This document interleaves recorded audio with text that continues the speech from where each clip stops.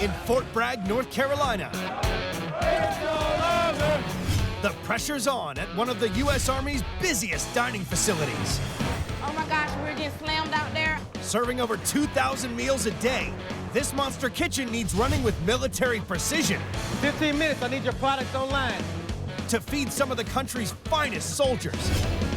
Yes, it's true. The Army marches on its stomach. On one of their busiest days, They're killing us right now. We're low on eggs. We need eggs. we meet the faces I love this kitchen. I'll take a big kitchen any day. and the food It's delicious. behind one of the world's biggest kitchens.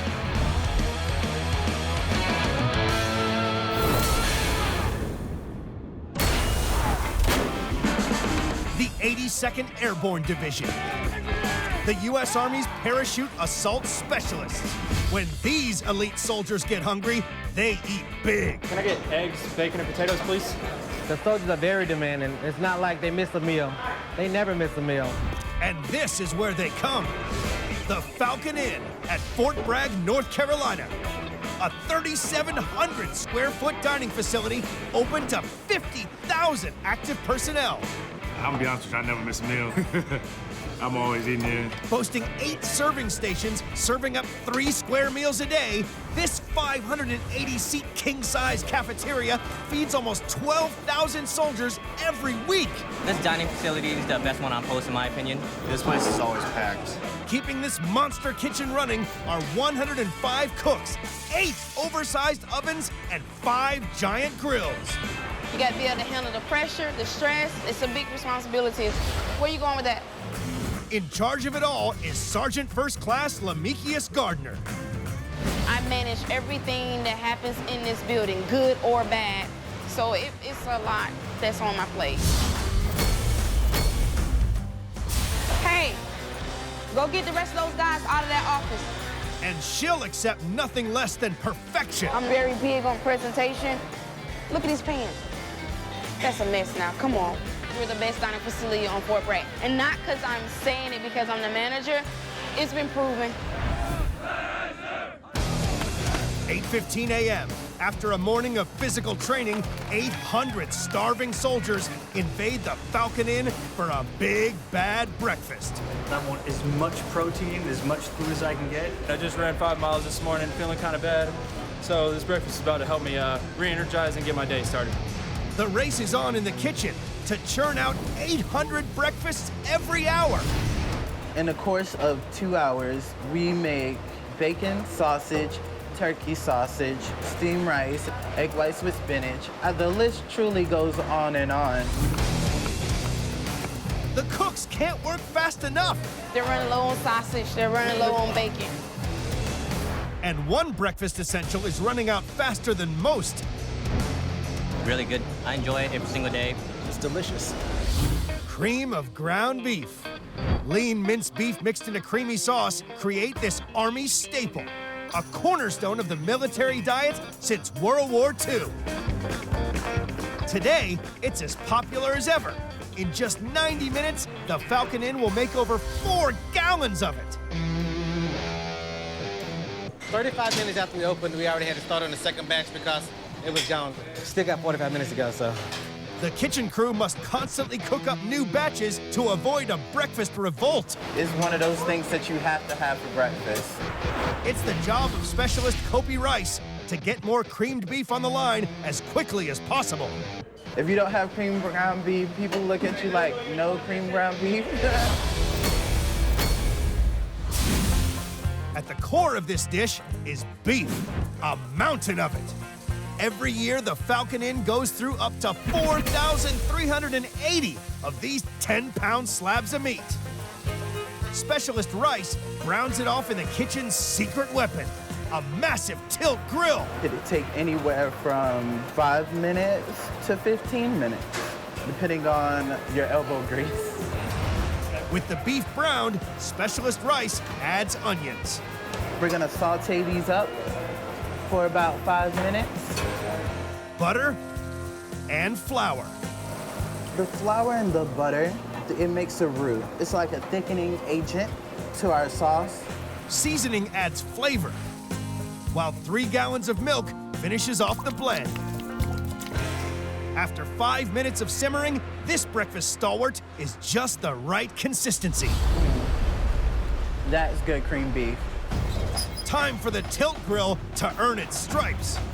Over the course of a week, it pours out more than enough creamed beef to fill a bathtub. This is coming out excellent. The result of Specialist Rice's efforts is a healthy dose of protein-filled fuel for a day in the field.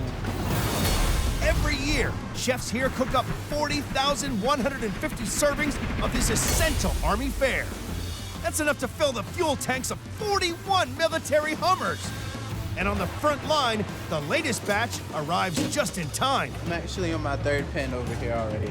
Here you go, and you have a great day. The cream beef is actually really good. It's delicious. The Falcon Inn's been open for just 90 minutes, and already it's dealt with a breakfast barrage. It's 9 o'clock and we've already fed close to 700. That's one breakfast every 8 seconds. But this is merely the calm before the culinary storm. Once it starts, no stopping. Lunchtime is on the horizon, and it promises to be even busier. Guys jumped last night and they got to jump today, so probably trying to get their meal before they go out for the airborne operation today. As the Airborne Division fuels up for an afternoon jump. Fort Bragg, North Carolina, 10:30 a.m. 50,000 soldiers are finishing up their morning exercises and looking forward to their next meal. Let's go, 1 hour, 1 hour. The 105 cooks at the 3,700 square foot Falcon Inn are up against it. Who's setting the lineup? And after the big breakfast battle, their supplies are starting to run low. So we went through 30 pounds of bacon today. We used 20 pounds of ground beef. We went through 30 pounds of turkey links, 2 cases of egg whites, 3 cases of shelled eggs, 4 cases of liquid eggs, 2 5-gallon bibs of chocolate milk, over 100 cartons of half-pint milk, almost 200 boxes of cereal. We go through a lot of stuff. The kitchen's 5 huge stock rooms normally store 157 different items, but today they've taken a hit. It comes off my truck, it comes in here, it goes right back out. It looks like it's a lot of food. This will be gone in the next 3 days. All of this will be gone. And these vast stores are about to be raided again as the Falcon Inn prepares for a mammoth lunch for 800 soldiers, all coming in from the field. Okay, today for lunch, we have baked stuffed fish, we have chicken fajitas, beef fajitas, we also have stuffed pork chops. It's 18-year veteran Sergeant First Class Anthony Moulton, who's taking charge of this frenetic shift. It is a challenge, but anything for the soldiers. I love food service. Adding mushrooms and bacon for the burrito bar. That's just a passion that I have. Today, he's overseeing the preparation of one of the kitchen's most popular dishes, apple and rosemary pork roulade. I give it a good 2 hours to be out. They're gonna eat it all. They love it. With vegetables, bacon, and cheese stuffed into succulent pork loin. This is the perfect combination of protein and veg for the hard-working soldier. Each batch starts with a healthy hunk of meat that is marinated overnight in apple juice, apple jelly, and rosemary. It's tenderized to make the most of the cut before the filling can begin. It's like basically making a pizza. First, red peppers, followed by spinach and mushroom. That's good. Now, the best part, raw bacon.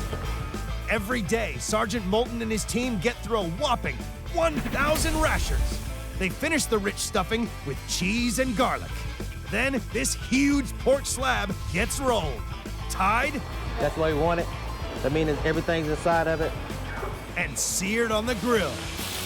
The purpose of this stage is to get that golden brown color before we get ready to put it into the oven. With the flavors locked in, it dons a full metal jacket, then squeezes into the oven, which will be on the go all day to churn out the 160 portions needed. That's where the magic happens. 90 minutes later, this meaty missile is ready for launch. Tender pork that packs a nutritious punch.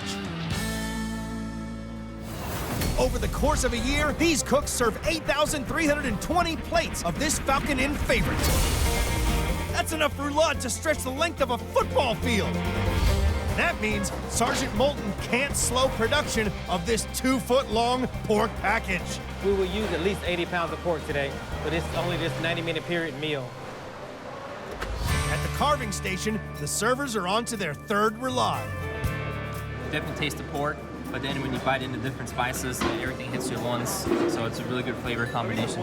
Excellent, very tender, very juicy, and the fill is very good. Half an hour into the lunchtime serving, the lines in the Falcon Inn are getting longer. But out the back of the kitchen, there's a problem. The storerooms need resupplying. Where's my truck at? We're just waiting on the truck to show up. The morning delivery has gone AWOL. It's a $12,000 truck, and it's a truck that prepares me for the next couple of days. I cannot afford for this truck to be late or not to show up. It could turn up at any time, so Sergeant Gardner needs all the staff vehicles cleared out of its path. Sergeant Turner, I need you to call MPs so that they can come in and start trying to make these soldiers move the truck. I call the MPs, which is our military police, to come out and see if they can get some of these guys to move their vehicles so that we can get our vendors in. With 800 hungry soldiers expecting a large lunch, the kitchen can't afford delivery delays. Let's go, 30 minutes, I need your product online, let's go. It's midday in Fort Bragg. The lunchtime rush is reaching its peak. It's busy, it's constant. When we think we're gonna slow down, it doesn't. And as hungry soldiers crush into the Falcon Inn, You gotta refuel the warfighter. Sergeant Gardner is dealing with a supply crisis. A missing delivery. Where's my truck at? Vehicles outside the loading bay are stopping her delivery truck, drop off crucial supplies. It's an 18-wheeler truck. It's huge. They'll continue to pass by until I can get some room for them to get the truck in. As a last resort, she's called in the military police, and it's doing the trick. Not every day that I have to call the MPs, but I will if I have to. One by one, the cars move, and Sergeant Gardner's critical delivery begins to offload. A whole heap of food that includes over 1,400 eggs, 300 pounds of bacon, and 120 pounds of flour. But it won't last for long. This right here covers me 2 days, 6 meals. Yes, that's a lot of food. As the new stock is hurried through the back door, out front, the hot meals are being hit hard by the lunchtime rush. Hey, I need every wrap in like in the next 2 minutes. Right now, we're really getting slammed. Just make sure the soldiers get in and get out at a prompt time. Over the course of 90 minutes, this colossal cafeteria will feed the next sitting of 800 soldiers. You can see out there, they're killing us. And right at the end of this main course line is one of the most popular lunchtime options. Baked stuffed fish. Herb-crusted stuffing wrapped in fresh pollock. Smeared in a creamy cheese sauce. I heard it was really good, so I wanted to try it. Chefs here churn out up to 500 servings every week. It's Private Marcus Larkin's job to make sure that every batch is on spec. As soon as you see the plates that we make, you're automatically gonna wanna eat some.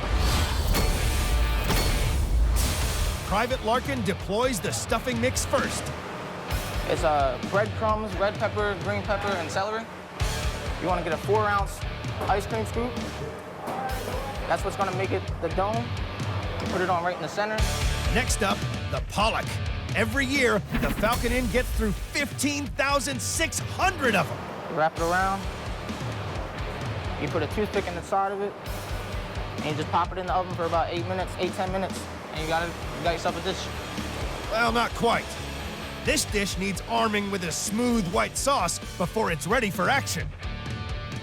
It takes a carton of whipped cream to make each batch. You want to have your flame on low so it doesn't scorch the cream. Along with over a pound of cheese. Next, you want to put the block of cream cheese in. It could be a little bit thicker. I'm going to add some more cheese, actually. Enough to get the sauce to just the right consistency. I just got about another 8 ounces of cream cheese. I'm about to add it into the sauce to make it thicker. It's just a little too loose. You don't want it to drip like that. You want a continuous line of drizzle. You don't want it to be dripping. With the sauce at its cheese peak, Private Larkin adds some seasoning and gets his fish from the oven. Garnish tops out this fishy feast. That'd be your stuffed baked fish. I wouldn't be surprised if we ran out today. Every year, the kitchen crew here cook up a whopping 26,000 servings. Stacked up, that's taller than 3 Empire State Buildings. And out in the cafeteria, the dish is a hit. It just tastes really good. I don't even know what's in it. The stuffing, it kind of tastes like a Thanksgiving stuffing, and the sauce kind of complements the fish and the stuffing. It was superb. It was wonderful. With 30 minutes of lunch left, Sergeant Gardner needs all the help she can get. Hey, go get your people to help them out. Tell Rations come out of their office to come help the shift out. I need to get everybody out in the front area because we're getting slammed. That and here. Next man. No, I normally don't come out here, but right now, I need everybody out. It's how it is. Busy all the time. Every service station is down to its very last portions. And one has almost run out entirely. He needs some pizza. Pizza. They eat pizza today for some reason. He just put one in here. They normally don't eat pizza like that. Today they want pizza. Nothing's left over. They're eating everything right now. In Fort Bragg, North Carolina, there's half an hour left of the manic lunchtime rush. What you need? I need the pizza cutter. Oh, it's very busy. As you can see, everybody's scrambling. Nobody's sitting down at a desk or anything. Hey, somebody get the pizza cutter. Go back to the pizza. Somebody. Hey. The 25-strong team on duty are rushing to restock every service station. No one works harder than the salad bar crew. We definitely are the busiest. 50 items need constant replenishing. This is one of the toughest jobs around. Salad team has the most products to look over. We run out of multiple things at the same time. We gotta replenish all those things. To make matters worse, the team is short-handed today. Right now, we're kind of short personnel. That's just me and Specialist Toledo. It's a two-man chopping crusade, cutting through 250 cucumbers, pallets of peppers, and over 800 tomatoes. You can't let stress get to you.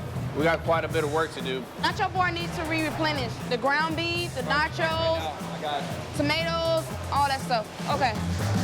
Yeah, I'm feeling the pressure now. You don't want to make Sergeant Gardner angry. The salad bar is at full throttle. And the soldiers are also turning their thoughts to dessert. Today, they're set for a dish that's a million miles away from Army slop. Flan served with seasonal berries and whipped cream. Vanilla custard with a soft caramel topping gives the hungry lunchtime crowd a taste of fine dining on an Army base. I've never imagined the Army to put out something like this. In the kitchen, it's the job of Specialist Madoka Armstrong to keep these dessert delicacies coming. We've been practicing to put out better products every week, so this is one of them.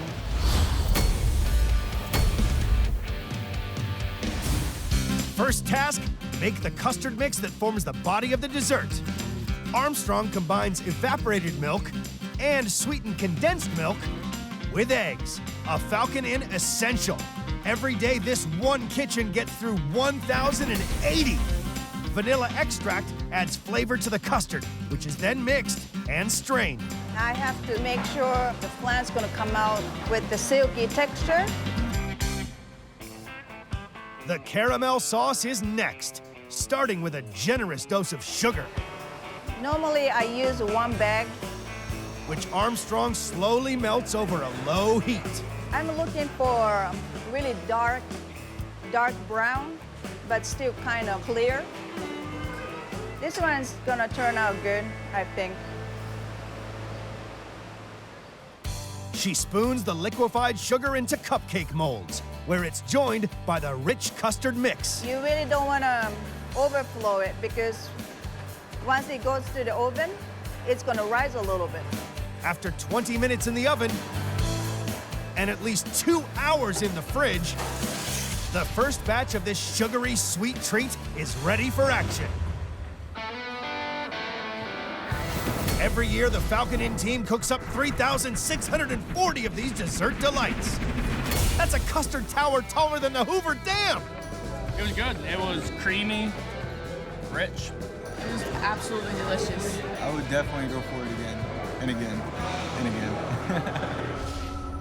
After an hour and a half, the battle of big food is over. Sergeant Gardner and her team have quite literally fed an army.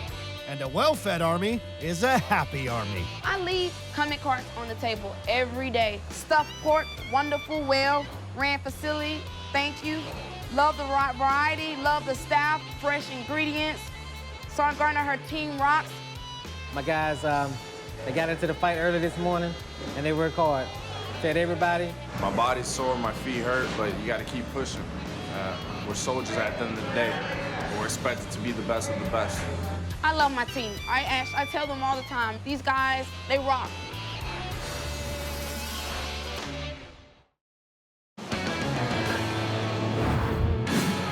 On one of the world's biggest cruise ships, the supersized galleys are at full steam ahead. You can tell by the noise in the galley that it's happening now. With over 3,500 hungry holidaymakers to feed, the best food on the cruise that I've had. These are the hardest working chefs at sea. There is no margin for error. Fingers crossed. On one of the busiest cruises of the season. With no veg on the line, things are going to get a bit heated. We meet the faces. We will be busy. We will be extremely busy. And the food. It's definitely a treat I don't get at home. Behind one of the world's biggest floating kitchens.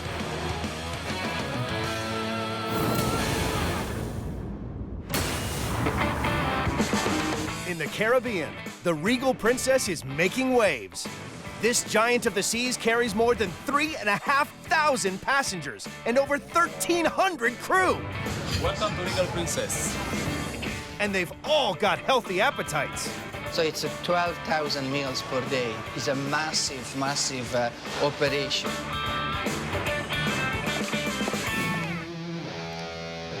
On board, food is available round the clock, with a choice of 16 eateries across 19 decks. Princess really does have the best food than any other cruise line.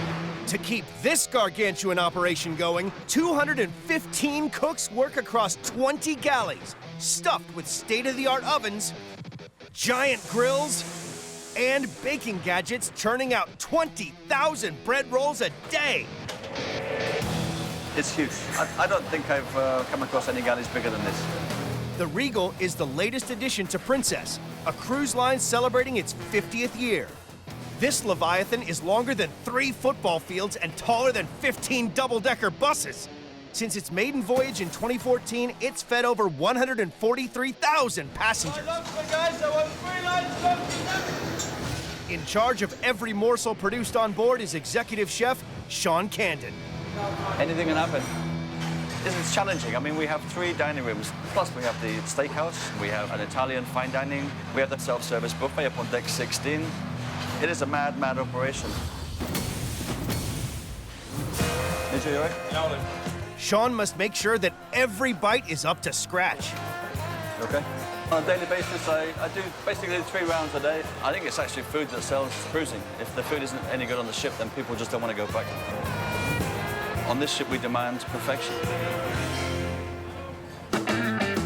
It's the Saturday night of a 7-day cruise, and the ship is between the Bahamas and the Florida coast. The demand for deluxe dining is stronger than ever. High priority is the food. If the food isn't that good, we're not coming back.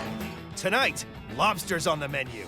And for the kitchen team, that means a lot of cracking, cleaning, and cooking. Let's go! It's going to be like this until about 7 o'clock. You can feel the adrenaline rushing right now. In just 1 serving, Sean and his team will shift 2,700 of these flavorsome crustaceans. It's kind of a free-for-all, you know? We just give it until they don't want any more. We really want to just make sure that the flow just is continuous, and we haven't got time to stop plating. Lobster isn't the only deep-sea delicacy in high demand. They are tender and sweet, and these have been cooked perfectly. Sean's serving up another ocean treat tonight. Seared scallops in a 3 citrus nage. A ring of Japanese scallops covered in a light citrus sauce. and surrounding a bed of summer vegetables makes for one of the ship's most popular dishes. This is busy now. There's a heavy run on the scallops tonight. First task, prepare over 6 gallons of sauce. It's a very delicate sauce, so it's important that you stay with it every step of the way. Each cooking station mixes a healthy slug of orange juice, lime juice, and lemon with a ladle of white wine and brings the mix to the boil. It's kind of getting syrupy at the edges right now, which for me is just about right. With the juices reduced, Sean's team add fish stock, thyme, and shallots. Thickened cream takes the acidity out of the mixture, while butter adds richness. Paradise. I mean, it's just, I can smell the fish and seafood. I can smell the wine and the citrus fruits. With the vegetables already on the go, Sean turns his attention to the star of the show, the scallops. Every year, the Regal Princess passengers chomp their way through 1.8 million of them. They're still very firm. They've kept their shape, and they still have that salty, kind of sweet aroma, which is exactly what I'm looking for. Just 30 to 40 seconds each side, and the scallops are ready to turn. Over the course of the night, Sean and his team will have to flip 4,000 more. Just giving me that color there. That's what I'm looking for. With the scallops seared evenly, the elements of this favorite come together. In the words of a famous chef, it's summer in a bowl. Every year, Sean and his team cook up 38,676 plates of this dish. That's enough scallops to cross the Golden Gate Bridge twice. Okay, let's move on the scallop line, guys. Let's go. Tonight we'll get through about 1,200 portions. That's a lot of scallops for sure. You got the next batch ready? Okay, let's go, let's go. As you can see, the queue of waiters is building up right now, so I want to keep this line moving.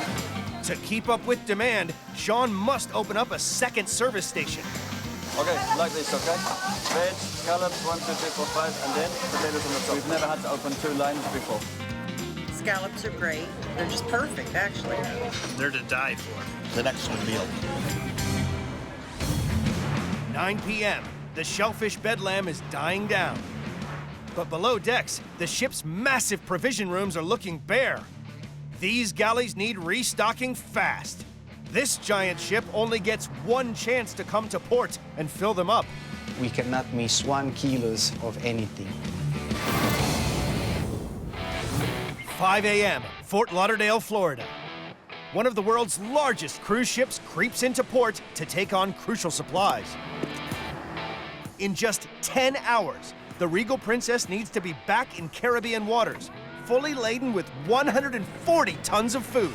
Delivering high restaurant level food to 4,000 passengers per day, 3 times per day. There is no margin for error. It's the job of Food and Beverage Director Mirko Milo to make sure every last item is safely on board. If we miss something during our cruise, we cannot go to Costco and buy something. With 5,000 passengers and crew to feed, Mirko's shopping list is epic. Spices, chips, peanut butter, juices. We have flour there, 9 kinds of cornflakes. That's on top of 432,000 eggs, 5,000 pounds of potatoes, and 6,000 lobster tails. The numbers are huge. It's a massive, massive operation. All 140 tons is stored in 15 massive provision rooms across 2 decks. And every last inch of space is filled. 4 p.m., and with the last stock stowed, the Regal Princess heads back to the Caribbean sunshine. There are over 3,500 new passengers on board, and it's not long till they're hungry. I'm an eater, so I look forward to a good meal. I like to eat. The kitchens are back in full swing. Managed chaos. This afternoon, the ocean-going holidaymakers are gorging on a taste of the tropics. Beautifully presented and delicious. Roasted queen snapper. Delicate sweet fish, served with eggplant caponata and drizzled in a lemongrass vinaigrette. It's a very nice and refreshing dinner meal. In charge of this colorful offering is Romanian executive sous chef Florin Dragan. I expect from the passenger to like it and ask for the second portion.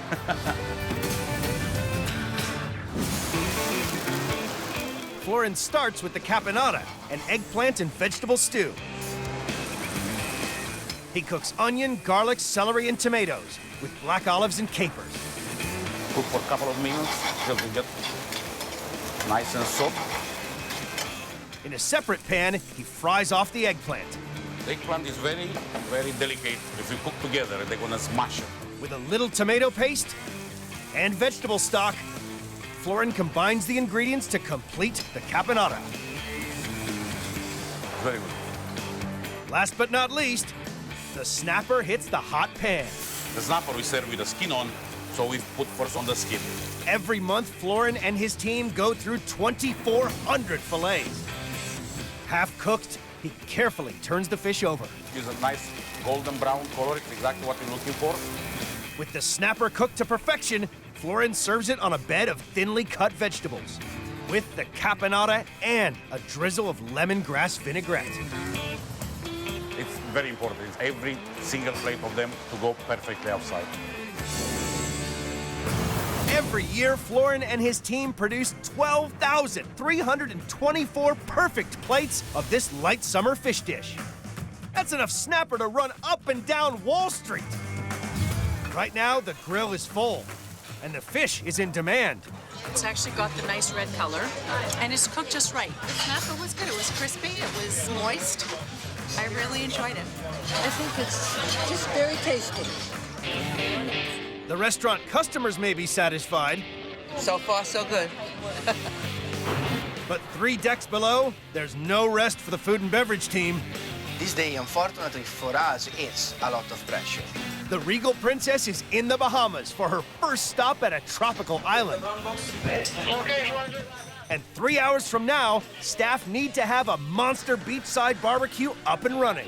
We're gonna open 2 buffets and 4 bars as soon as possible.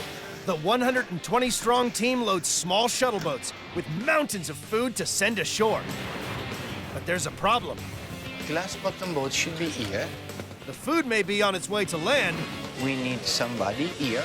But Mirko and his staff are stranded. The first shuttle to the island should be reserved for them, but it's nowhere to be seen. Normally we open at 11:30 for passengers, so we should be there, but it's gonna be a bit tight. In the Bahamas, the Regal Princess's kitchen team has finally made it off the ship by hitching a lift with the passengers.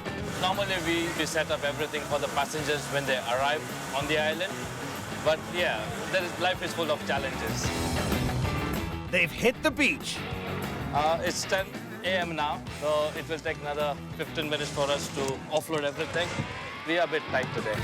But after their delay getting ashore, they now have just an hour and a half to empty 2 boatloads of food and set up a beachside barbecue open to over 3,500 passengers. Have a great day, folks.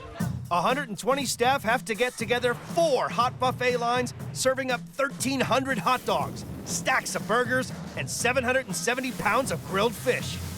At 11, I'm gonna have 1,500 passengers on the island, plus or minus, and by 11:30, I'm gonna have more than 2,000, and we need to open.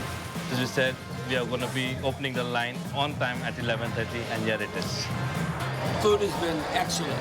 It's been very good. I've enjoyed everything that we've eaten so far.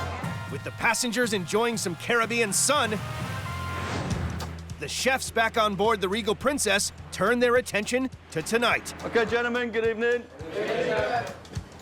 It's set to be one of the biggest nights of the year. And tonight is what night? Gala night, so the signature menu for the week, okay? To mark 50 years of Princess Cruises, the Kitchens are rolling out a deluxe celebratory menu. It's going to be full on tonight. The chefs get a taste of what faces them on this crucial dinner serving. One dish stands out from the rest. Braised oxtail served over rotelle pasta. Slow-cooked meat drenched in a rich tomato sauce takes diners on a tasty trip to the heart of Italy. Young Italian sous chef Davide Menabo is in command. Of course I enjoy it. It's my passion, and I'm very lucky that it's my job. With the passengers getting back on board, Davide can't waste any time. he needs over 200 plates of pasta ready to roll as soon as dinner begins. Davide starts by braising his oxtail in olive oil to lock in its strong flavors. With the meat browning, he adds a mix of onions, carrots, and celery. That's the base of the sauce. A sauce without vegetable is not a sauce. A healthy glug of red wine is next, followed by stock and chunks of tomato. It's looking great. I smell Italian. I smell my country. Davide brings the mix to the boil, then transfers it to the oven to be slow cooked.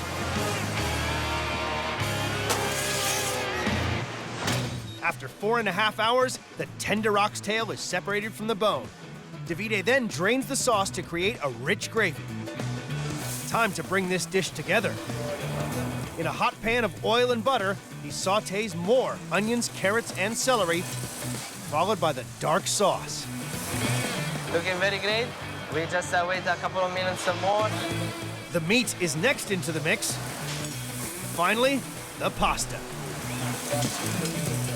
It's testing home. My home is testing Italy. It's testing. It's making me so proud to cook these dishes. Davide needs to keep these little tastes of Italy coming thick and fast. Every year, the kitchens here slow cook their way through 11,284 plates of this oxtail delight. That's a pasta pile 4 times taller than the Leaning Tower of Pisa. We got here around 150 portions. It's about 4 kilo, 5 kilo of pasta. Of this, tonight, I can bet 5 is not enough, for sure. We are a chef, so we are never stop, you know? From morning to evening during service, that's our job. Out in the restaurant, dinner is underway, and the oxtail pasta is a big hit. It was fantastic. I could have more of that and not feel full. I really liked it a lot. If the chef could just come live in our apartment, you know, that would just be really great for me. The 50th anniversary gala dinner is in full swing. The chefs are determined that the passengers leave with a gourmet experience to remember. So the success of the whole evening depends on dessert. A dessert that it's taken pastry chefs 3 days to prepare. The best is yet to come. On board the Regal Princess, it's gala night. The galleys have coped with an onslaught of orders. I love line 2! But the jewel in the crown of this meal is still to come. Now we are preparing around 2,500 pieces for only one night. A dessert that's been planned for months and has taken 3 days on board to prepare. Chocolate raspberry mousse with vanilla creme brulee. A heart-shaped sweet treat sitting on crunchy shortbread, served with fresh raspberries. The dessert for tonight we are already using here in deck 5. 1, 2, 3, 4, 5, 6, 7, 8, 9 trays almost. In charge of assembling this intricate dish is head pastry chef Hernan. A lot of effort to make this dessert because this dessert very special. This product should be 100% quality.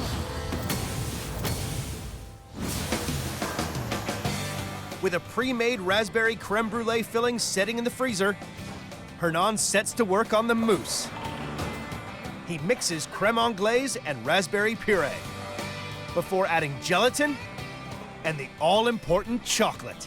Every week, the Regal Princess gets through the equivalent of 9,000 bars. Now the texture is getting shiny and smooth, so this mixture is almost done. A quick taste test. Yeah, the taste is good. And Hernan is ready to mix in whipped cream. He pipes the first batch of mousse. Tonight, he'll get through over 2,000 of these heart-shaped molds. It's a 50th anniversary of this company, so the presenting should be 100% quality. He tops the chocolate mix with the frozen creme brulee, more mousse, and chocolate biscuit. After freezing, Hernan's team gets artsy. You can call me an artist if you want. I can do a lot of things with chocolate. It's graffiti, pastry style. We have this special machine that we use. Hot compressed air from a spray gun fires out rich, velvety cocoa butter. on our mousse is going to form a nice crust of chocolate. The finishing touches leave a plate of pure chocolate enchantment.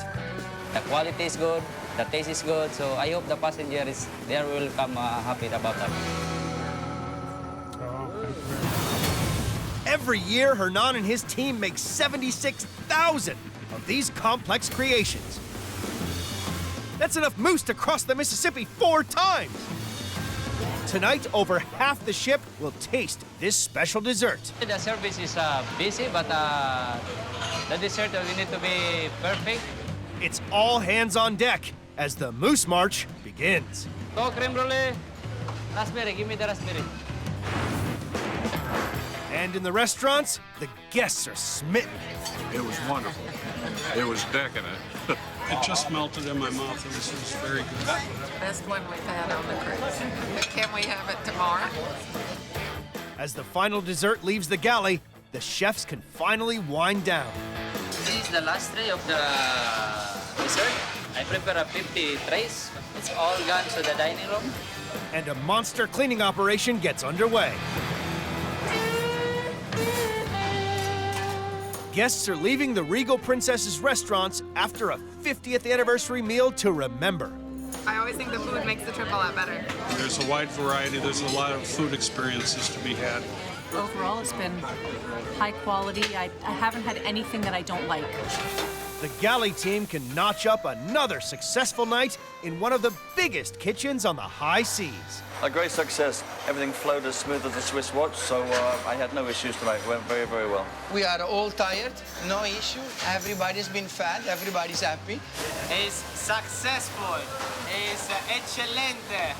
You can see my face? Of course, I'm happy.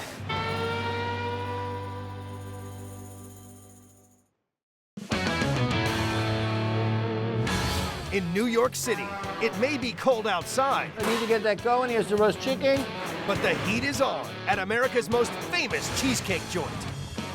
Things are starting to get a little hairy right now. This immense kitchen cooks over 150,000 cheesecakes and 25 tons of pastrami to feed over 90,000 customers every month. It's one of the busiest and biggest 20 restaurants in the United States of America. This is classic American dining, supersized. This is big baking for a restaurant, and it's done the old-fashioned way. On one of the busiest days of the year. I got 3 on-order blintzes, 1 pastrami, and 1 corned beef. It's crazy right now. We meet the faces. It's not a matter of skill, it's a matter of stamina. Every bite I enjoy. And the food. It's dense, it's creamy, it's perfect. Behind one of the world's biggest kitchens.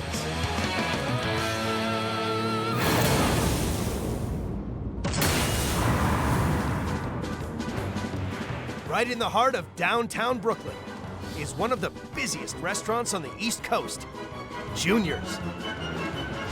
Welcome to Junior's. Feeding up to 3,000 hungry New Yorkers each day. 150 chefs and kitchen staff cook up Junior's world-famous cheesecakes. Some people have said you haven't really lived until you've had cheesecake at Junior's. That's delicious. Cheesecakes are an institution. 14 mixers, 3 cake cutters, and 7 industrial ovens keep this 35,000 square foot kitchen running. We start baking at 4 a.m., so we're basically going all around the clock. Junior's even do takeout. The cheesecake is so popular, since opening, they've doubled in size to keep up with demand. This is baking to the max. It's open pretty much 18 hours a day.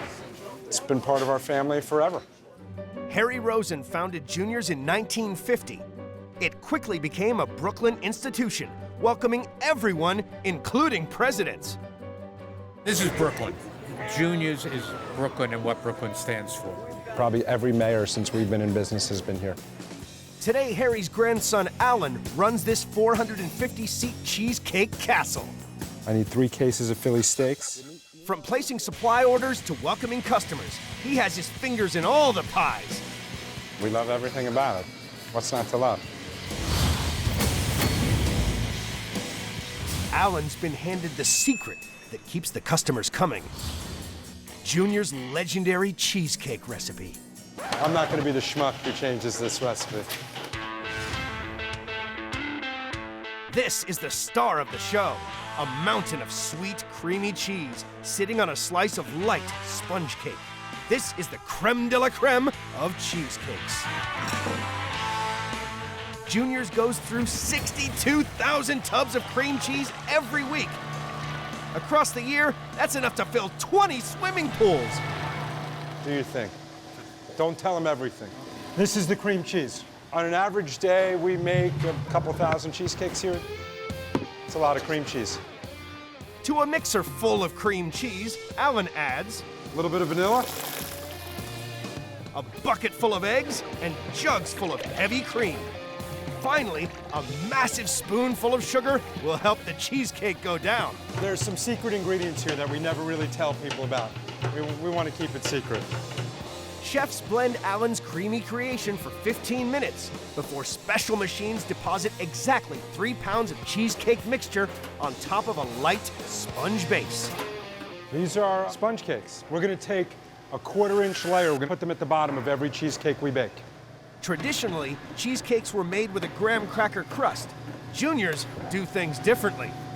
The sponge cake bottom is one of the things my grandfather came up in the 50s. It should eat like a cake throughout, and then we'll be ready to bake some cheesecakes. They bake each batch of 180 mouth-watering mountains of cheese in a water bath at 350 degrees for 1 hour. That water's going to distribute the heat nice and evenly. It's going to add some moisture to the oven. Your cheesecake will bake almost like a souffle, but it won't burn and it won't crack. Now we're going to let them cool for several hours, depan them, and let them refrigerate overnight. This technique has been refined over the years to produce the best cheesecake in New York City.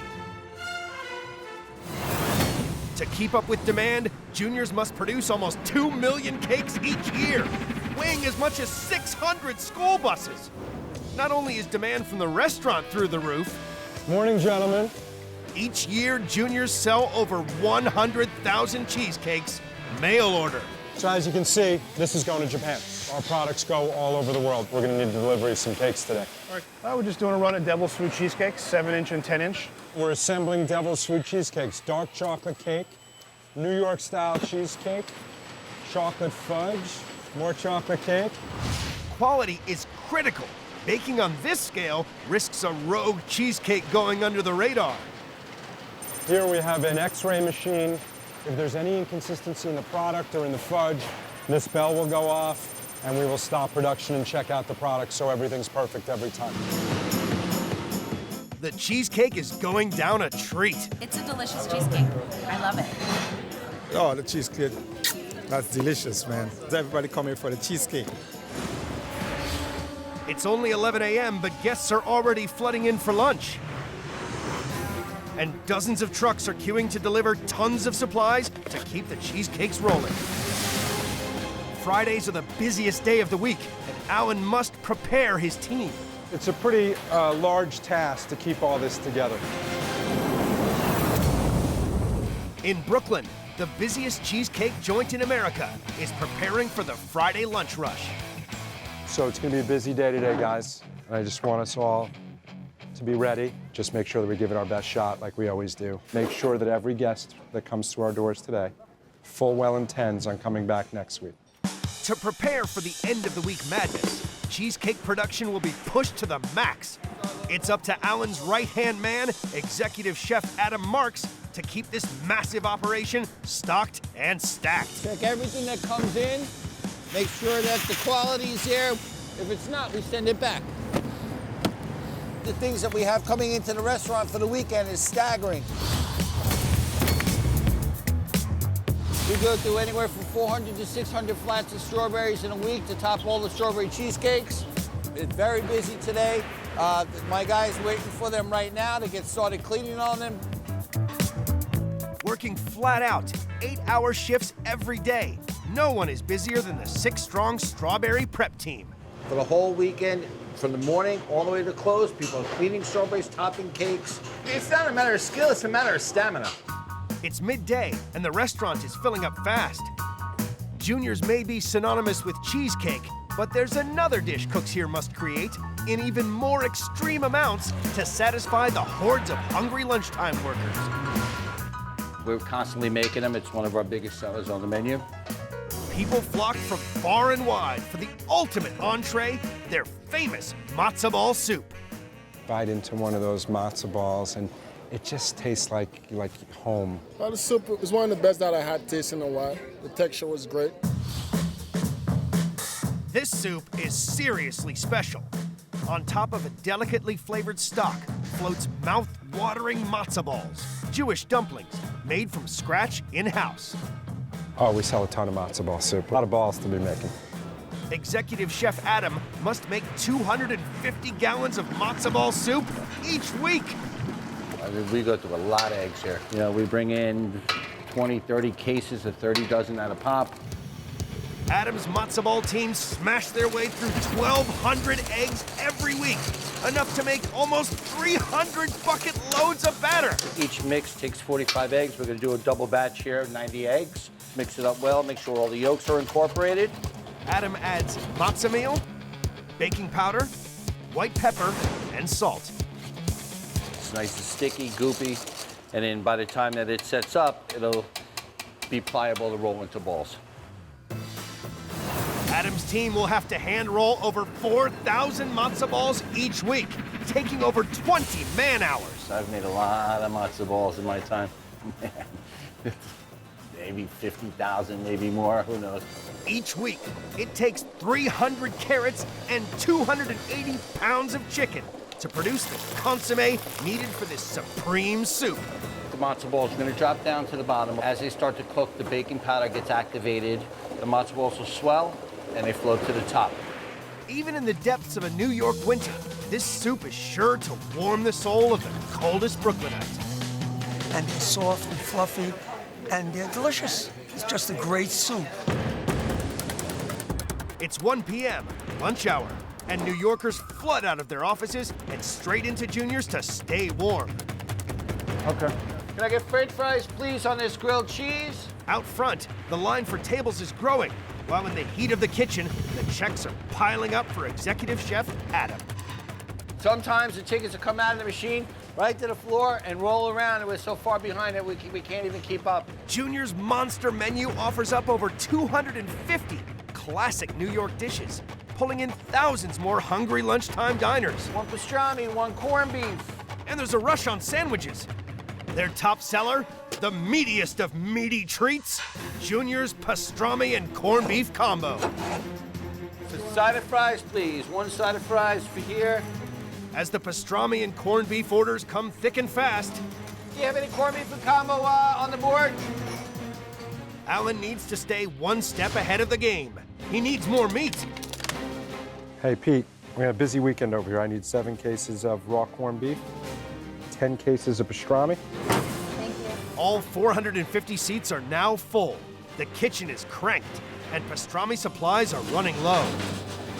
As the lunch rush hits peak, Alan can't afford a meat meltdown. All right, so we definitely got a little bit of business going on here.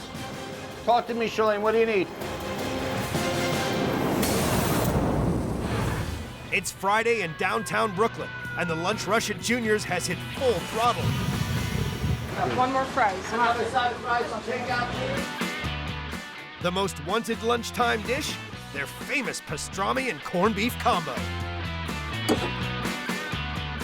Succulent slices of cured beef sit on homemade onion rolls served with steak fries.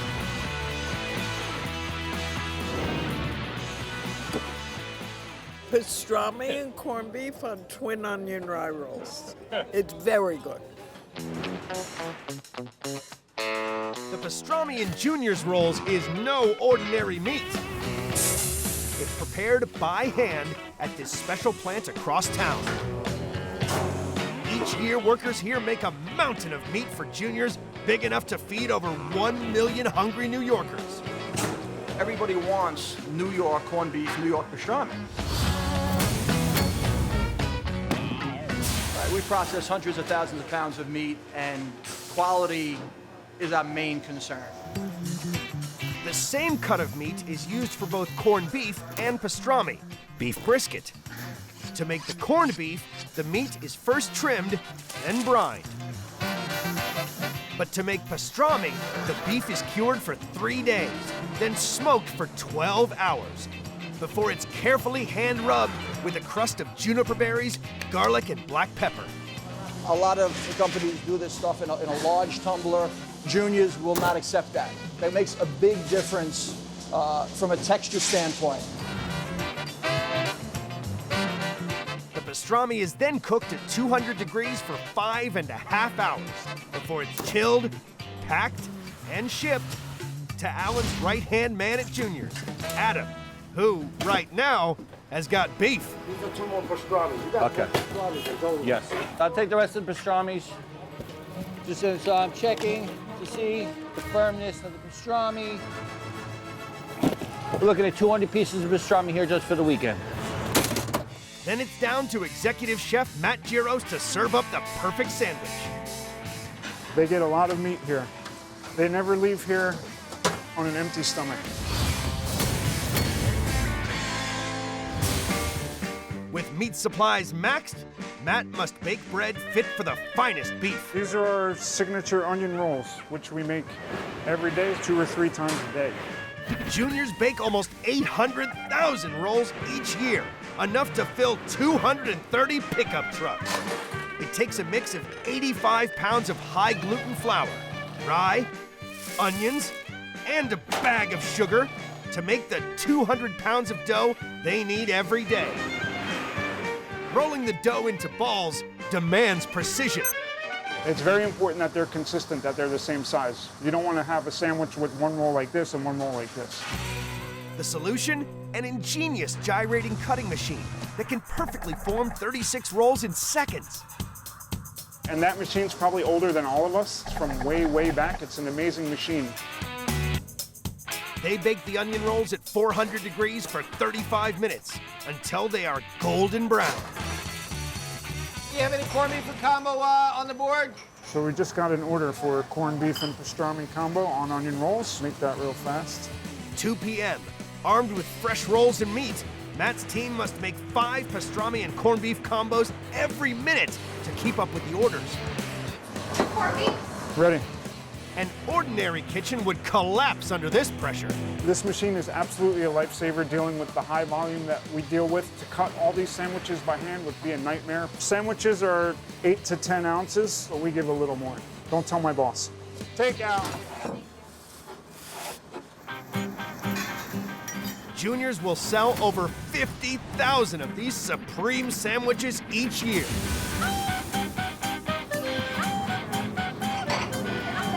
Combos, order it in. The pastrami. Oh, it was delicious. First time I ever had it, and every bite I enjoy. It's the good comfort food. All the food on the menu here is delicious comfort food. As night falls, the lunch rush becomes the dinner rush. The sandwich stampede is dying down, but dessert orders are rising fast. And they're running low on their legendary cheese blintzes. Things are starting to get a little hairy right now. We sell the blintzes throughout the day, and all of a sudden, hey, we need more blintzes. At Junior's in Brooklyn, it's 7 p.m. The Friday night rush has reached fever pitch, and the kitchen staff is working flat out to keep up with the orders. Yes, extremely busy. It's crazy right now. A D-turkey burger picking up, Renee. This is what keeps me going. You know, I've been here since 5 o'clock this morning, but I'm rocking and rolling. You know, this is what keeps me going.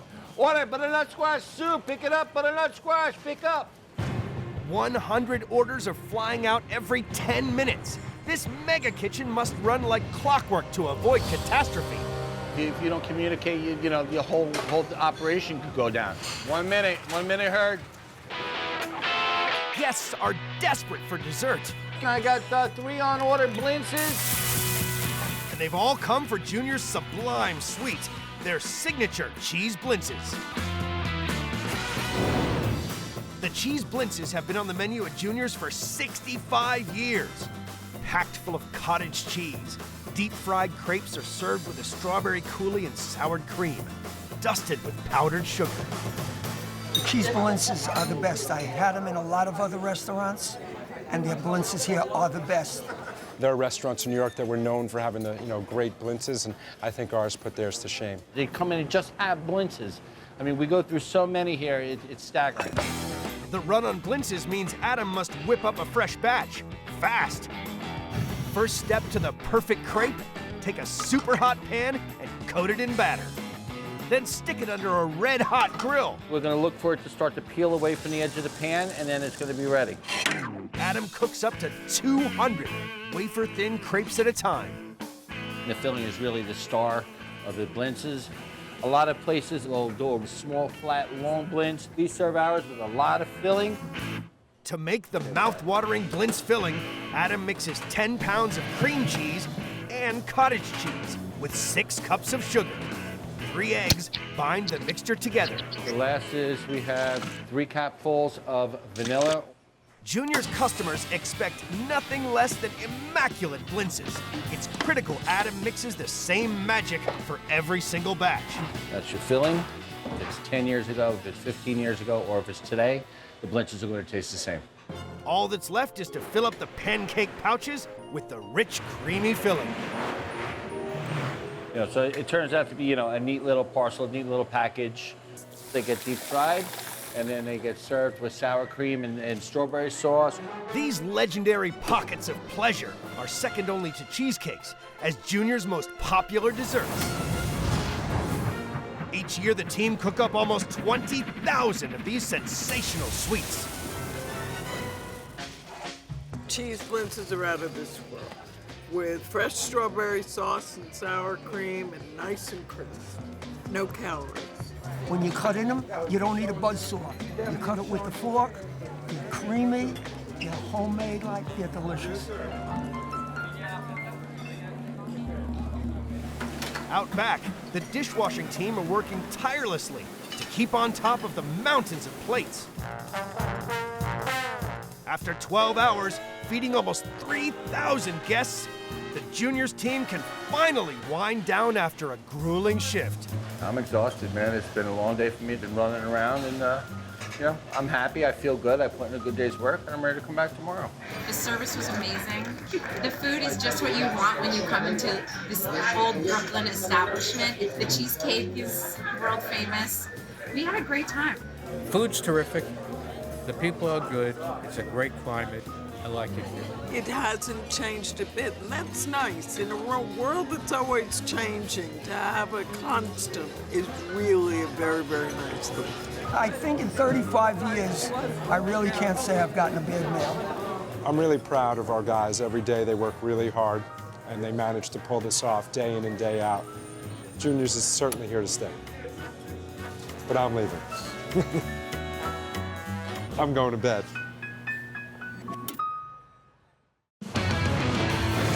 In Iowa, America's biggest truck stop.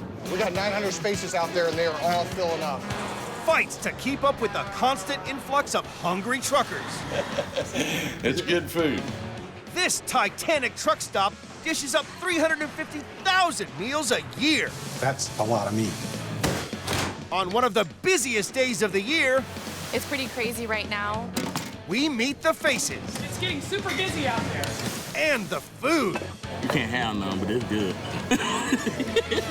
Behind one of the world's biggest kitchens.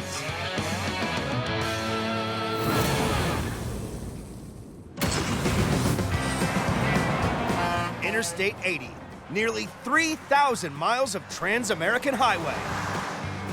Home to the world's biggest truck stop. And the world's biggest truck stop restaurant, Iowa 80 Kitchen. It's marvelous. Truckers come from all over America for their favorite home-cooked meals 24/7. You always hear about Iowa 80. It's really legendary. Iowa 80 is the biggest truck stop on the planet, spread over half a square mile, with space for 900 trailers and 250 cars. Welcome to the Iowa 80 Kitchen. At its heart is the restaurant. It's Iowa 80's very own monster-sized food factory. Let's go. Iowa 80's kitchen sprawls over 5,500 square feet.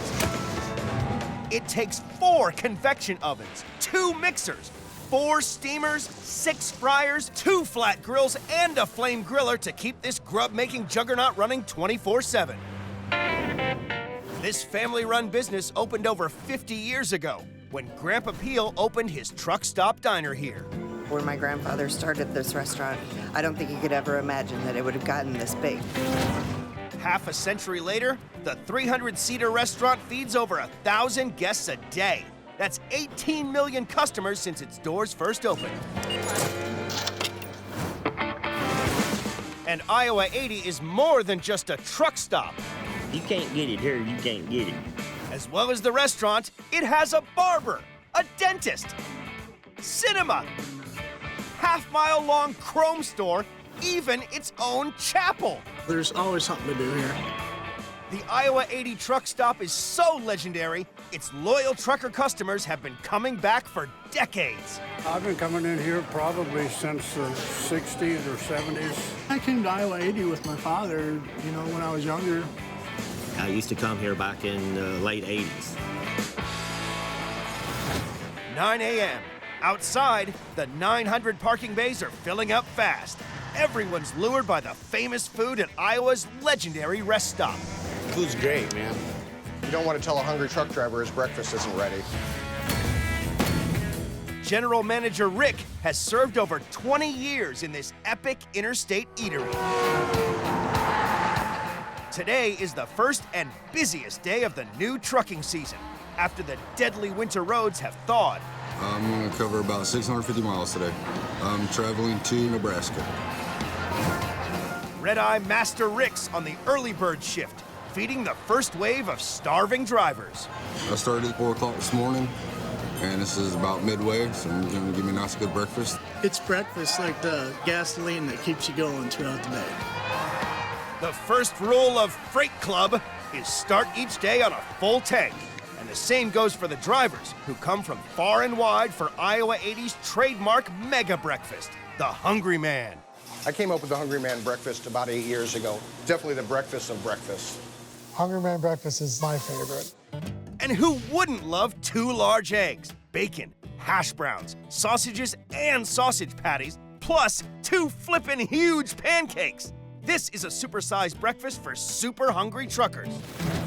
Making breakfast here consumes a lot of eggs, 700,000 a year, enough to make an omelet the size of a baseball field, twice over. To prepare the pancake batter, we're going to start off with the eggs. Rick beats 24 extra large eggs at a time. We're going to have enough pancake batter for about 50 pancakes. Next, it's in with some milk. This is making me hungry. And flour.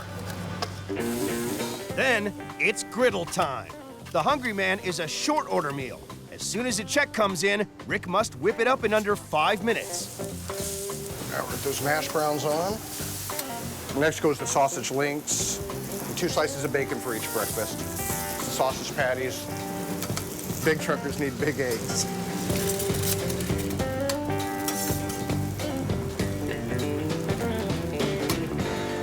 Here we have the Hungry Man breakfast.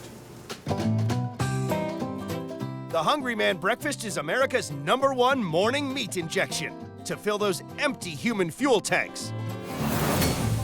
Each year, Iowa 80 serves 36,500 Hungry Man breakfasts. That's 36,500 less hungry men and women, at least until lunchtime. It's got good crispy bacon, eggs, pancakes. It's all very good. It gives you the protein, everything you need. 10 a.m. The morning rush is going full throttle. Did you get the patties on that, Hungry Man? Yeah. It's pretty crazy right now. Rick's crew must pump out a plate a minute to keep the truckers fueled up to the max. Got it. This is the busiest morning we've had so far this year. The next wave of starving drivers is about to come crashing in. But breakfast has hit the stockroom hard. It's getting dangerous. We're getting real low on eggs. Since the kitchen cracks through over 1,200 eggs a day, it's up to Iowa 80's Mr. Fix-It, Jake, to find emergency supplies. It's definitely my neck on the line when it comes to supplies. If you run out, it's going to be my fault. America's biggest truck stop restaurant, Iowa 80 Kitchen, is smack dab in the busiest day of the spring trucking season. Attention servers and guests, our breakfast buffet will be closing in 15 minutes. Thank you. 11 a.m. Ravenous truckers have smashed through 400 breakfasts, and now the morning menu switches to lunch. The heat is also on for Jake Harbeck, the kitchen supply manager and Mr. Fix-It. He's arrived at the suppliers 18 miles away to get enough eggs to last the kitchen until tomorrow. I need to make sure that we have those extra 500 eggs we need to pick up today. Hey, Brian, you get those extra 500 eggs we needed? Yes, sir, they're all there. All right, here, let me give you a hand with that. Sure is a lot of eggs in here.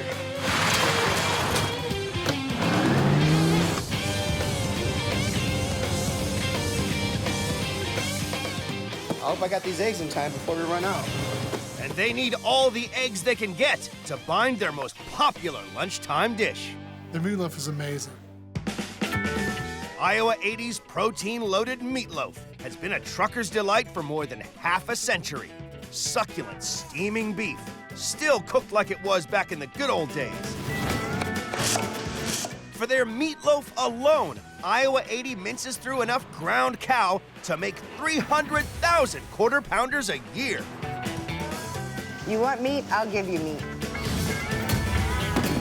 Chris Hahn is shift manager, and in true Iowa 80 family fashion, she also chips in the kitchen. Making her grandpa's interstate famous meatloaf is her forte. We start with celery. Then it's in with Jake's eggs, diced tomatoes, and gallons of sauce. A big can of ketchup. That's a lot of ketchup. 2 cups of beef base. 2 cups of salsa. A whole bottle of Worcestershire. 4 onions. And 4 tablespoons of pepper. Now to mix this all together, I'm gonna use this giant whip. You can't make a meatloaf without pounding some serious cow. Here I have 100 pounds of beef, and it may sound like a lot, but we'll use this much in a single day. We're gonna have to use this industrial-sized mixer. And for that, I'm gonna need this humongous paddle. Truckers like their meat. Chris mixes the beefy blend in the mega mixer before adding that special spicy sauce. Now we're gonna add 4 pounds of breadcrumbs to our mixture. I'm sure truckers are dreaming about this all the way down the interstate. Okay, there's so much meat in there, now I need someone to help me lift the bowl. Thank you. Chris packs the raw meat tightly into trays and gives it a good smackdown. This is really therapeutic. So now it's ready for the oven. It takes 2 hours to bake this tasty, beefy beast. And here we go, Iowa 80's famous meatloaf. Juicy, succulent beef with creamy mash and rich, home-style gravy. No wonder it flies out the kitchen like a plate out of hell. The restaurant serves 73,000 portions of meatloaf a year, enough to feed the real meatloaf forever. Gravy, my favorite beverage.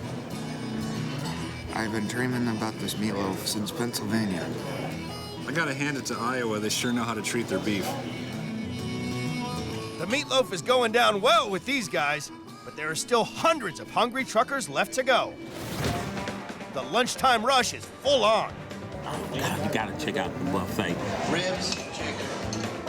And for the kitchen crew, this means keeping the jumbo buffet constantly topped up. A lip-smacking smorgasbord 50 gut-busting feet long, the biggest salad bar in the state. It's getting super busy out there. It's almost dinner time, the biggest meal of the day, and the kitchen is about to go into overdrive. We got 900 spaces out there, and they are all filling up. But there's a problem. One of the kitchen's key cookers has gone down. This is one of the worst things that can happen to a restaurant. If he doesn't get it fixed soon, we're gonna be in a lot of trouble. On Interstate 80 in Iowa, on the busiest day of the new trucking season, the world's biggest truck stop is buzzing with ravenous customers. We're getting slammed now. 6 p.m., the giant diner is rapidly filling up for dinner. If you can't stand the heat, don't come in the kitchen. But at their busiest time, the kitchen is in crisis. Our pilot light went out in our fryer. We won't be able to get our food out to our customers. And the orders just keep on coming. I better get going. It's really piling up out there. Mr. Fix-It Jake has just 10 minutes to get it running, or hundreds of truckers will go hungry. This can be very difficult and dangerous if you don't know what you're doing. There's a lot of people out there waiting for their food. I hope Jake can get that pilot light lit real soon. I think we got this one going. Just gotta wait a couple seconds. All right, I think we got it fixed now. The mega kitchen machine is back to firing on all cylinders. There's always pressure, but I have a good team and we can always deal with pressure. Pressure only makes us work better. They need their monster grill to cook the kitchen's best-selling dinner order to piggy perfection. Sizzling 3/4 of an inch thick char-broiled pork chops, served with a steaming baked potato and fresh off the farm veg. Iowa 80 Kitchen cuts through 125 tons of pig a year, the same weight as 3 fully loaded semis. It's gonna get messy in here. Veteran chef Bobby Mayfield is a past master with a meat cleaver. Tenderize it, slice it, cut it, pound it. No one beats their meat and chops their chops quite like Butcher Bob. Now it's time to get busy. Bobby hacks his way through 100 tons of beef, 150 tons of chicken, and 125 tons of pork a year. That's a lot of meat. I love my job. This is the most dangerous job in the kitchen, and only Bobby's cut out to do it. You gotta be very careful with this. These industrial saws are so sharp, they cut through bone like butter. A bad day in the office means it's hand sandwiches for lunch. One little mishap, you could lose a finger. To keep the meat cold, he must work at a teeth-chattering 35 degrees. I can show you how cold it is in this meat room. So it's not just the saw that's a threat to his fingers. Frostbite is too. Most people can cut meat for about 5 to 10 minutes. I can do it for about a half hour. I'm used to it. I am a bigger guy, too. A little more meat on me. To keep up with demand for pork chops, Bobby uses his super butcher skills to cut 30 at once. This is where it all starts, cutting our famous pork chop. This is a day's work right here, 120 pounds of meat. He cuts each chop 3/4 of an inch thick. But Bobby's skills don't stop there. This is one of our #1 sellers. Here, the fat and the bone just sizzling. This gives it a nice flavor. Cooking Iowa's signature pork chops to perfection is a fine art. Charred on the outside, moist in the middle. I've been cooking these chops for 35 years. It's very important to pay attention. You're off 15, 20 seconds, it's critical. And there we go. Perfect pork chop from the Iowa 80 Kitchen. A pound of pure porcine pleasure makes this dish the most popular meat to eat at the Iowa 80 truck stop. The kitchen serves up 36,500 of these fork-worthy pork chops every year. Stacked on top of each other, that's a pork chop skyscraper towering 2 Empire State Buildings tall. They have it just right here. I'll definitely come back and eat this again. They are good. They're a thicker cut pork chop than you normally get anyplace else. Another satisfied customer ready to hit the road. How many miles do you think you've logged in over the years? How many millions of miles have you driven? Probably 8 or 9 million, probably. How many coffees is that? You have to count them by the gallons. Iowa 80 fuels their truckers with 2 million cups of coffee a year to keep them awake. And with dinner only just warming up, the kitchen is about to reach boiling point. This is our busiest time of the day. Lunch is busy, you know, and dinner's even busier. I think this might be one of the busiest days that I've worked this year. The Iowa 80's kitchen has been powering out plates of home-cooked food from dawn to dusk. Meal after heartwarming, gut-busting meal. keeping America's truckers fueled up on the busiest day of the new season. 8 p.m., night is closing in, and new trucks are arriving at the rate of 3 every minute. We're rolling now. Thank you, boys. Business at the buffet is booming. Staff are in a feeding frenzy, and everyone's after a slice of Iowa 80's signature dessert. It's like Grandma and my great aunt used to make. The home-cooked apple dumpling with sweet cinnamon syrup and farm-fresh cream. Kitchen crew here pound 30,000 apples a year, making this all-American classic. Enough apples a day to keep the doctor away for almost a century. Mr. Fix-It Jake is also baking mad, turning out hundreds of the truck stop's trademark apple dumpling at a time. We're gonna start with 2 pounds of flour, 1.5 pounds of baking shortening or lard, about a tablespoon of salt, cold water. Next up, those all-important apples. 20 pounds of them. For that authentic flavor, Jake coats the apples in pounds of sugar and cinnamon and leaves to infuse overnight. I do have a batch that's already ready. And now's the part where we have a lot of fun because we're gonna make a mess. Jake uses a whole load of flour power to stop his dumpling dough from sticking. Rolls it out. This is one of the original recipes that came with the restaurant. He uses coffee cans to cut the dough into circles. It's the right size that we want. You don't want somebody to be jealous that somebody else's dumpling looks better than theirs does. Now comes the fun part where we get to fill it up. Jake makes a pastry pocket and stuffs his dumplings just like Grandpa did. This is where the magic happens. He seals the deal by making sure all those apples are tucked up tight. None of the juice is gonna come out and go underneath. A final sprinkling of that sweet cinnamon fairy dust to give it a crisp caramel crust, and those big appley bad boys are good to bake. So now we're gonna bake these in the oven at 325 for 45 minutes until they're golden brown.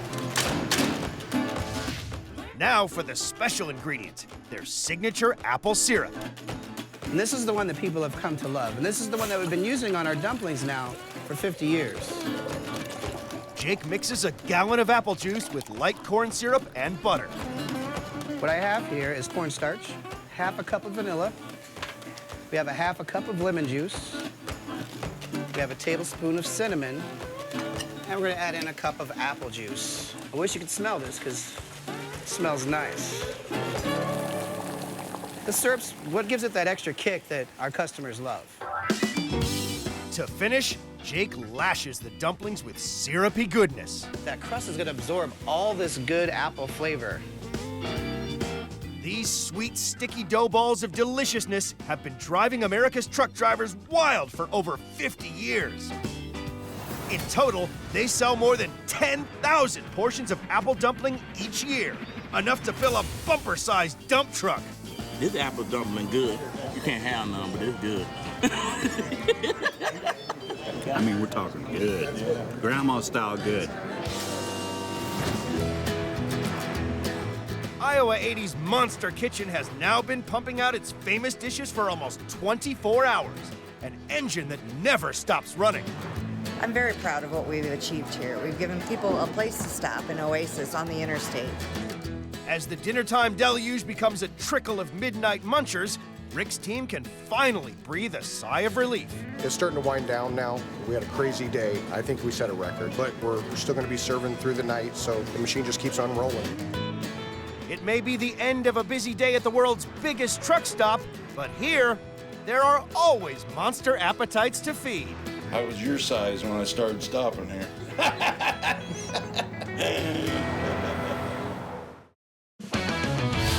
In Dubai, the world's biggest airline kitchen struggles to keep pace with the explosion of international travel. We're always panicking. This king-size kitchen works 24/7, preparing 50 million high-altitude meals every year. It's constant movement, constant flow, no relaxing here. On one of the busiest days of the year, time is of the essence and we're losing minutes. We meet the faces. Everybody loves it. And the food. Good flavors, nice taste. Behind one of the world's biggest kitchens.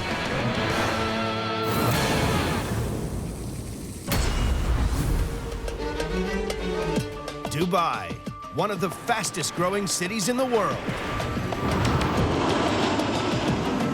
Home to one of the world's busiest airports. And the world's biggest airline kitchen. The Emirates Airline catering facility is as big as 10 American football fields. We're not ordering by the kilos per day, we order by the ton. Every day, this mega kitchen produces around 170,000 meals for flights traveling to 74 countries. It opened in 2007 and cost a purse-busting $159 million to build.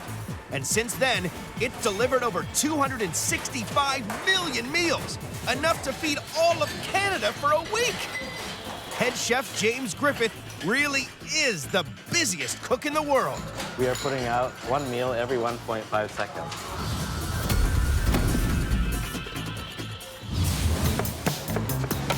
His team of 520 chefs from 42 different countries cook up everything from steak to sushi and pastries to pasta. It's important to offer a regional destination dish, giving people something they're familiar with, making them feel more at home on the aircraft. Catering for 400 flights a day means this supersized kitchen gets through 65,000 tons of raw ingredients a year. While James masterminds the meals, flight dispatcher Michael Deacon must put them on the right flight at the right time. The pressure is on. We need to get that aircraft cleaned, catered, fueled, and back out. This is a 24/7 operation here in Dubai. Flights are departing and arriving all the time. Today, Michael and the team are up against it. The airport is operating at full capacity. Departing for New York in less than 2 hours with 489 hungry passengers on board is an enormous Airbus A380. And the lucky folk in first and business class are in for an Arabian extravaganza. The airline's signature starter, a mouth-watering Middle Eastern meze, mutabal, kibbeh, tabbouleh, and their world-famous hummus. And to make it, they smash through 500 million chickpeas every year. Everybody loves it, all nationalities. The only man for the job is Lebanese chef Saeed El Ilam, a real master of meze. The main point that you need to make a dish which is authentic. To make the ultimate hummus, Saeed cooks the chickpeas for 3 hours and blends. This is what I'm looking for. He then adds ice to preserve his precious puree, salt, tahini, olive oil, and lemon juice. A second blitzing gets it pipably smooth. Beautiful. Jumbo jets need jumbo-sized portions. To make meze en masse, the chefs here blend 650 pounds of hummus a day in these massive machines. The hummus is the pièce de résistance in this Middle Eastern masterpiece, with the essence of the Emirates in every bite. Cooking high-quality food in such high volume puts the chefs here under high pressure. Just gonna do a final check before we cover it. And Saeed won't compromise. Every plate has to meet both his and the airline's sky-high standard. So we'll make sure that everything is perfect. Anything less, and it's back to the chopping board. So we're gonna change these dishes. It's a bit dirty from the sides. Let's clean these things. With just minutes to spare, the loading team gets Saeed's mezes onto the Airbus bound for the Big Apple. It's important to stay calm under pressure, and that pressure is something that we thrive on. The chefs turn out 1.46 million plates of this Middle Eastern medley a year, enough to stretch from Boston to New York. It's up, up, and meze. And for business class, it's hummus o'clock. The hummus was nice. For the amount of dishes they make every day, I think this is a very good standard. Really nice, definitely in competition with those downtown in Dubai. That's one giant of the sky airborne and fed. But for every plane that leaves, another one lands. Next on the tarmac is sold-out flight EK09 for London. With less than 2 hours till departure, the kitchen is about to get slammed. We're under pressure because we need to make sure the food is ready on time so we don't have any flights delayed. To feed the ravenous passengers, flight dispatcher Michael needs food. There's so much to be loaded. If you can imagine catering a whole restaurant from scratch within 25, 30 minutes. But Chief Chef James is busy elsewhere. This is a big day. We're getting the final sign-off after 8 to 9 months of development work. He's about to present 3 brand new dishes to airline bosses with the hope they'll star on the new in-flight menu. They're a tough crowd. We have some worries. Don't want too many changes. At Dubai International Airport, flight EK09 for London has less than 2 hours to be filled with 1,500 dishes. Flight dispatcher Michael is in a race against time. From the moment that aircraft pulls onto stand, we've got 105 minutes to get that aircraft cleaned, catered, fueled, and back ready and send it on its way to London. While Michael watches the clock, head chef James should be overseeing the London flight's food, but he's tied up preparing 3 new dishes for sign-off that he hopes will end up on an all-new in-flight menu. If there's a dramatic change, I think I'd quit. The fate of James's brand new menu lies with the Emirates' big cheeses, and they're notoriously tough to please. I see it, right? Will all James's hard work pay off?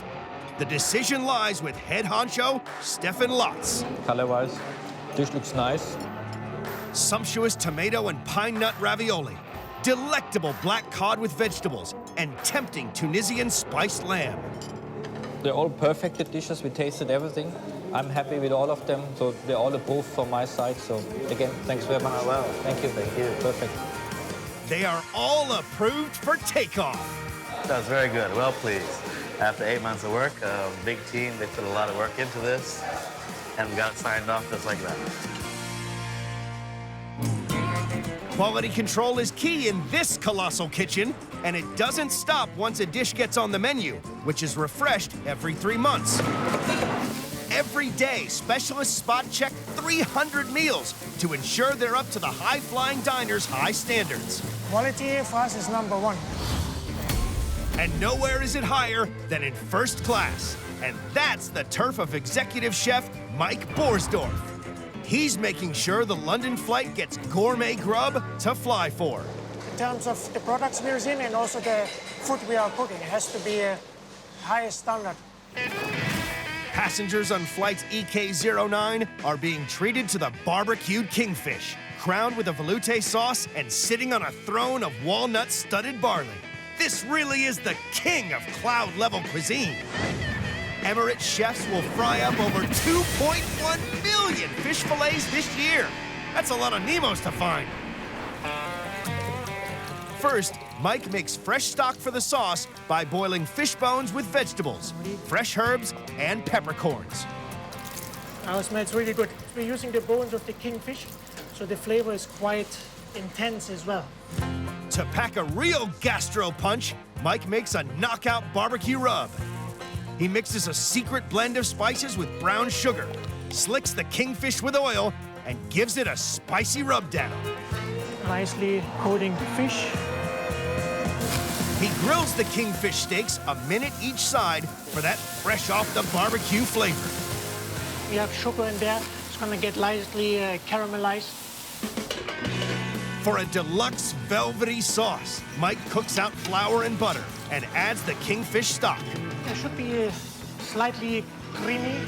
Then it's in with some cream, that punchy spice rub, and lemon juice. A little bit spiciness from the cayenne. I think it's right. Seasoning on plain food is vital, as high altitude reduces perceptions of sweet and salt by up to 1/3. It also affects the food's texture. If the sauce is too thick and you reheat it on the aircraft, it will not look good. It will be too thick. If it's too thin, then it's gonna, after reheating, basically look like water on the plate. So you have to make sure consistency is right. Covered in that royally rich velouté sauce, this delicious kingfish really is haute cuisine for high flyers. Mike & Co. produce around 38.5 million gold standard mains a year, enough to feed the whole of California.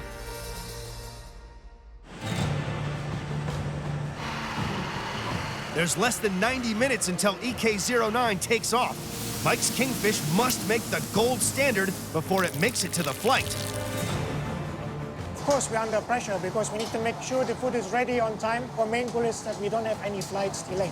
But the heat just got turned right up. A senior team of taste testers arrive without notice to make a spot check. Mike's up for a grilling. Senior VP Duncan Davis is the man he has to impress today. There's zero tolerance for mistakes with Emirates. At Dubai Airport, ground staff are refueling flight EK09, ready for its 3,500-mile journey to London. But it's still missing one crucial element: food. Today we're trying the barbecued kingfish. The man preparing it is tied up with the taste testers. Chef Mike is hoping his kingfish makes the grade and impresses the big boss. The barbecue rub is really very tasty. It's a combination of paprika and cayenne pepper, and it comes through very well. Nothing is overpowering. Everything goes together with it. Fish is well flavored. The barley is cooked on the dot. Got a nice bite on it. Not too heavy. I think it's a perfect dish. Everybody liked the dish. No negative comments, which is of course good. It's thumbs up for the kingfish, and the team loaded up for flight EK09 to London. Nice dish, as expected.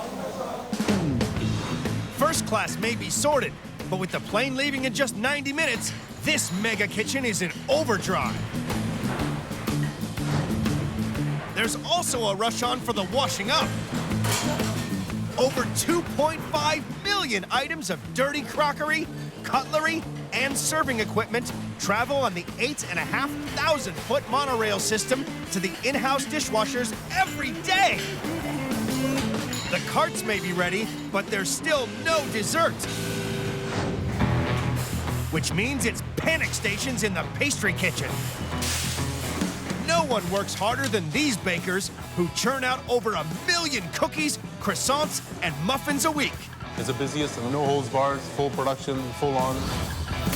Masterminding this mass of pastries is a master baker. And with over 25 years experience under his belt, veteran chef Peter Booz is the go-to guy for all things sweet. We have a couple of guys that are just doing cookies every day. They do around 22,000 a day. The muffin team, they're doing 22 to 25,000 a day. They have to make sure everything is in place. It can get quite stressful.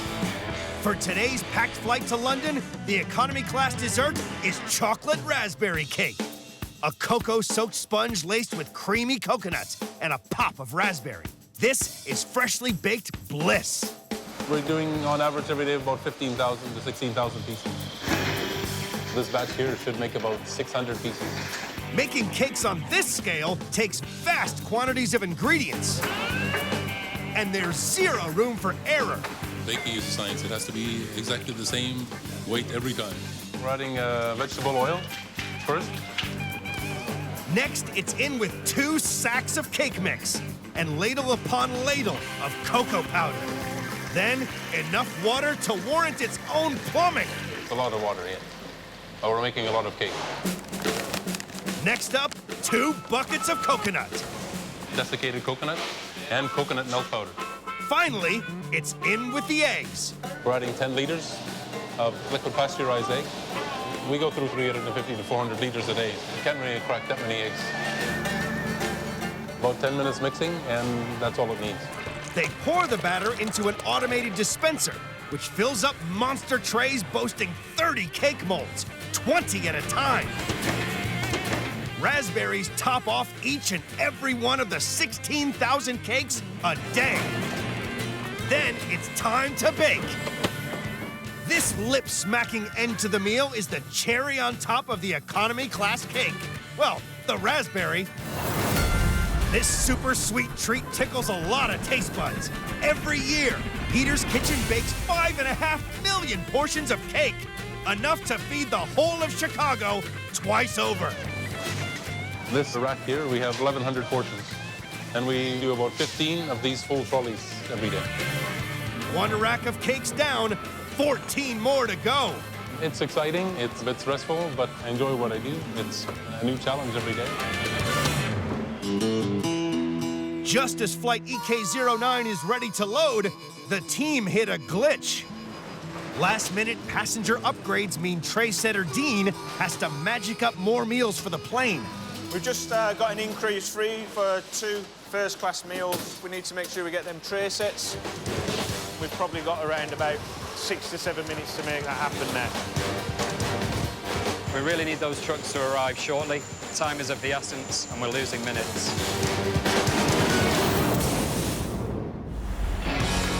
In Dubai, flight EK09 to London is waiting. There's just 1 hour to go for the ground team to stock it with carts carrying 500 three-course meals. Cheers, Lindsay. Okay, ready to go? Tray setter Dean has less than 10 minutes to magic up 2 first-class meal upgrades. It's tight, but it happens. Time to relax then, Dean? We're always panicking. First class is still minus dessert. Over in the supersized pastry kitchen, veteran chef Peter is breaking a sweat to turn out 100 plates of pastries in time. We make it fresh. They're made as close to departure time as possible, so we can make, bake, and send it on the flights quickly. This mouth-watering medley is the ultimate show-stopping finale to the first-class meal. Cherry crumble, chocolate ganache, and coconut cake all lead up to the star attraction, the Turkish baklava. A delicate pistachio-filled phyllo pastry, baklava is a tough treat to master on a small scale, let alone turning out 5,000 of them a day. It's a highly skilled job that Syrian Fadi Al-Zir has been doing for the last 20 years. This involves quite a bit of skill, taking the dough and rolling it to paper-thin width. Fadi dusts sheets of dough with corn flour and layers them up 10 times. Now this is where his pastry skills really come in, rolling all 10 layers paper thin. You can actually see through them. Yeah, they'll be so thin. Next, Fadi cuts the pastry into identical squares and fills each one with sliced pistachios. Time for some Turkish origami. He skillfully folds every single one of the thousands of baklava by hand.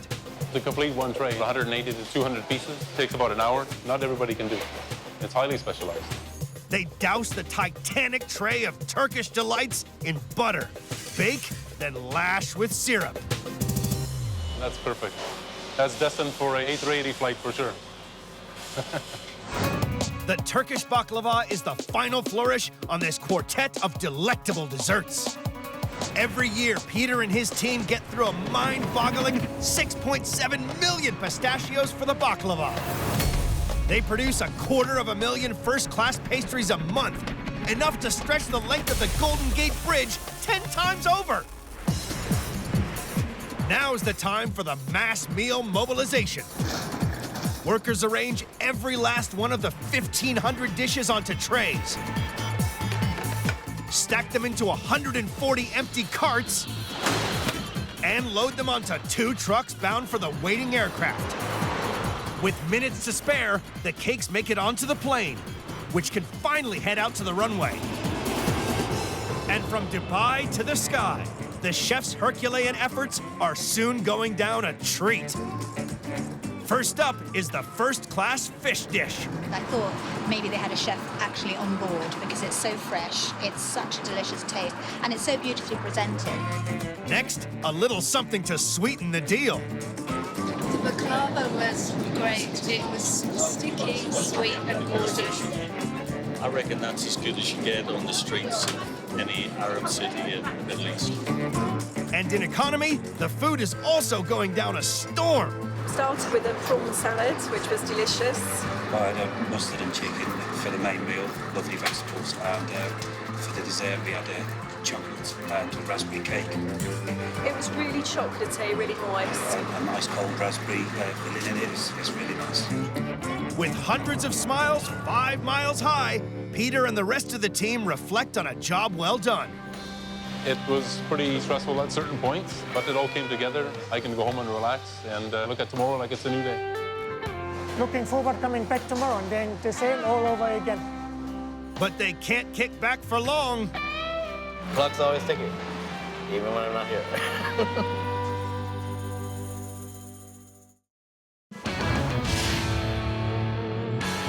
In Austin, Texas, everything is supersized. We had 2 dozen glaze, 2 dozen chocolate.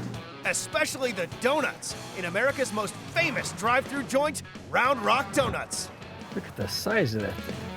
This huge kitchen cooks up a whopping 200,000 donuts and over 8,000 cookies to feed 21,000 customers every week.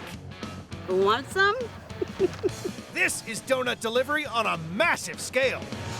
You just want to eat it because it's delicious and you don't care about the calorie ramifications. It's huge. I don't know if I could finish it all. On one of the busiest days of the year. We've got to feed them, and we've got to feed them fast. We meet the faces. I hope my wife don't catch me eating this. And the food. Yes, yes, yes. Donut time. Behind one of the world's biggest kitchens.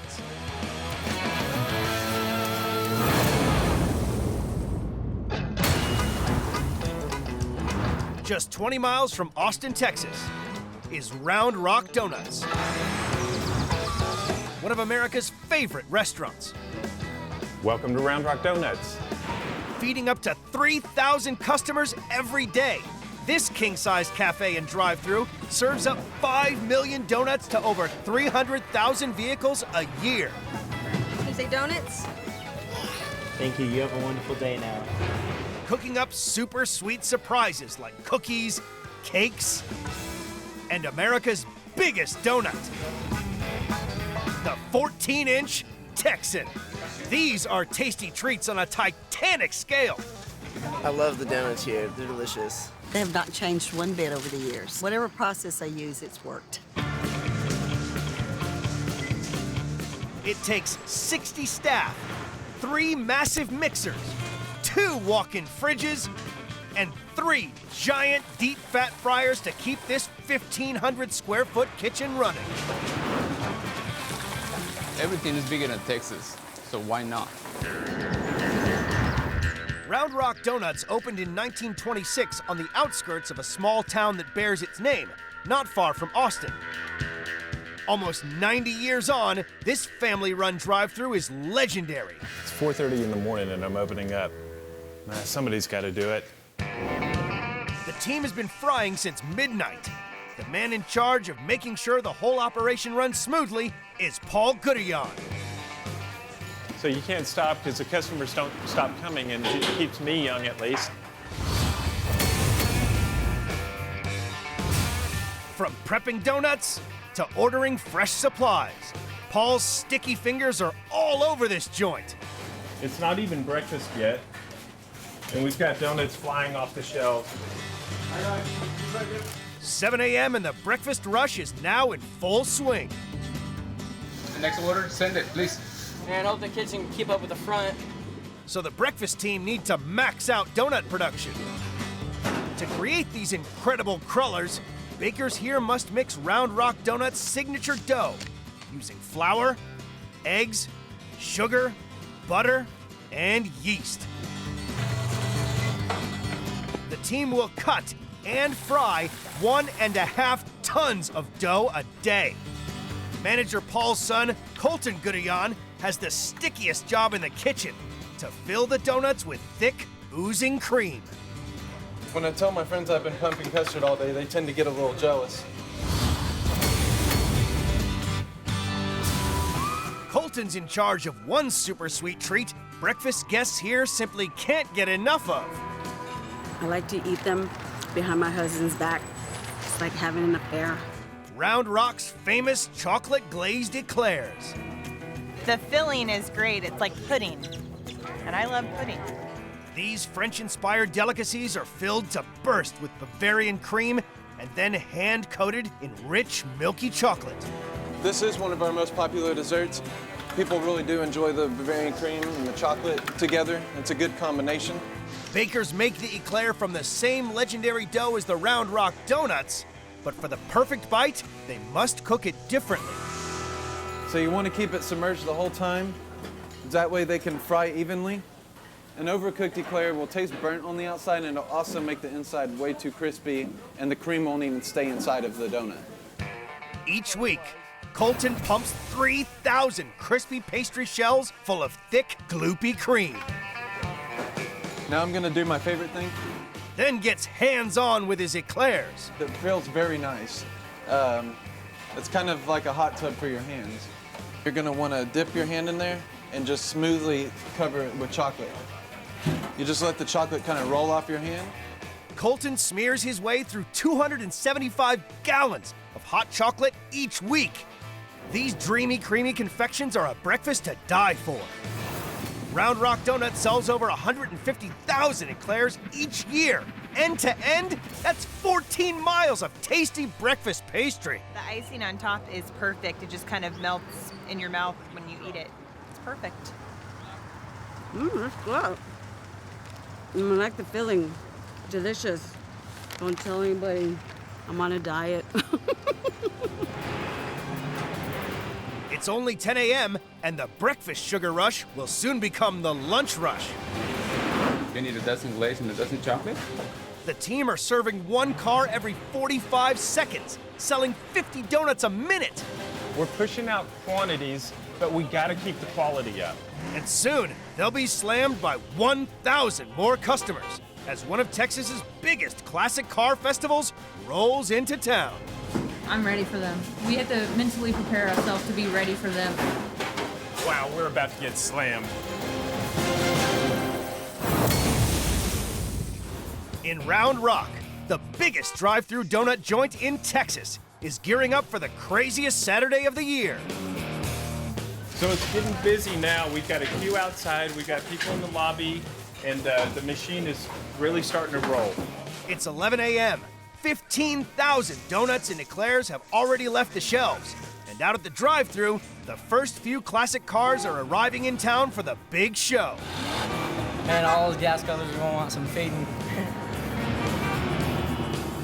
So we're all geared up for a busy day. You've got your people placed. I do. 30 seconds per car if you can get it going that way. All right. Thank you, thank you, thank you, thank you. Round Rock may be synonymous with donuts, but as the lunch rush kicks in, demand for a savory treat takes off. We're selling these almost as quickly as we're making them. Lunchtime drive-by diners love to pig out on this punch-packing pork product, the legendary sausage kolache. Jalapeno cheese kolache, my favorite dish here. You got a sausage and sausage cheese kolache? Yes, we can't come to Round Rock without having one of these. Nicknamed Pigs in Blankets, the kolache is a delicious smoked sausage flavored with jalapenos and cheese, wrapped in the sweetest of sweetbreads. The sausage kolaches are an old Czech recipe. This is a very, very popular item in this part of the country. Each week, Round Rock Donuts use up to 15,000 sausages to make this popular piquant pastry. These are no ordinary sausages. For the last 5 years, Big Boss Paul and his special supplier have developed a completely bespoke blend of herbs and spices to make his kolaches unique. So we're on our way down to Smoky, Denmark to pick up a hot shot of sausages. Paul's mission is to make sure that every one of the 4,500 sausages for today's lunchtime rush is perfectly formed. Quality control is really important to us. When our customers come, we want to serve them the very best product.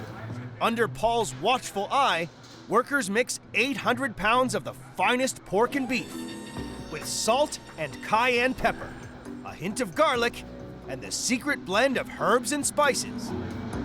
Then stuff the meaty mixture into a natural hog casing, smoking it for 3 hours. They still use real wood chip, so they get a real smoke on it instead of using liquid smoke. So what do you think of the smoke? Enough smoke on that for you? Yeah, the color is great. Satisfied his meat is magnificent, Paul dashes back to Round Rock with the supplies to cook up the next batch of kolaches for diners. First task, wrap his pork in the signature Round Rock dough. This dough, we make it slightly sweeter to complement the savory flavor of the sausage. This dough has 2 extra cups of sugar mixed in. So now the fun part, rolling them up. This little piggy went to market. This little piggy is going to go into my stomach at some point. Finally, he bakes the sausage kolaches at 350 degrees for 20 minutes. Ooh, that's hot. So they're golden brown, ready to go. All right. This traditional European delicacy is hugely popular. Paul and his team will hand roll up to 800,000 of these porky parcels of pleasure each year. The bread's nice and soft, flaky, but then it just mixes well with the saltiness, spiciness, and cheesiness of the sausage. Kolache was good. It had good meat and bread to it, so I loved it. I let nobody else try it. It's midday. The lunch rush is already in overdrive, and the Classic Car Festival is turbocharging donut demand. Oh God, it's mad crazy outside. There's just like 100 cars. It's going crazy. Appetites are growing and tempers are flaring as the car fanatics queue up for the ultimate donut, the 14-inch Texan. I would probably wait 20 to 30 minutes in here just for that donut. It's the Incredible Hulk of donuts. The customers are getting angry because they wanted donuts so much. We got to keep this machine going, cranking the donuts out. Things are really heating up. It's a hot Saturday just outside Austin, Texas, and the lunch rush at Round Rock Donuts drive-thru has hit full throttle. Over 100 hungry classic car fanatics have rolled up in their rides. He loves his donut. I mean, he basically sees it and just goes, yes, yes, yes, donut time. No, other donut people just can't do it, what these guys are doing. As you can see, we're all the way around the block here. When people have to wait, they start getting impatient. So we've got to feed them, and we've got to feed them fast. And this is what they've all come for. Whoa, look at the size of that donut. The famous 14-inch, 2-pound Texan. As big as 12 regular-sized donuts and smothered in lip-smacking orange glaze. I try to eat it. It's too much for me. They make the Texan from the restaurant's signature dough. To meet demand for this monster, they mix over 1,000 batches of dough each year. People who come from all over America to experience this. Preparing the famous dough is down to donut master Polo Garcia. If for some reason I don't do the proper measurements, the dough is going to be a disaster. For this beast of a batch, Polo must mix eggs. We use about 6,000 eggs a day, so I'm sorry for the chicken. Flour, sugar, butter, and last but not least, yeast. Come on, baby. You're gonna become alive, okay? You're gonna have to start working pretty soon. Polo mixes the dough for 10 minutes. It's gonna be magic pretty soon. He leaves it to rise for 40 minutes. Cuts it down to size. Like we say in Texas. Yeehaw! Then it's time to roll. With this type of exercise, what can you say? You don't need to go to the gym, do you? Making the perfect donut demanded by Round Rock's faithful followers takes a special skill. We're calling the wrist flex. Now it's gonna be time for me to pet my baby. You see? Nice. Very nice. And now, do you want to see the giant one? This titan of the donut world is so big, it needs cutting with a bucket. And this is how we made Texas donut. This giant takes twice as long to cook as any normal donut. When the dough is not cooked right, it becomes kind of chewy and gooey, and we don't want that from them. Polo fries this Whopper for 6 minutes until it's golden on the outside and cooked to perfection on the inside. I've been turning this for almost 20 years. I know at this point when they're ready or not. Finally, he drizzles the mouth-watering orange glaze over this doughy freak, making it irresistible. This is what makes the Texas donut unique. Kind of top secret, but it's very, very tasteful. This is one of America's most famous donuts. The chefs here churn out almost 80,000 of these sticky behemoths every year. Look at the size of this thing. My God, how could anybody eat one of these? It's the biggest donut I've ever seen, by far, ever. The Texas donut goes a long way. It's enough to feed a family of 5. It was enough to feed her whole classroom. kids. Yes. 1 p.m., the lunch rush hits peak. Hundreds of sugar-crazed car aficionados slam this big kitchen with one order every 30 seconds. No, I mean, I think it's probably the busiest day since I've ever worked here. I've been working here for 3 years now.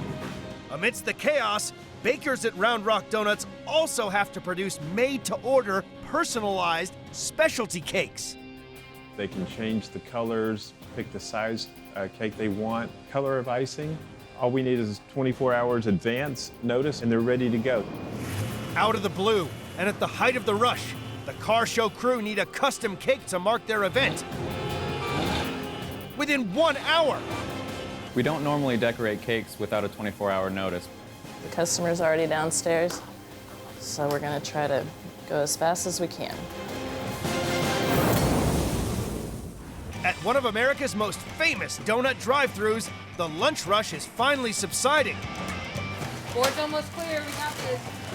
All the crazy cars are on their way out, so it's starting to get back to normal a little bit again.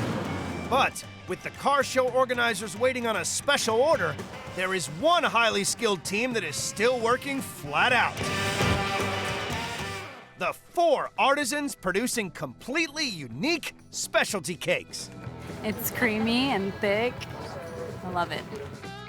On top of soft, rich sponge cake sits ingeniously sculpted buttercream icing in almost any conceivable form. The detail of the swirls and the design and the colors, it makes it all come together. It's beautiful and yummy. I like it because it's like almost all the colors of the rainbow. Everybody loves cake. People put a lot of thought into their cake when they're planning their parties. Each year, the cake crew hand decorates up to 16,000 custom cakes. Leading the team producing these masterpieces is Queen of Cakes, Deanne Moen. We bake to order. We bake our cakes here in-house every day. To make these wonders of the cake world, Deanne will need to make 60 gallons of icing each week. It's the old-fashioned buttercream, which is the shortening powdered sugar.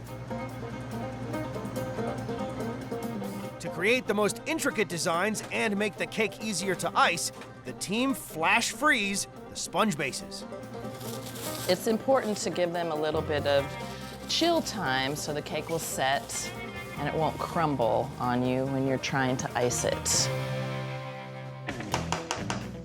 Having the cake smooth really is the difference between having it look homemade or having it look top-notch.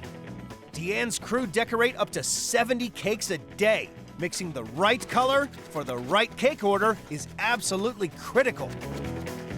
So this is my artist palette.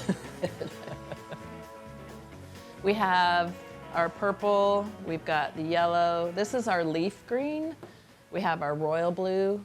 Deanne's team use up to 9,000 tubes of colored icing each year, and it takes a steady hand to add the final touches. Oh look, I got that just right with the dots. The last cake of the day is for the car festival organizers, waiting downstairs. Deanne must work fast. So they're here for this cake, and I'm trying to get the last minute touches on. I'm outlining some flames, and then we'll fill it in, make it look like fire.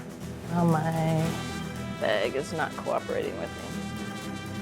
Always something happens when you're in a hurry. All right. Finally, Deanne is happy with her custom-made car cake. I think we're done. But will the client be satisfied? All right. Thank you. I hope you like it. Oh, wow, that is sharp. Thank you for doing Thank you very much. You are welcome. You are welcome. I'm glad we could help. That is just cool. After 9 hours of solid service, the Round Rock Donuts team can finally take a breath.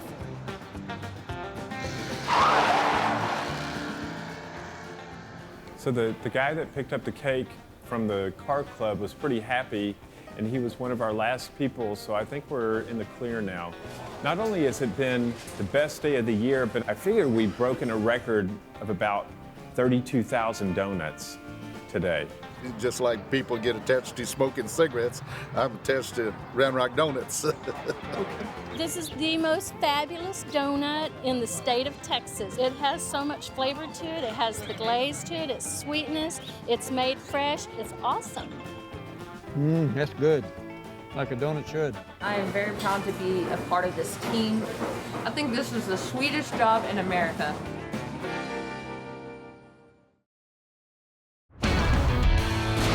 In Las Vegas, one of the world's biggest hotels. Welcome to the Bellagio. Fights to feed thousands of famished visitors. This is my second bowl. I can eat 5 dozen of these. This super king-sized kitchen feeds more than 1.2 million mouths every year. We can go up to like 15,000, 20,000 a day. On one of the busiest days of the year, we meet the faces. Et voilà. I'm hungry now. And food. It's awesome. It's phenomenal. Behind one of the world's biggest kitchens.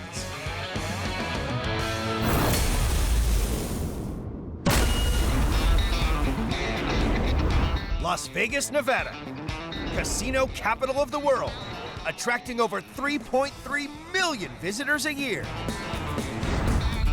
At the heart of downtown is the multi-award-winning MGM Bellagio, one of the largest hotels in the world.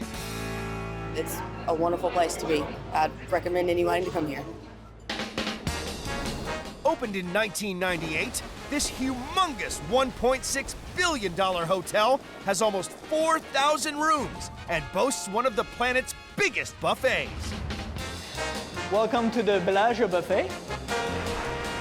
Supplying the food, a king-size 1,000-plus square foot kitchen. It takes 45 chefs manning 14 jumbo ovens and 29 colossal coolers to turn out 300 different dishes each day.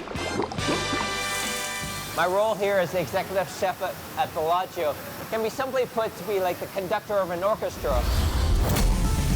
It's down to the kitchen's biggest cheese, head chef Edmund Wong, to keep the quality high and the quantity higher.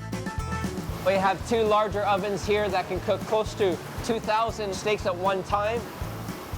Here we have a kettle of 75 gallons making barbecue sauce. In order for us to create over 4 tons of high quality food, the equipment is very vital to our operation. Cooking up enough 5-star food to feed 1.2 million guests a year is an incredible undertaking. This is just non-stop all day long, from the time we open to the time we close. It's not like a normal buffet. In Sin City, this is the only place to come for sinfully delicious dishes. It's a great selection, but the quality's even better. From pizzas to prime rib, finger-licking chickens to tongue-tickling sweets, this is one belly-beguiling behemoth of a buffet. And the good thing is you get to go more than once.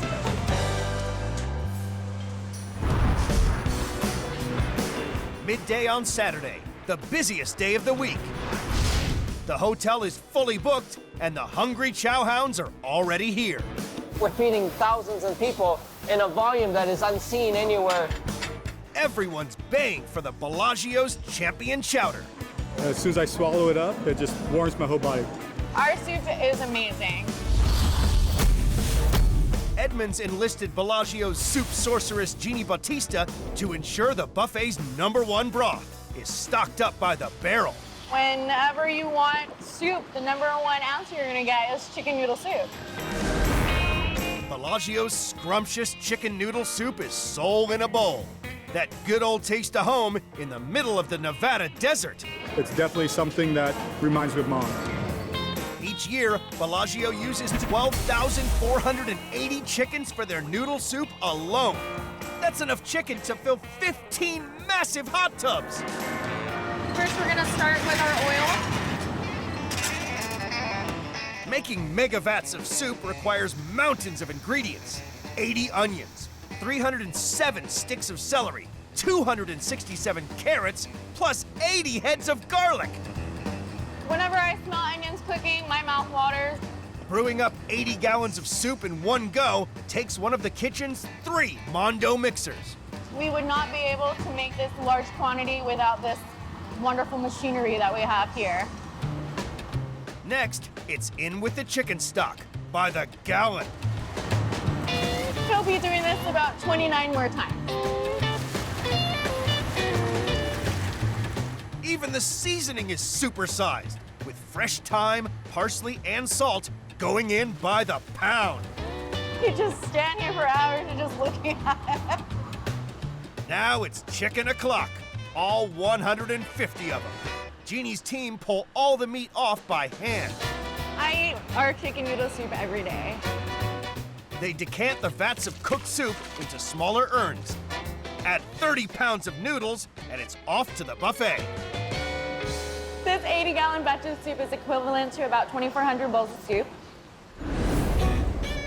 Steaming, succulent meat in a hot, salty broth. A good old-fashioned dose of Vegas penicillin to soothe those post-pina colada pains. Every year, Jeannie and her team serve up a soup tsunami, a jaw-dropping 2.5 million bowls of soup, enough to cure every hangover in Chicago. A lot of chicken, very hot, very tasty. This is my second bowl. 1,200 appetites may have already been wetted for lunch, but that's just for starters. The biggest is still to come. Edmund's team braces itself for the arrival of Hurricane Hungry. We serve over 20,000 meals in an average day. Saturday in Las Vegas, the busiest day of the week. The Strip is buzzing, and so is the MGM Bellagio's record-breaking buffet, one of the biggest buffets in the world. The quality is really good. It's higher than any other buffet I've been to. 1 p.m., Edmund's team are fighting to keep ahead of the game as hordes of famished food fans hit their celebrated buffet for lunch. This sushi is delicious. The sushi was excellent. It was very, very fresh. It's just perfect. I can eat 5 dozen of these continuously. The sushi is one of the buffet's most munched morsels. Tempting tuna, divine salmon. This is a Japanese party for the palate, and everyone's invited. The sushi bar is such a main attraction because they see the fresh fish, the interaction between our cooks and the guests. It just has a magnetic draw to it all. It takes a team of 10 highly trained kitchen ninjas to slice, dice, and roll 500 of these deep-sea delicacies an hour in 15 fishy flavors. The chefs make it very, very quickly. They keep on coming out with it, different selections, and it's delicious. Every month, the Bellagio's sushi machine steams more than a ton of sticky rice, enough to make California rolls that can span the Hoover Dam. That's 1.5 million pieces of sushi a year. We use about 500 pounds of different types of fish every day that's flown in fresh. To meet the ludicrously high demand for fish, Edmund's team needs 2 fresh fish deliveries a day. We require half a ton of seafood to be received at our docks daily. With the sushi bar demolishing the salmon, it's up to Edmund's right-hand man, Rob Ferris, to check each delivery meets the Bellagio's sky-high standards. Right here, we have a shipment that just came in moments ago. We have to verify our temperature, making sure that it's as fresh as possible. If the fish isn't fresh enough, it'll have to go back, and that would leave Rob and his team in dire straits. We're at 27 degrees, so we're perfect with this. We're also gonna check out how long it's been out of water. This is another situation that we have to verify. And then from there, we'll definitely receive it into the dock. 50 fresh salmon arrived just in time. The ravenous buffet goers are hankering for the first batch of Bellagio's finest fish dish. The salmon I'm eating is very good. I'm loving it, and I'd go back for more. Sumptuous pan-seared salmon on a bed of buttered veg, dressed with a zesty tarragon beurre blanc, haute cuisine for high rollers. The Bellagio leaps through 45,500 salmon a year, the same weight as 8 killer whales. This is a dish that people are gonna love in the buffet, so I'm gonna take you through the steps right now of how we prepare it. The seared salmon has to be served fresh, so Rob cooks it up in smaller quantities, batch after batch. Our beurre blanc sauce is a sauce that begins with equal parts of vinegar. We use a champagne vinegar. It also has white wine. To that, we're gonna add shallots, and then we're gonna reduce our tarragon. And this is our fresh orange juice. This gives, obviously, the acid to it.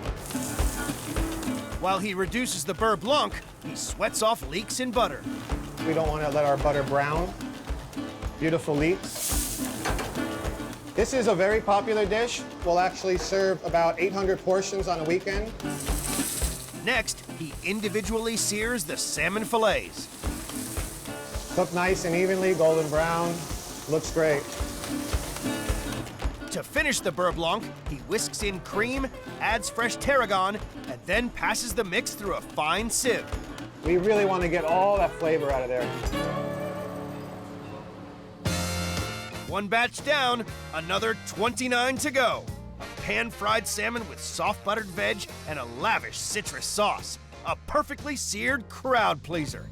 Now we're ready to bring the pan of salmon out to the buffet for people to enjoy.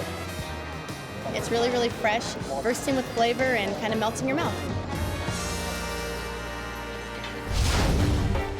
The fish may have gone down swimmingly, but with 2,000 mouths fed and the kitchen stretched to its limit, Edmonds pulled in an expert to bump up the buffet with an extra special dish. I've been doing the Peking duck more than 10 years. Saturday, 6 p.m.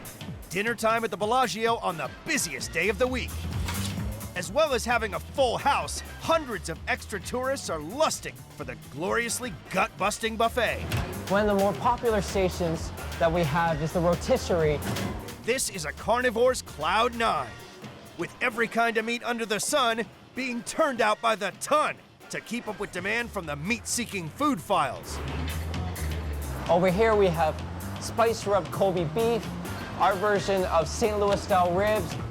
As a holiday special, Big Cheese Edmond has drafted in an expert to prepare a rare meaty treat from the Far East.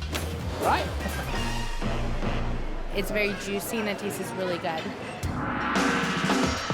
Peking duck, Bellagio style. Tender, moist meat with a crisp, sweetly spiced skin. This is one mighty fine duck. Our recipe makes the Peking duck more crispy than all other ducks. Executive Chef Patrick Lee is Bellagio's king of the Peking duck, turning out 70 in a day. Making the perfect Peking duck takes a lot of time and a lot of love, and no one loves duck more than Patrick. I'm going to doing the most popular dishes in the buffet. The whole process takes 2 days. Step 1, prepare the seasoning for the first batch. And then we have the marinated sauce, and then we have hoisin sauce mixed with the ground bean sauce. And then this is important. Star anise, the ginger, garlic at the same time, you put on the mixed bowl. It smells so good. Wow, fantastic. Now it's rub-a-duck time. Patrick massages the aromatic amalgam deep inside each of the 14 ducks for maximum flavor penetration. 1 spoon is not enough, so another spoon, look at that.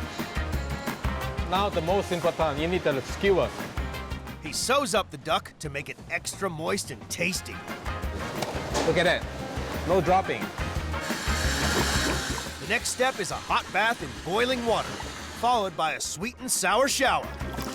This is the secret sauce. Red vinegar, and maltose. The secret to perfectly crisp skin? Hanging the duck out to dry for 24 hours.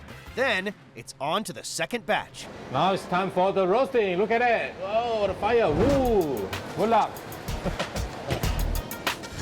Patrick roasts the batch of birds he prepared yesterday for 75 minutes.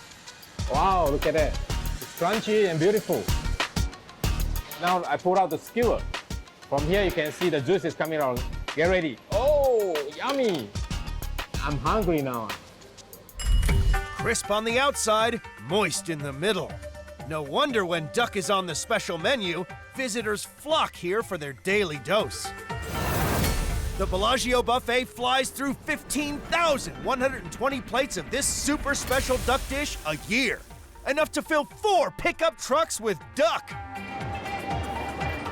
Wow, that's delicious. It's moist on the inside, very delicious. The third batch of ducks may have gone down famously, but there's no rest for the kitchen. 8 p.m., nightfall on the Strip, and the gamblers are coming out to play. Tonight, the stakes are extra high. Some high rollers are dining at Edmund's executive chef's table. One of our specialties is the very famous prime rib. And it's right-hand man Rob's job to blow them away with the buffet's best beef. We go through about 22 prime ribs a day. For the prime rib alone, the Bellagio buffet chews through 7,300 cows a year. The secret to this mouth-watering meat? An extra special rub. In the rub right here is lavender. We have pink peppercorn. We have salt. We have pepper. We have cilantro. We have parsley. We have dill. We have oregano. And finally, we have some mustard seed. This has really become quite the famous rub here at the Bellagio buffet. Once Rob's ribs are thoroughly rubbed, it's time for a spit roast in one of the kitchen's gargantuan rotisseries. Good evening. My name is Edmund Wong. I'm the executive chef here at Bellagio. Edmund's esteemed VIPs have a need to feed, but can Rob's beloved beef cut the mustard? I don't know exactly what's going to be served, but my expectations are extremely high.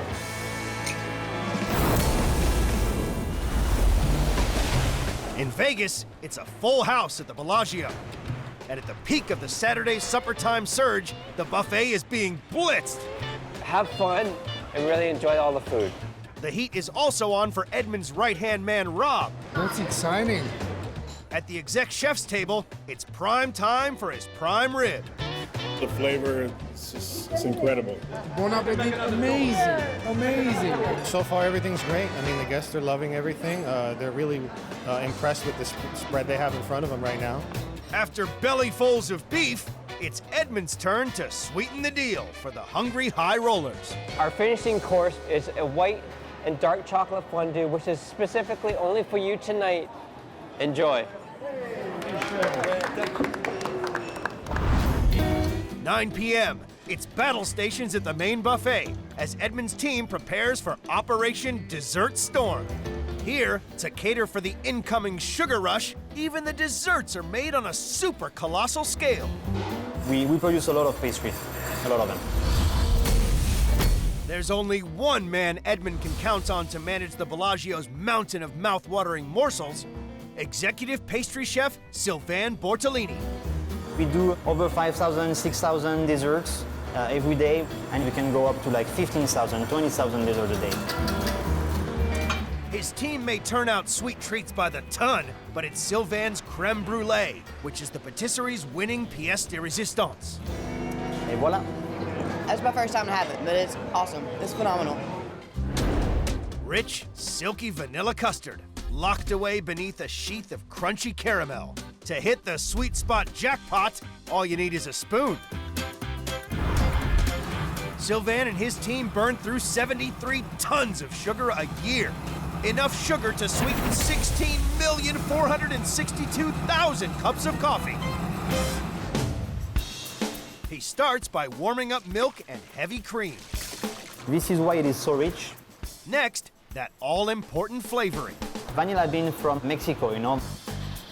Sylvain adds the yolks of 30 supersized eggs to his creamy creation. Okay, like this. Sylvain's team turns out up to 600 each day for the buffet alone, which means making this tray of brulee 20 times over. What's gonna make the difference is the quality of the ingredients that you use. He beats sugar into the yolks until they completely dissolve. My milk is getting warm. When the vanilla cream is almost boiling, Sylvain pours half onto the egg and sugar mix and quickly whisks. Because this is very hot and the eggs cooks very fast. We don't want that to happen. For a perfectly spoonsome dessert, Sylvain warms the half-gallon of custard to precisely 185 degrees Fahrenheit. It's gonna get thicker, and that's how you know that it's ready to be baked. He bakes each batch of 30 bite-sized brulees at a low temperature for around an hour until set. And voila, this is perfect to be caramelized. To seal the meal, Sylvain tops with brown sugar. Crème brûlée in French means burnt cream, which is the most fun part of the process.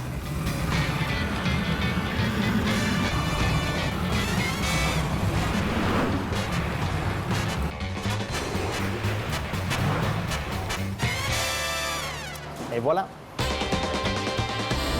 Sweet dreams are made of these. The creamiest French fancy, the Bellagio way.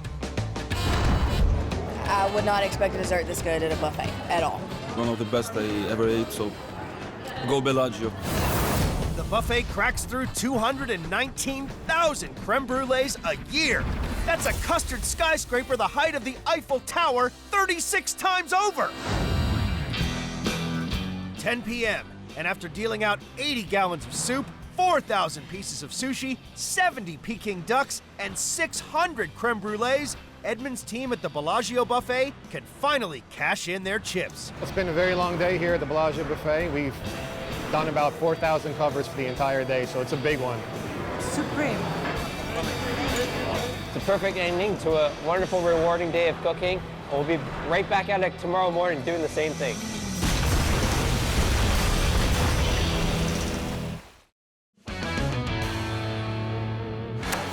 In Chicago, the heat is on at one of America's busiest steak and seafood joints. You can't stand the heat, get out of the kitchen. This colossal kitchen cooks up 900 crabs and 1,500 steaks every week, feeding over 12,000 guests. Let me see that Dungeness. We're able to put out one meal every 15 seconds. This is Surf and Turf, supersized. It's the best steak in town. I love it. Bon appetit. On their weekend rush, Can you please repeat that? we meet the faces. Things are starting to heat up. Wow. And food. Okay, these gotta go. Behind one of the world's biggest kitchens.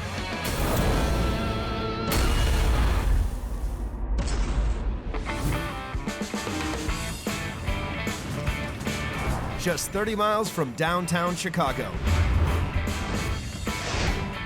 Bob Chin's is one of the busiest restaurants in the U.S. Hi, welcome to Bob Chin's Crab House. Feeding up to 4,000 seafood lovers every day. 130 kitchen staff prepare thousands of crabs and steaks every week. This joint does surf and turf on a colossal scale. We got a big kitchen, this is a big broiler, and I love it.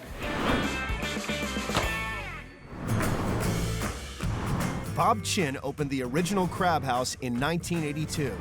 The 175-seat restaurant was an instant hit. 30 years on, it has exploded into a 700-seat crab castle. The food is fresh, delicious. There's nothing better. Explosion of flavor. I've been coming here forever. Everyone's been coming here forever. It's a great place.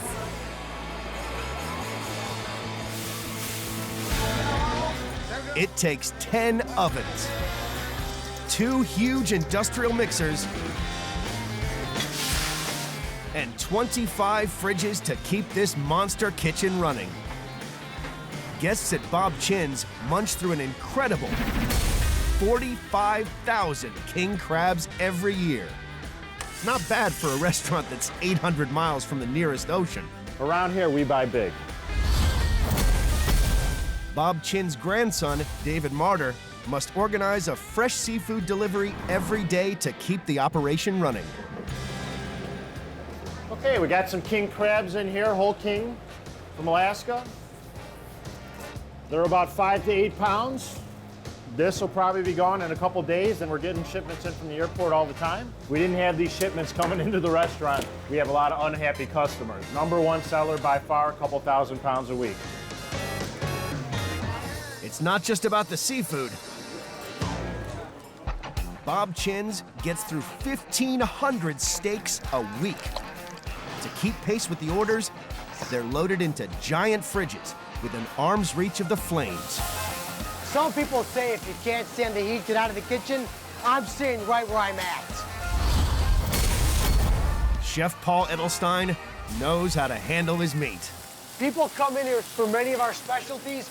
One of our biggest specialties is the surf and turf, the 32-ounce porterhouse and the 20-ounce order of King Select.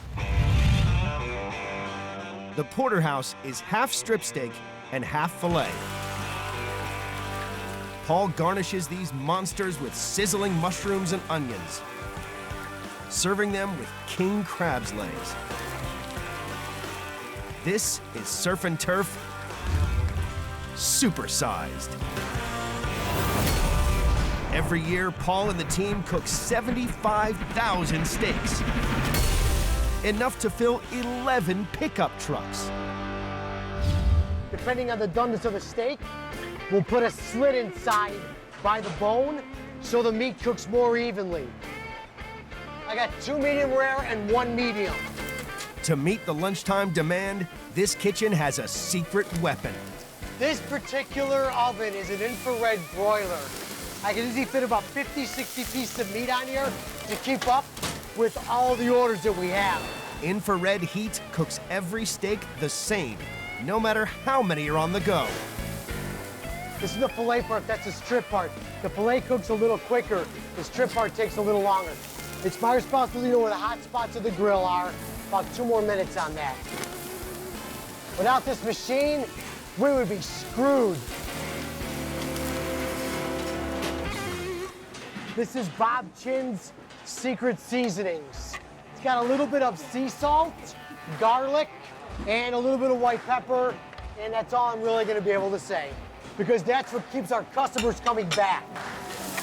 The result, a king-sized feast for 2. Very good.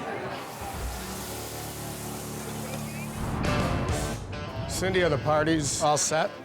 On shift for Saturday's lunchtime rush, 30-year veteran Dino Ramanadakis.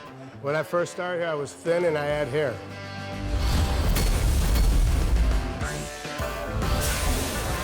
We're expecting to serve about 2,500 to 3,000 people. Our pushes are 8-ounce strip with 2 pieces of king crab claws, crab cake nuggets, prime rib, and blue crab claws. And we are going to do a contest on crab vermicelli. 5 orders or more, and you get 1 for dinner. How's that? All right, guys, have a great shift. Be safe out there. The news for the kitchen is they're going to get slammed, and they're going to get slammed really soon.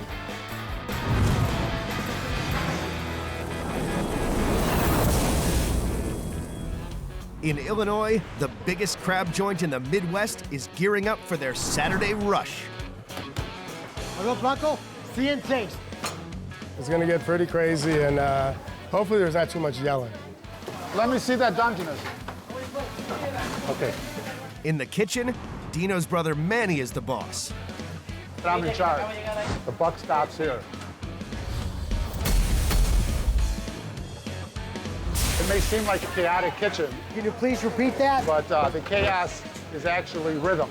One positivo pescado. Each person is like a piston in a motor. They're all doing the job at the same time, and ticking, ticking, ticking. Manny constantly monitors the lunchtime stocks of fresh seafood.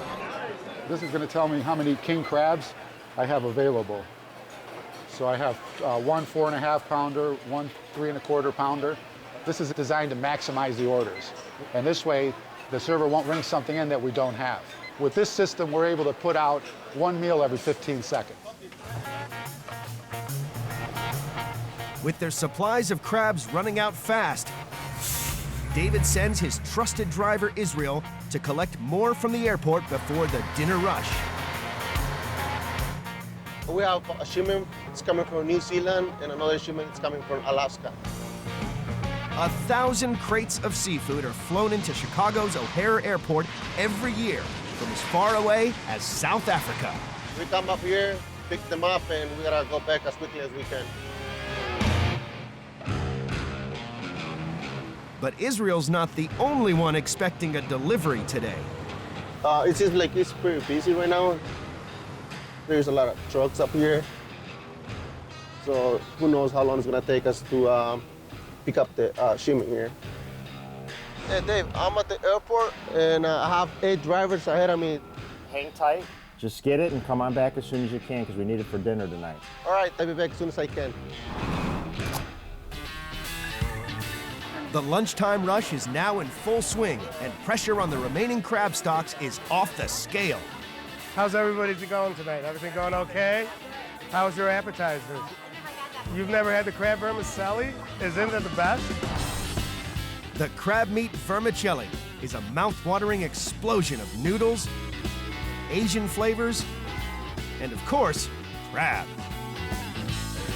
I've been working in the water for 30 years. Abel Arias fries up 400 of these shellfish sensations every weekend. So what we're gonna do, we're just gonna throw the vermicelli noodles inside.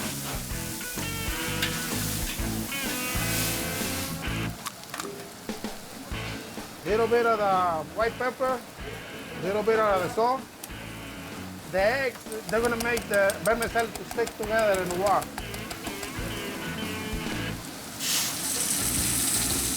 With such a hot wok, timing is crucial. 40 seconds, should be ready. The hot vermicelli noodles heat up the pre-cooked king crab. Now we're gonna top in with the oyster sauce, onions and cilantro. Now this thing's gonna go straight out to the table before they get cold. This eye-catching crab feast is Bob Chin's signature dish. And Abel and his team still have another 100 of these mouth-watering mountains to prepare before Saturday's rush is over. With supplies dwindling, they need more crab to see them through the coming evening.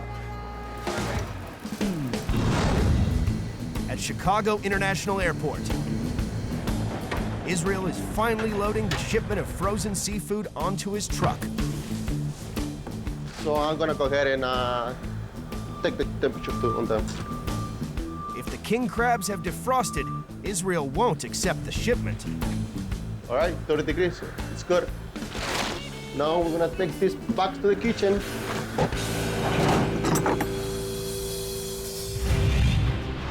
As the light fades over Bob Chin's, the evening crowds arrive, and the restaurant braces for its busiest time. I'm ready. We're all ready. Cindy, you're ready. I'm ready. Bring it on.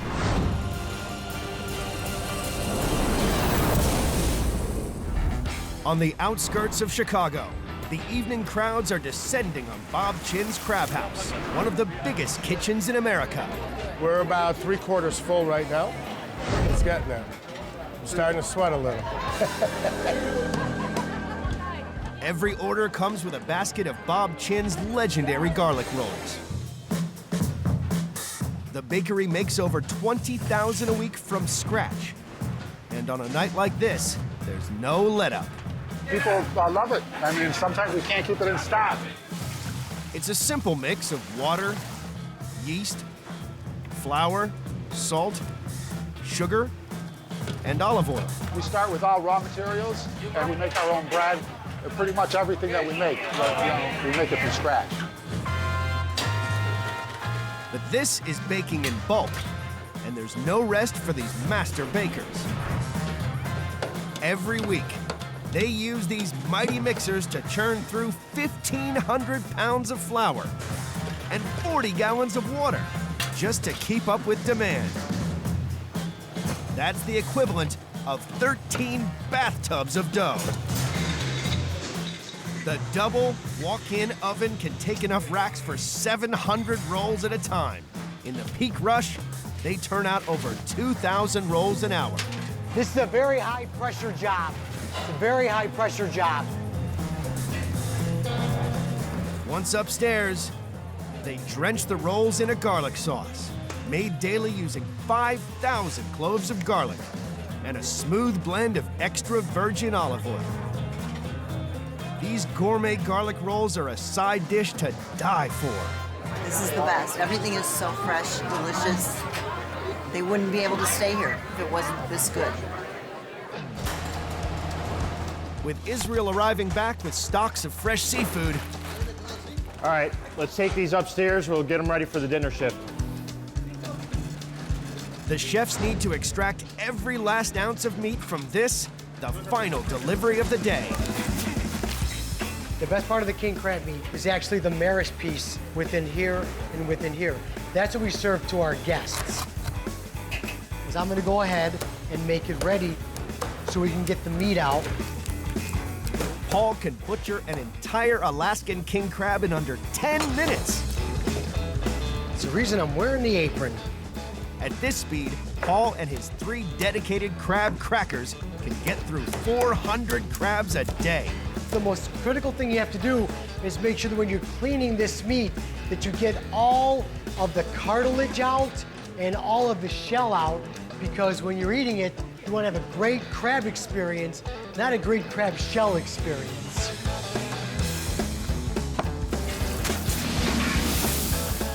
In the kitchen, the orders are flying in thick and fast. We've got 3 parties arriving within the next hour. The total is over 100 people. Is the 6:30 party here yet? Okay, so I'm gonna go to 3:10 now. Now we're starting to get a little bit backed up. The tickets are starting to flow in a lot faster. With one meal now leaving the kitchen every 15 seconds. Wow. It's up to the front of house teams to keep up. It looks like it's madness. Everybody's very busy trying to get our guests whatever they need. All right, guys, we have a whole king crab. This could be the biggest night of the year. Things are really crazy out there right now. Got a lot of hungry people this evening. They all seem like they want steak, and I'm glad to provide it for them. The porterhouse was excellent. One of my best meals. And I don't like it bloody. I like it just like this. But these steaks aren't the end of the story. People also come from miles around for Bob Chin's devilish desserts. They sell up to 1,000 slices of pie a day.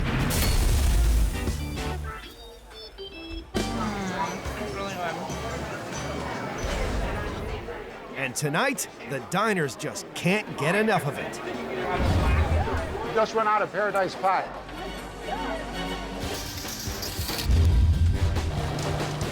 We need to get the bakery going so we can get some more pies out of here before the night ends.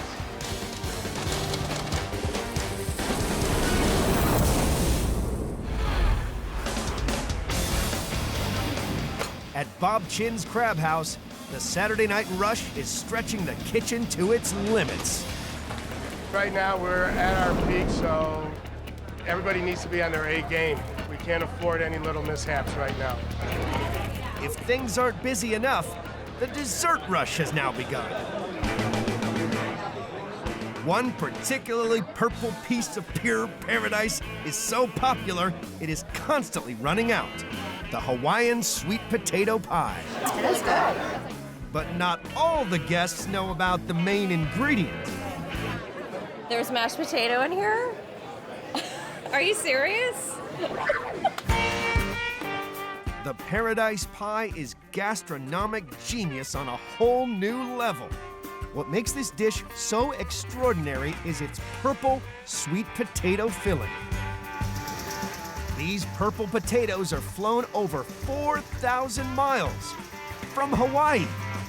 The challenge is getting the potatoes to Chicago, sometimes with flights cancellations and stuff. And that's just part of life in a big kitchen.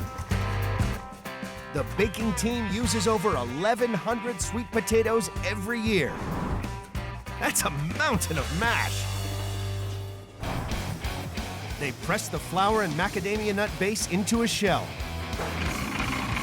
and cook it for 15 minutes. While the crusts are in the oven, they steam the sweet potatoes. Then mix them with brown sugar, cinnamon, condensed milk, and honey. A dash of cream completes the magic purple mix. Creamy coconut milk pudding, whipped cream, and macadamia nuts top the pie off. Okay, these gotta go. You gotta get them out. This pie is gonna make our guests very happy. Some come just for the pie. Very surprised at how sweet it tasted. Yeah, I didn't know there was sweet potato in it, so it's actually probably a compliment that I didn't realize I was eating a vegetable. At this critical stage in the evening, hey Dino, I need to see you. Communication is key. They never asked the host if we should just go medium or medium well. All the prime rib came back. It got from being a smooth night to a hectic one. That's all right, we'll get through it. We'll be smiling in an hour. This was an easy problem to solve. Some get a little more difficult. You know, of course, this is all part of life in a big kitchen like this. Things will happen. All right, now they're going back out. All right. The rush is over, and all the orders are out. But out back, it's full steam ahead for the dishwashers. Every night, this team washes up to 5,000 plates and 5,000 pieces of cutlery. It's winding down now, and we had a few bumps in the road, but that's life in the big kitchen. They don't get bigger than theirs. I love it. It was my first time coming tonight, so I think it's a lot larger than I was expecting, and the food was a lot more fresh than I was expecting. It is a big place, but it does, when you sit down and you're with your friends and family, it feels intimate and small. Hey, well, it's the end of the night.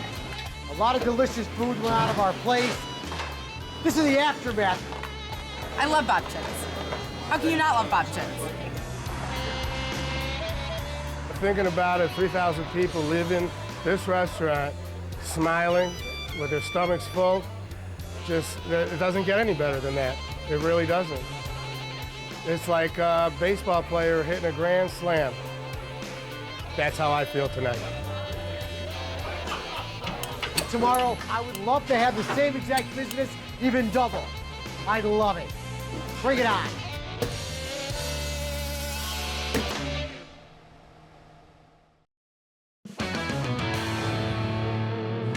In San Antonio, Big Lou's Burger and Pizza restaurant proves everything in Texas really is bigger.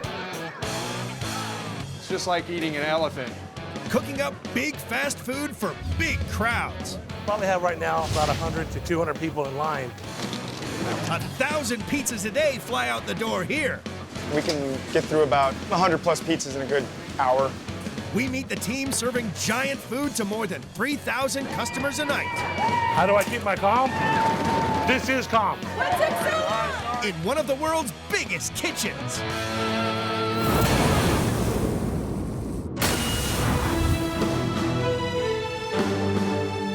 In San Antonio, Texas, just a few miles from the Alamo, is the biggest and busiest pizza restaurant in America.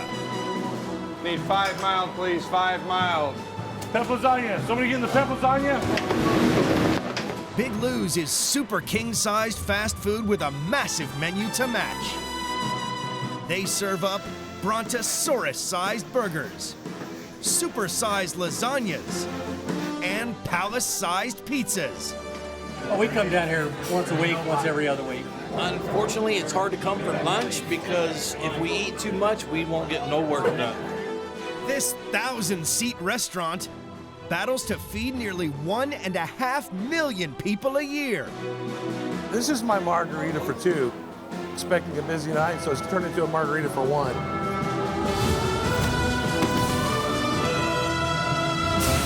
Come on, baby. This is an amateur night. To keep up with surging demand, Brian has an army of more than 100 fast-moving staff. We can get through about 100 plus pizzas in a good hour.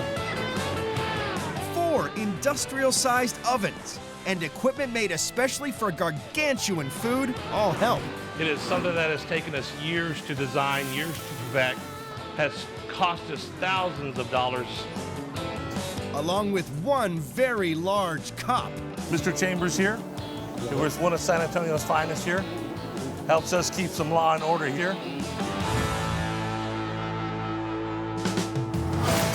It wasn't that long ago that Big Lou's was just a pizza shack.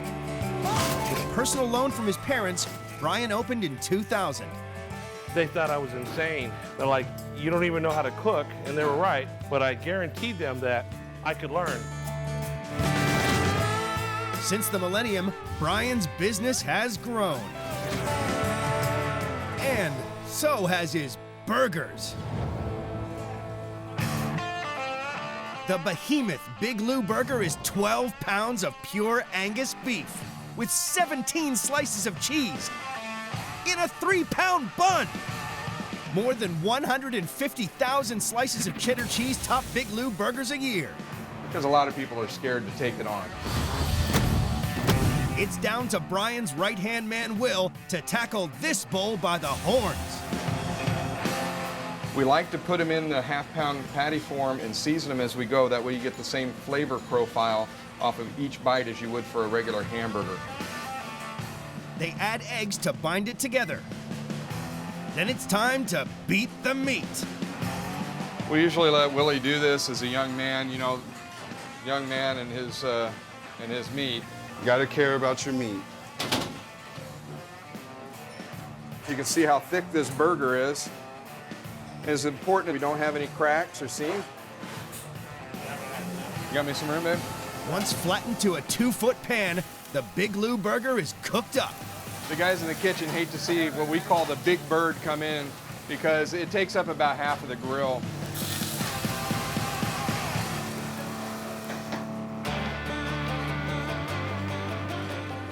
This is our version of the hamburger bun. This is probably about 15 regular hamburgers all in one. There you see here, it kind of blocks me completely out. That's a big bun. After 8 minutes on the grill, they add 1.5 pounds of cheddar cheese, a pound of jalapeno peppers, and a few handfuls of lettuce and tomato. The funeral home across the street has tripled their business since we opened.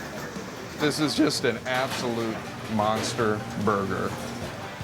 Boasting 25,000 calories, the Big Lou burger also comes with a warning.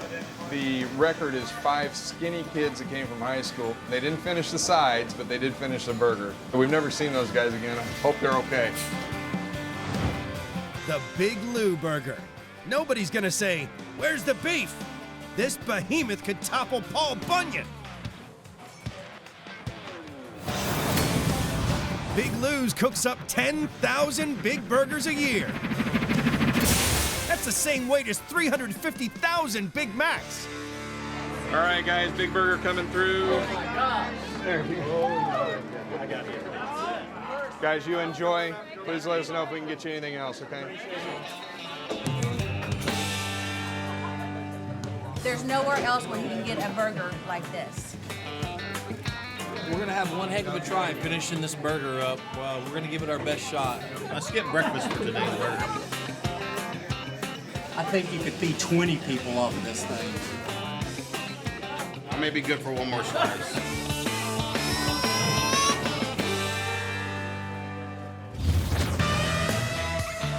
As the lunchtime rush reaches its peak, I need a pep lasagna, please. Pep lasagna, please. Brian and his team will need to keep their guard up. They're about to get hit by some very demanding customers. I am hangry, which means I am hungry and angry at the same time. How do I keep my calm? This is calm.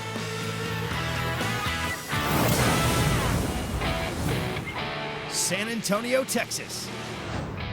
It's the lunchtime rush at Big Lou's, and big lines are already forming. They're hitting us hard.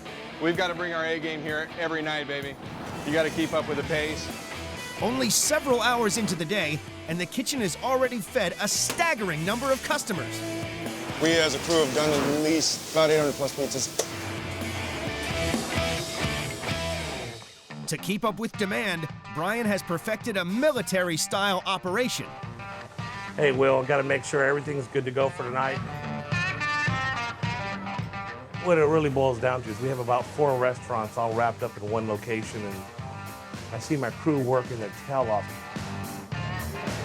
Creating food on a massive scale requires a constant stream of huge deliveries. 2 million pounds of ingredients a year. This huge delivery of cheese will last 2 days. We go through a lot of food. Big Lou's doesn't just serve burgers and pizzas. For those who love pasta, they serve up 1,000 dishes every night. It's down to Brian's niece Valerie to serve up their biggest pasta dish. Everything in Texas is bigger. Bigger is better.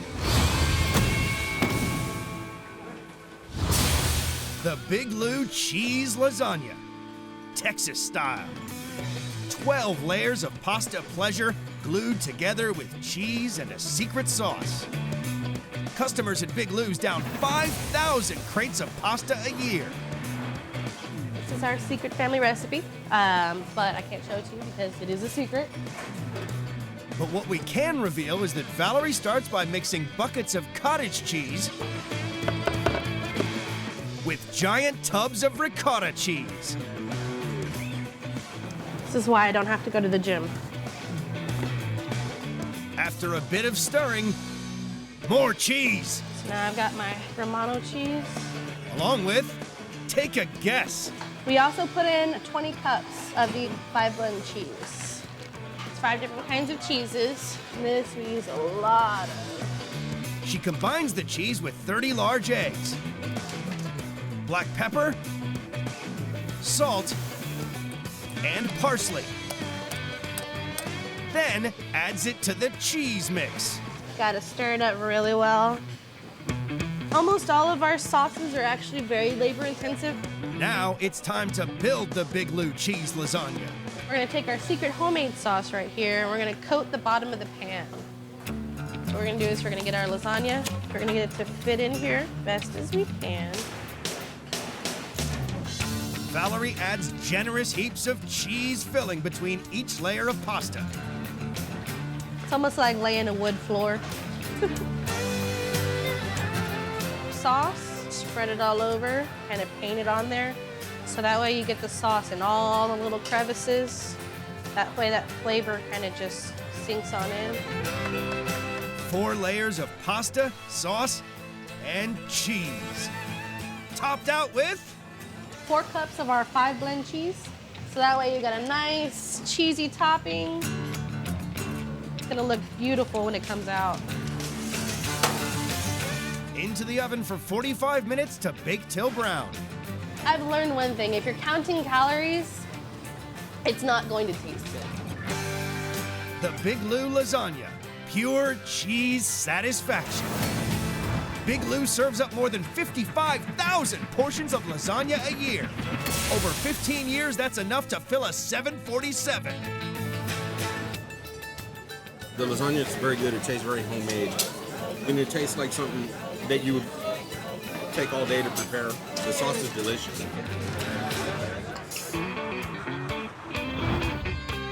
As the lunch rush gives way to the dinner rush, Brian faces up to tonight's big challenge. We got a huge, huge pizza that's coming out tonight. It's going to be for the Alamo City Roller Girls. Coming straight from a tough game, these girls are not to be messed with. We only have one table we can even put that pizza on because it's so huge. We're actually just praying to God that that table won't have any customers on it by the time these girls hit. Because if they hit, they have nowhere to sit. it could prove disastrous.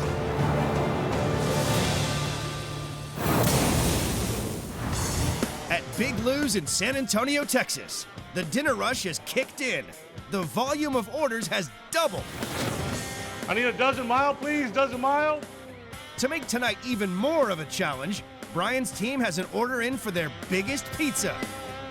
We're actually making it for a special group of young ladies, the Alamo City Roller Derby team. And believe me, you do not want to get on their bad side. Making the Roller Girls' 62-inch pizza even bigger will be its monstrous topping, Big Lou's legendary barbecue brisket. We're using 100% Angus brisket. It's top of the line. It's 100% fresh. Its brisket flavors have been charring to perfection for 15 hours. Now it's ready for the Roller Girls. It's beautiful. That's just the way we want to see it. That's how we do brisket in Texas. We're going to go ahead and cut these into little cubes. Okay, Will, can you go ahead and get that to the oven ASAP? We need to get that for the 62. Out in the restaurant, the Roller Girl rushes on. These girls aren't just hungry. I am hangry, which means I am hungry and angry at the same time. Because I'm so hungry, I'm angry, and I'm angry makes me hungry. Brian has a special way of dealing with customers who are really hangry. What we are about to embark on is considered a culinary monstrosity. The Big Lou 62. 5 feet wide, this is the biggest pizza in Texas. Every year, Big Lou's ovens cook just over 1 million pizzas. Stacked on top of each other, that's a stratospheric pile of pizzas. Everybody loves the 62. They want to see the 62. They're here for the 62. People have fought in the parking lot over the 62-inch pizza. It's ridiculous. Making a pizza so huge stops the kitchen cold, and Brian and his team are under the gun. Clara, what time are these girls coming in? Some of them are just getting here? We haven't even begun. Everything about the 62 is supersized, starting with the 20-pound dough base. I'm really upset that our pizza's not here yet. I'm very, very hungry. You might want to stand back. If they don't start bringing our pizzas out soon, we're gonna have to go for the owner. Ready to sauce it up. Let's do it, baby. All right, it's time to get spicy here, guys. This is a homemade barbecue sauce. Say this is Pop's recipe, right? Pop's recipe. It takes more than a gallon of sauce to cover the 62. Now we're one of the most important ingredients. Along with 10 pounds of cheese. Every month, the customers consume 2,400 cases of this mozzarella cheese. Pizza, pizza, pizza, pizza, pizza, pizza, pizza. They've still got to top the pizza out with brisket. But it's not going to plan. Willie's gonna be ready to go with that brisket, right? Let me try and call it. Come on, man. This is really bad timing. There we go. There we go. I'm trying. Dude, what the man? Dude, there's been, man. Where you been? Stuck in the bathroom. These girls are not in a good mood. I'm about ready to send your out there to go talk to them since you're the one that was running late. They layered 10 pounds of brisket on top. And for the first time in Big Lou's history, Brian reveals the secret of how they cook the 62. We cut it because they do not have an oven with a big enough chamber to fit the pizza in. Come on, guys, hurry up. We gotta get this in the oven. These ladies have been waiting long enough. Believe me, they're not in a good mood. Thanks to Willie, we're way behind. It takes 6 minutes at 450 degrees to cook the pizza. Oh, God, man, look at that. Voila. Last task, stitch the 62 back together. Then cut it into 32 slices. Come on, guys, let's go.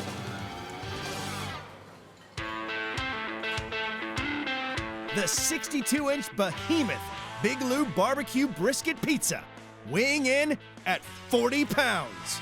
Let's go, guys, come on, let's go. Excuse me, folks, big pizza coming through. Come on, guys, big pizza coming through. Pizza, pizza, pizza, pizza, pizza. In San Antonio, Texas, the dinner rush at Big Lou's is at full tilt, and making their 62-inch pizza has pushed the staff to the brink. The team of roller derby girls are tired of waiting for dinner. Folks, big pizza coming through. Come on, guys, big pizza coming through.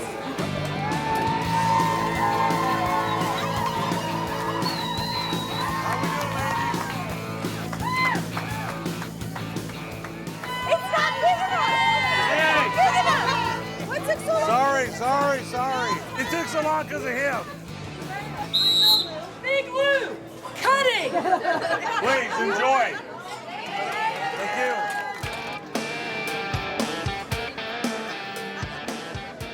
The girls will be able to defeat the pizza.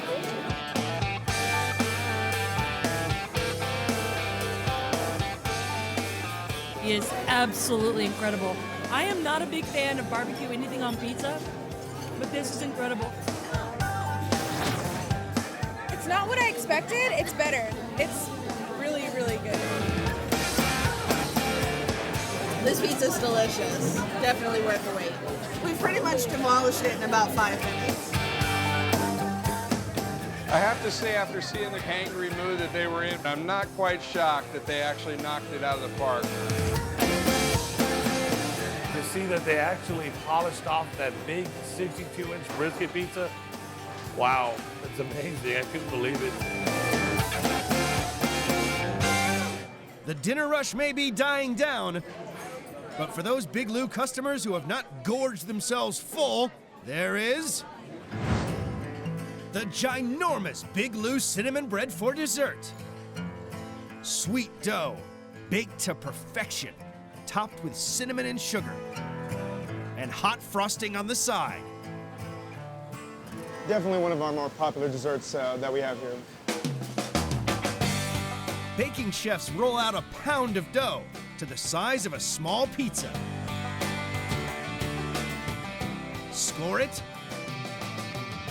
and then bake it for 6 minutes before topping with, no, not cheese.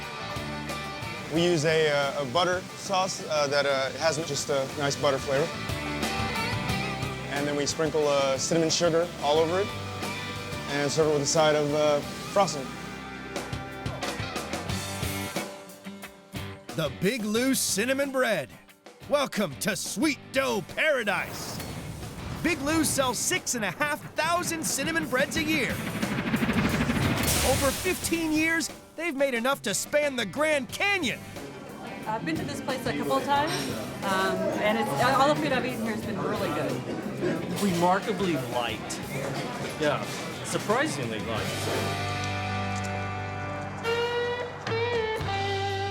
After 10 hours and nearly 5,000 orders, including 2,000 pizzas and 1,000 burgers, Big Lou's big night is over. The food here is really, really good. We've been coming here for years.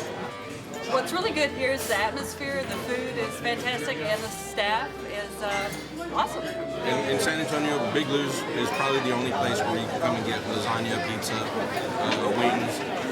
The taste is a lot better. It's homemade, more homemade than a lot of other places. It's a great place to eat. Everybody's always very friendly, and I'm always very impressed with that. It was a brilliant night. I am actually starting to just almost like power down. Just getting ready for the next go around tomorrow. Hey, every day to me is a new day. Every day, hey, we still got to prove ourselves all over again.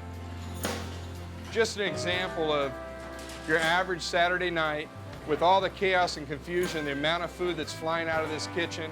This isn't a task that just any restaurant can tackle. It's just what we do. So it's just amazing, and I love doing it.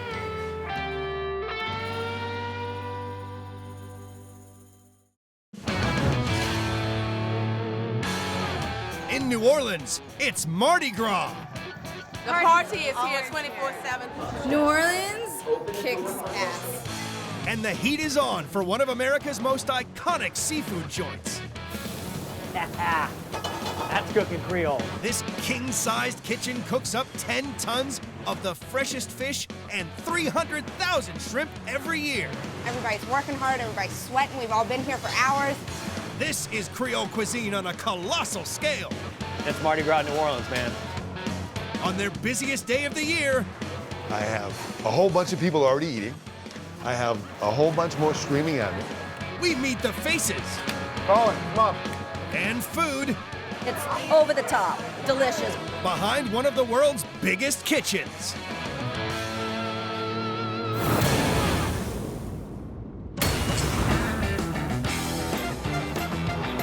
In New Orleans, it's Mardi Gras. Over 1 million people are flooding into the city to celebrate this 300-year-old carnival. These crowds want to party, and they want to eat. And one of America's oldest restaurants is ready for its biggest day of the year. Ladies, welcome to Commander's Palace. Welcome in, my friends. I'll be right with you, and I appreciate your patience. Give me 5 for being so handsome.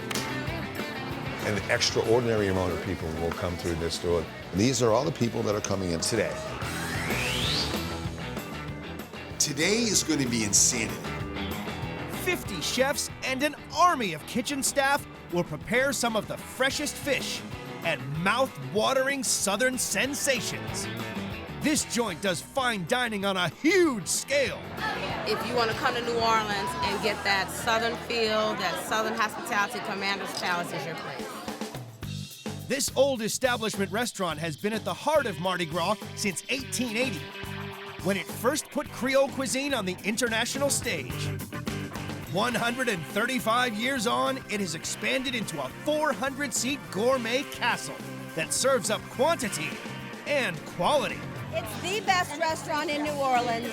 Every time I come to New Orleans, I have to eat here. It takes 19 ovens and 11 fridges to keep this monster kitchen cooking. Philosophy for us is everything's got to be perfect. Keeping up with the massive demands of Mardi Gras requires superhuman skills from head chef Tori McPhail. I feel like I'm a freak of nature. You know what I mean? We're so obsessive compulsive beyond what is normal. 11:30 a.m. It's only brunch, but people can't get enough of this restaurant's signature dishes. Chicory coffee lacquered quail and French white truffle with winter mushroom risotto. But nothing compares to one dish that's as old as Mardi Gras itself. The turtle soup at Commander's is the best in the city. It's the king of all Creole dishes, and guests at Commander's Palace eat over 1,000 turtles every year, enough to fill 12 pickup trucks. I gotta tell you, the first guy that did a turtle was hungry. They put off a smell. It's very, very distinct, but it's fantastic when you're cooking it. Chef Chris Barbado preps a supersized batch of this highly prized turtle soup. Turtle soup was invented by the first New Orleans settlers, forced to eat reptiles to survive. Supersized soup requires supersized kettles. These things will be filled and emptied 5 or 6 or 7 times. They get dropped in the morning, they get turned over again. They're constantly in use 24/7. Supersized mixing spoons. In the kettle, we're gonna brown it. It's probably gonna take about 35-40 minutes. It's big and slow. It's really quite labor intensive. So we'll make 45 to 60 gallons 3 to 4 times a week. That's how popular this soup is. Time for the supersized ingredients. A half a gallon of whole garlic cloves ground up, 60 onions, 15 heads of celery, and 60 green bell peppers. 3 pounds of kosher salt. Pureed lemons. A mixture of hot sauce, Worcestershire, 3/4 of a gallon each of those. 3 to 4 gallons, flour and butter. This is 90 eggs. 15 pounds of spinach. 25 gallons of veal stock. And one last supersized kick. And we add 8 bottles of sherry to it. And really start to smell all that good now. Tell me that doesn't look awesome, huh? May look like a lot of soup, but we're gonna have to do it all over again tomorrow. The result, an old Creole soup elevated to exquisite fine dining for Mardi Gras lunch. It's hot, it's delicious, it's everything that you think of when you think of Southern cooking and grandma's kitchen. Guests sip their way through 6,000 servings of turtle soup every month. That's 25 beer kegs.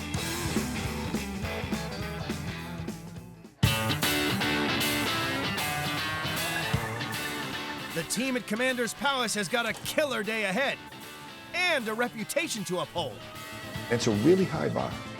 I mean, people read about us from all over the world, and they have incredibly high expectations. Today, the Mardi Gras crowds will demand hundreds of the world's greatest appetizer. Spice, salt, smoke. It's basically like Louisiana flavor all in one bite. If they can keep up. Shaving off the seconds, yeah, I mean, that's where the technique comes in. In New Orleans, it's Mardi Gras. And the busiest day of the year for the iconic Commander's Palace. Everybody's working hard, everybody's sweating. We've all been here for hours. Executive Chef Tori McPhail rallies the kitchen troops as the big Mardi Gras lunch rush gathers pace. I want our guests to sit down at Commander's Palace tonight and have the best meal that they've ever had. Get yourself jacked on caffeine, but after that, slam some water. Get your set. So it is Mardi Gras in New Orleans. 12:30 p.m. and they're off. Call it, come on. Waiting on 4X, 2 romaines, 1 S&T, please. New Orleans is the shrimping capital of the South, and today the team needs to process a huge supply of Louisiana's famous white wild shrimp at lightning speed. When we're talking about big jobs like these, I mean, seconds really count. Commie chef Jordan Wolfgang is out back shelling the shrimp. We're talking about 50 pounds to 100 pounds of shrimp a day, 10 to 15 shrimp per pound, up in the volume of about 3,000 shrimp per day. That adds up to 374,000 shrimp a year. My technique, I do it in 3 motions. I take off the first 2 sections, back 2 sections, pinch the legs, slide it off. Now I'm going to devein them, slice down the back, scoop it out. Reason why we devein shrimp is because it's shrimp poop, and so it's got to go. Head's intact, tail's intact, all the legs are off, so that's a beautiful shrimp right there. A leisurely pace is not an option. If you take 3 seconds to devein each shrimp, it's going to take you an hour to do a 50-pound box. If it takes you 4 seconds to devein each shrimp, now we're talking an hour and 20 minutes. Shaving off the seconds, yeah, I mean, that's where the technique comes in.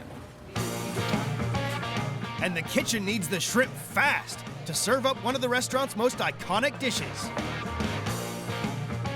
Shrimp and tasso. 3 huge shrimps laced with a Louisiana hot sauce on a bed of peppered jelly.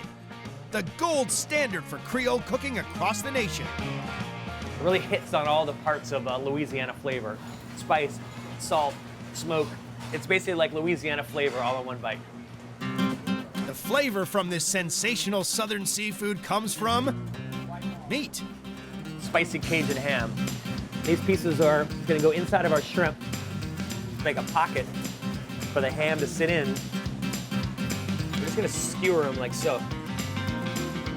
But with Creole cooking, the seasoning doesn't stop there. The flour contains 8 different spices. Our Creole seasoning is a blend of salt, cayenne pepper, black pepper, garlic powder, onion powder, and a little bit of fresh thyme and oregano. It'd be very embarrassing to have people come to the restaurant and then they reach for the salt and pepper shaker. I'd be so embarrassed, I would crawl under the table. So we take our shrimp and then right into the fryer. And it should only take just a couple of minutes to cook. There's a secret to Tori's hyper-speed cooking. It's all about efficiency. You're basically standing here stationary, so you have one half of the station here and the other half over here, so you can reach all the way over here and get to the end of it, or again, all the way over here. You always want to have food to the plate, never plate to the food. You don't want to double your steps. Tori coats the fried shrimp in a sumptuous hot sauce, and a 5-pepper jelly finishes the Creole flavors. This is exactly how we do it here in the kitchen at Commander's. The result? An exquisite eruption of Louisiana's finest food. It's over the top, delicious, with a little kick in the back.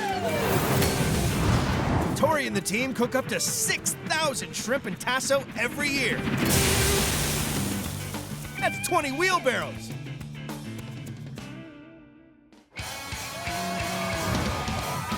"1 p.m., the party's still going. That's Mardi Gras, New Orleans, man. And the orders keep on coming. I'm gonna need 4 rounds of demi-S&Ts next, please. We're either gonna get this knocked out or we're gonna be serving lunch until dawn. Copious orders of homemade boudin, shrimp and grits, and luscious lobster salads mean the seafood stocks are getting hit hard. The biggest challenges at the moment are making sure that all the rest of the cooks have all the product they need. We really touch base with every single cook and say, what do you need? How much do you have? To stay one step ahead, replenishing supplies is crucial. It's Mardi Gras, it's the busiest time of year, and we're just, we're plowing through it. Chef Tori must make a Mardi Gras seafood supply run. Running a kitchen as big as Commander's Palace, supply is definitely always a challenge. Mardi Gras can make getting around New Orleans definitely a bit of a challenge. But the party traffic could stop him in his tracks.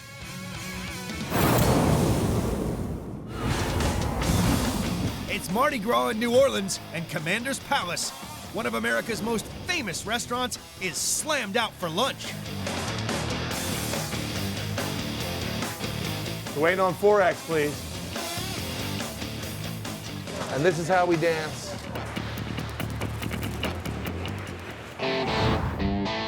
Head Chef Tori is on a supply run to this enormous fish factory to stock up on seafood. This place turns over 4 million pounds of fish every year. And today, every chef in the city is fighting for factory owner Cliff Hall's stock. Hey, Chef. Good to see you. Good to see you too, man. What's been happening around here? Oh, getting ready for just a slamming weekend. It is crazy right now because every pound that comes in goes right out. It really makes my life hectic. Let's go check it out. Let's walk around. These fish were actually swimming yesterday. Got some shrimp over here. Ah, these are beautiful. These come right out of the Gulf, huh? Look at this stuff over here. Fresh speckled trout. I mean, to get that on a thin hook and line. Woo! So these guys are great. This is like the perfect size. Probably go through a couple hundred of these. Hopefully, this extra supply of seafood is enough to get Chef Tori through today. During Mardi Gras, Commander's Palace can get through 1,300 pieces of fish in a week. 1 p.m. The orders are coming fast, and the kitchen must work at breakneck speed to keep up. All right, I'm waiting on 6 romaine. I'm waiting on 2 strawberries. I'm waiting on 10 demi-S&Ts. We gotta go, kids. We assemble everything on 10 different trays. So we can sell 10 tables at once. Okay, when we're really, really popping, we have a line full of people. We can sell 10 tables every 4.5 minutes. Okay, so it's constantly keeping up with the demand. Tori's new fish supplies arrived just in time. The restaurant's signature seared red fish dish is in high demand. And there's a queue getting ready to order even more of it. Thank you for your patience. Last name in the reservation. Welcome in, my friends. I'll be right with you, and I appreciate your patience. Commander's Palace's taste bud tingling seared red fish is the hottest fish dish around. Fantastic. It just melts in your mouth. The success of this fantastic traditional dish is down to good old Creole campfire ways of cooking. This is a dish that is born and bred right from Commander's Palace. This is our old antique cast iron pan. This pan was passed down from all the chefs here over the last 40 years. It's just at just enough oil, okay? So you just wet the top of it. We have a beautiful fillet of redfish here, and make sure it's very, very dry. Tori coats the fish with a mix of hot Creole spices, salt, pepper, cayenne and onion garlic pepper.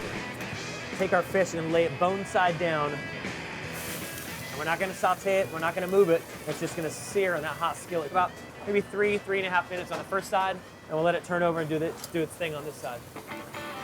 The simple red fish is complemented by a mix of quick-fried local vegetables, spiked with a dash of liquor. A little shot of brandy, I'm just gonna shake it up. That's cooking Creole. Finished with basil vinaigrette and a dash of chili oil. Great local vegetables, a simple piece of fish across the top of it. It doesn't need to be complex or overly fussy to have great flavorful food. The result, a taste bud tingling red fish infused with all the Creole flavors of campfire cooking. It's a simple dish, but I'll tell you what, we have a lot of these to get out tonight. Guests munch their way through 17,000 fish every year. End to end, that's 4 miles of fish. 1:30 p.m., the parades are in full swing. And the endless throng of lunchtime guests pushes the team to the limit. Super, super stressed. It's Mardi Gras. A lot of energy, a lot of anticipation, a lot of emotion. But hey man, this is what we're here for, right? I have a whole bunch of people already eating.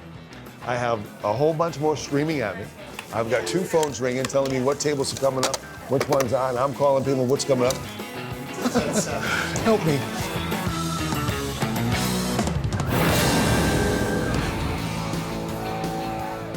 .30 p.m. At Commander's Palace in New Orleans, the Mardi Gras lunch rush has reached its peak.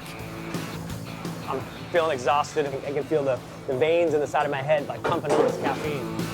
The pressure may be easing in the main kitchen, but the heat is on at the dessert station.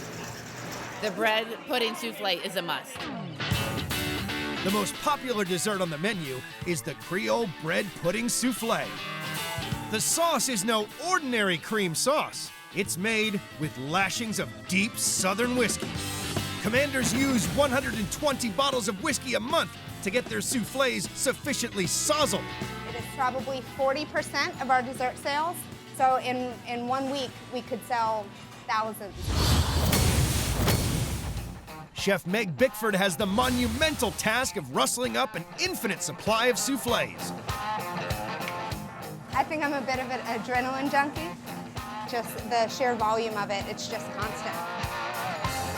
Meg's team must make each soufflé to order. Timing is crucial, and you need some superhuman skills for this job. So every morning we come in and we'll bake up to 6 sheet trays of bread pudding. The bread is from a local New Orleans bakery, and the inside of the bread is very, very soft. So it needs to be small enough pieces to fold into the meringue. The most important thing is that the meringue is stiff enough to hold up our bread pudding. I need it to be at a very stiff heat. So our bread pudding's nice and golden brown. They crumble and fold the bread into the meringue. We're gonna load our ramekins. Today, Megan will bake over 100 of these spectacular soufflés. These will bake for about 20 minutes.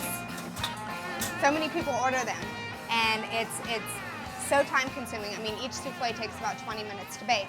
So getting them started and in the oven and in a timely manner is absolutely crucial.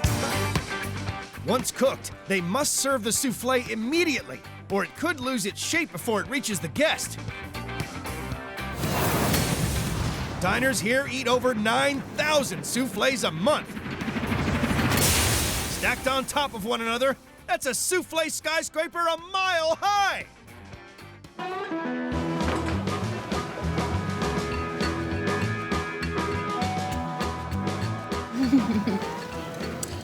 Oh wow, that's really good. Bread pudding souffle, awesome. It's absolutely delicious. They all came at once, and they like 5 people came zoom, like that. We take pride in what we do, right? There's no other place in the world that I'd rather be right now than standing commanding the Commander's Palace kitchen. Commander's Palace, like every time you say it, you just sound like you're going to the greatest restaurant in the world, and it turns out it actually is. Today, the team at Commander's Palace has wined and dined over 1,000 customers for Mardi Gras lunch. Happy Mardi Gras. Wonderful. Glad you guys enjoyed yourselves. It's been a good day, a lot of energy. I want everybody to walk out of here all dressed up in their Mardi Gras garb, but I want them to say, man, I had lunch at Commander's Palace, Mardi Gras 2015. It's absolutely a day that I'm going to remember forever.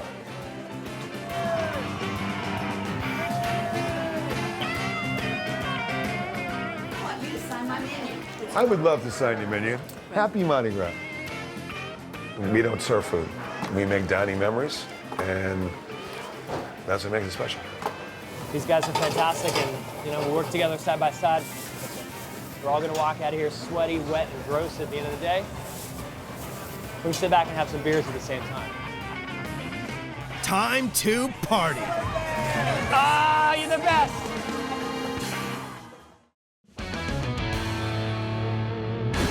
On this episode of Big Kitchens, temperatures are rising at the biggest chili restaurant in Albuquerque, New Mexico. This king-size kitchen cooks up more than 3,000 chili dishes a night. It's all about the chilies. This is New Mexican food, Super Grande style.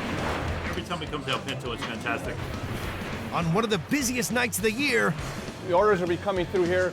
There'll be about 3,000 of these tickets tonight. High five. we meet the faces Delicious. and food. We got to make sure every plate is the highest quality. Every night is like the busiest night of our life. Behind one of the world's biggest kitchens.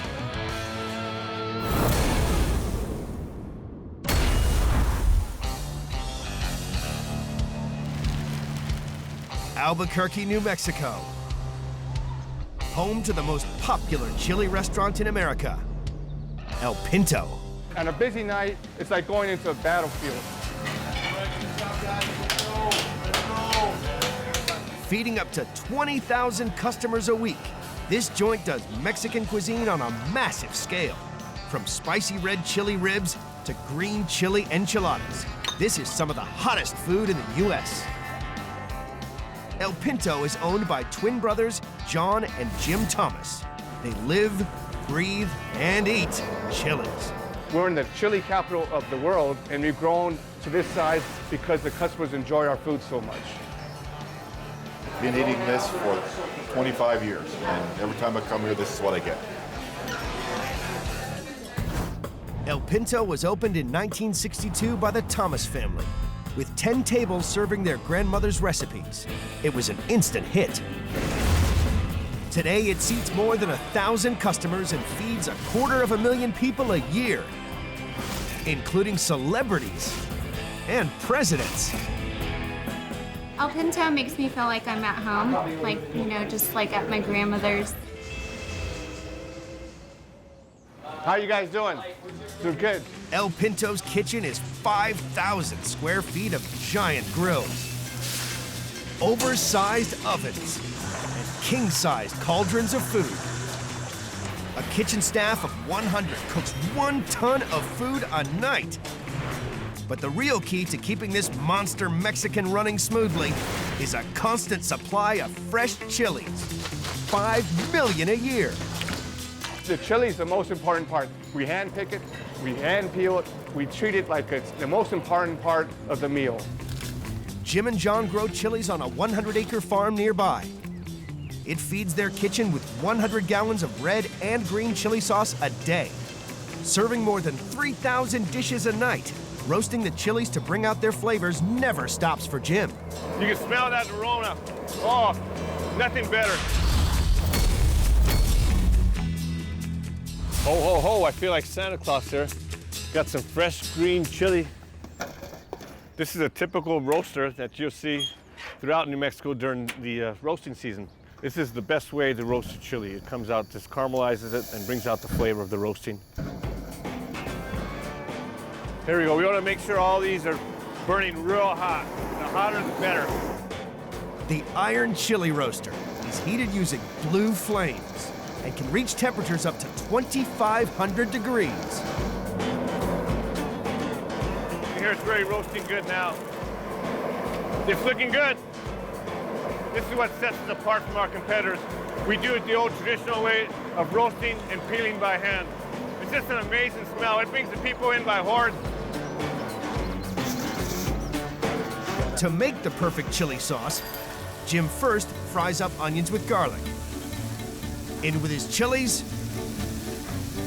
fresh tomato sauce, and a touch of salt. We have customers getting ready to line up out the door. This takes a lot of preparation to do a real good chili. It all takes time. The perfect chili to accompany El Pinto's most famous dish? The green chili chicken enchilada is really the whole enchilada. 3 layers of shredded chicken, cheese, and piles of hot green chili. All stacked between fresh-baked corn tortillas. El Pinto goes through 10,000 tortillas a night. It's love, passion, and chilies here at El Pinto. Preparing the enchiladas is down to Brother John. We add the green chili onto here. We add the chicken, some more green chili. Now we have 2 types of green chili here. We have a hot and a mild. This one is actually the hot. I prefer hot. Cheese, not too much cheese. That's not a pizza. We add some more chili. 3 more layers of chili, chicken, and cheese top the dish. The green chili chicken enchilada is a masterclass in New Mexican cuisine. Every year, they serve 350,000 of them. Since El Pinto opened, it has made enough enchiladas to stretch across America. I love it. It's fantastic. Every time I come here, I order it. You know, I've always been a fan of El Pinto. Always great food, great atmosphere. And I love their enchiladas. They're great. Good. It's lunchtime now, but Jim and John are already gearing up for a huge challenge tonight. It's Saturday, their busiest night of the week, and they're organizing a giant pig roast for a big party of guests. Wow. The oven is sizzling. I guess it's pretty hot. It burned my probe. Oh my God. We got 200 customers coming, and if we don't have this pig ready, that's it. So.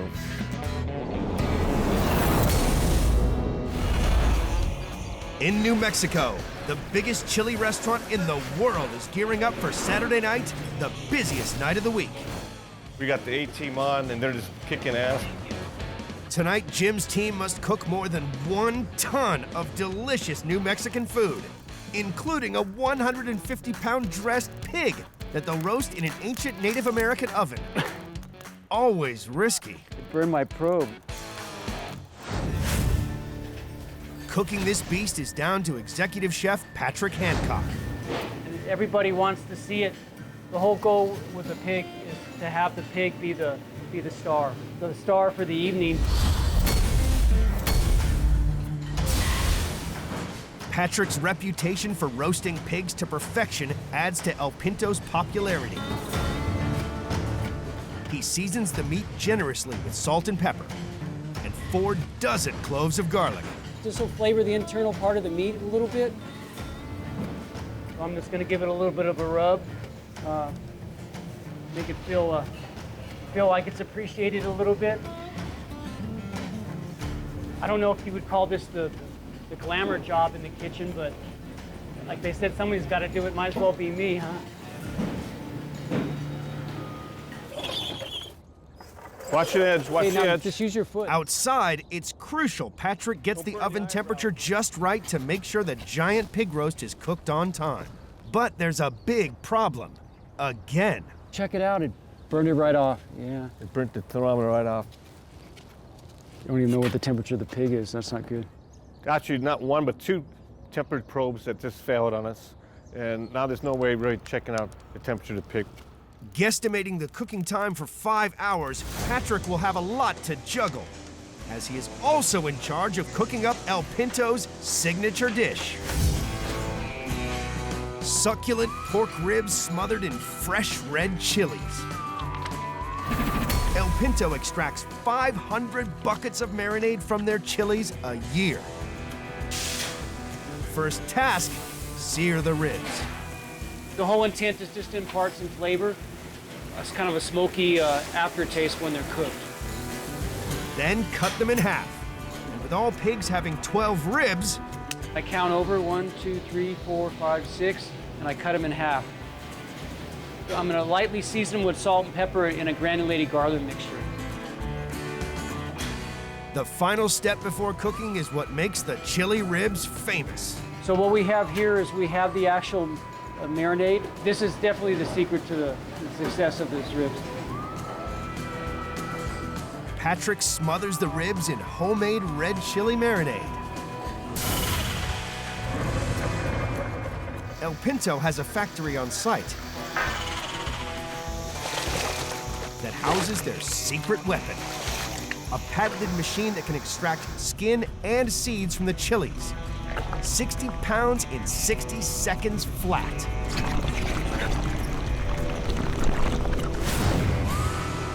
The temperature of the oven is about 250 degrees. These will be cooked for about 6 hours. El Pinto sells 25,000 plates of red chili ribs every year. That's 40,000 pounds of pork. The finished dish is a sensory overload of chili spice explosion in the mouth. I like when I ate them, it just fell off the bone. It was real easy to eat. El Pinto has it down. Yeah, they're the best in Albuquerque, obviously, and probably in the Southwest. Our favorite spot, once a week. Making sure El Pinto matches quantity with quality has taken years to get right. We have 15 terminals here throughout the restaurant where waiters are constantly putting orders in every minute. The orders will be coming through here. There'll be about 3,000 of these tickets tonight. Everything's got to run just like a machine. It's got to run like a clock. So it's all about communication between the front of the house, the back of the house, and we have a massive house. As the lunch rush heats up, so does the demand for the green chili sauce. Let me grab my green chili sauce here. With more enchiladas being sold than expected, Jim now needs to make a fresh batch of green chili sauce from scratch, ASAP. I don't want to say balls to walls, but I'll tell you, it's going to be balls to walls. It's going to be tough tonight.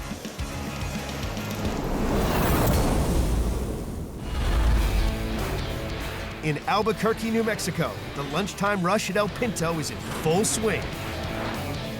The massive kitchen is racing to keep up with the demand for green chili sauce. It's not only picked by hand, but it's also peeled by hand. As you can see, it's a very laborious job. No shortcuts when it comes to making home cooking like this. We hand peel close to 200 pounds per day. We're getting working quick to get this chili made up. Come on, girls, we gotta get this done. Ándale, ándale, por favor, ándale. The skins, along with all the other food waste, goes to feed El Pinto's most unusual customers. Welcome to El Pinto's worm farm. Each barrel has about 15,000 worms, and it will metabolize full body weight every 24 hours. And these worms are hungry. We got to keep them fed. This is our kitchen scraps, and from here it gets fed to the worms. And then from there it gets fed to the chili plants. And then from there the customers are enjoying our most wonderful red and green chili. With the nutrients deposited back into the soil, they collect any waste liquid in barrels to fertilize next season's crops. They call this liquid gold in the industry. Ah, Mother Nature is in the palm of my hand. But it's back to work. 2 p.m. The kitchen is working flat out to keep pace with 500 orders an hour. It's always busy. You just gotta stay on top of it. There's no time to think about anything else. There's a lot of action here. All you've seen is shoulders and elbows, and everyone's just focused on getting it done. Yeah, you guys, I need that Pinto one chicken fingers. The people that are working on a busy night have to focus on what they're doing, and they got to be right on their game. They work as a team. Quite a machine here at El Pinto. We call it the Machina.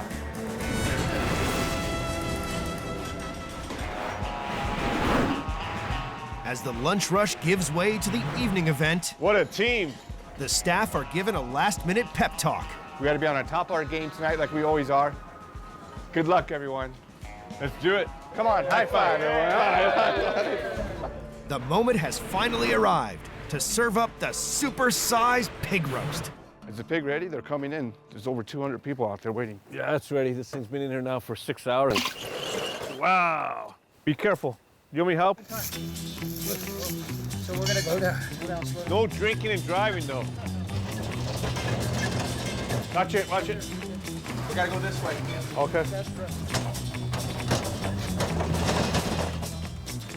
Okay. You all right? Yeah. Who hurt your back, dude?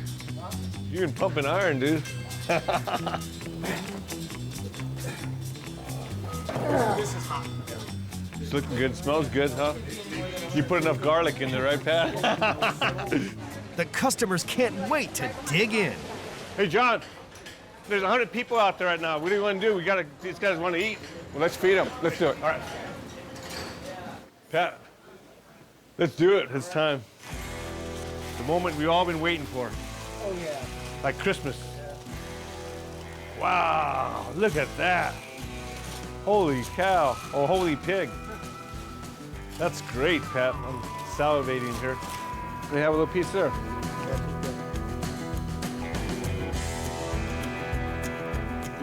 Wow. Ah, you gotta be kidding. That's the best one. Best one. Sure.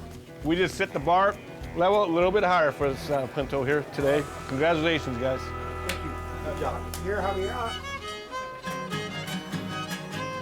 Can I get some of that cheek meat, please? Sure. That's the best part of the pig. Fantastic. We're here for the montaza. We're at the pig roast, so I've got some rice, some guacamole, and some pig. It's delicious. We keep coming back because the food is amazing. Every time we come here, it's always just above and beyond.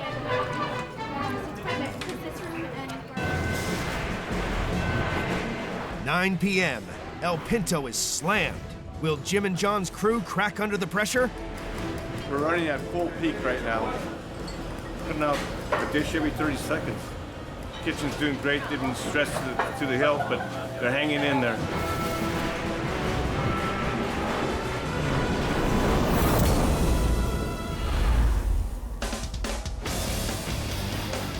In Albuquerque, New Mexico, the 100-strong staff at El Pinto are working at a breakneck pace to feed more than 2,000 customers. The pig roast a success by the hair of their chinny chin chin. El Pinto has saved the best for last.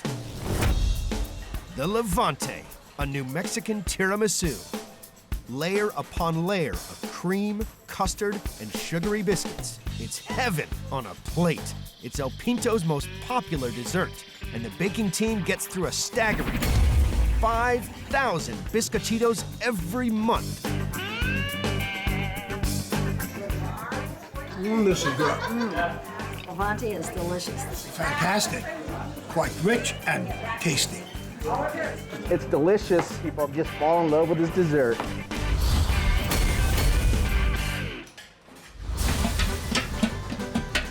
The Levante is built from a foundation of New Mexican cookies called the biscochito. We make tens of thousands of these. People just can't get enough of this dessert. We're gonna put them in the oven. Next step, create the creamy custard. This is egg yolk, sugar, and XO Café liqueur. So now I'm gonna take the custard mix here and take it up front and cook it up for 30 minutes. You just cannot rush this recipe. That's Levante. Ronnie marries the custard with a mountain of mascarpone cheese and whipped cream. Okay, we're gonna go ahead and put the final touch on these biscochitos, and that's cinnamon and sugar. You can never have enough cinnamon and sugar. Hacer Levante means to fall in love. That's why people love this dessert so much.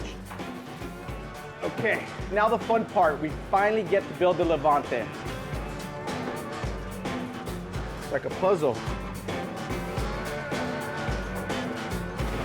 It's looking good already, huh? Okay.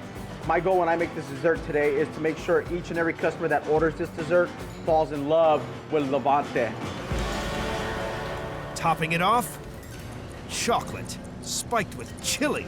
We're gonna infuse chocolate with some red chili. The heat is gonna complement the sweet. The red chili, it doesn't affect any of your tongue. It's just, when you swallow, it just hits you right down here on the throat. It's unbelievable filling. It's just so warming and lovely. Voila, Levante, the dessert you'll fall in love with.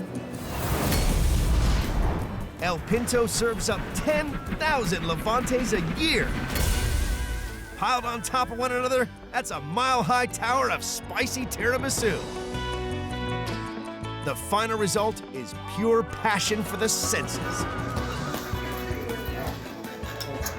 It's so good. Some of the chocolate has a bit of red chili in it, so it gives it a little kick. It's very good.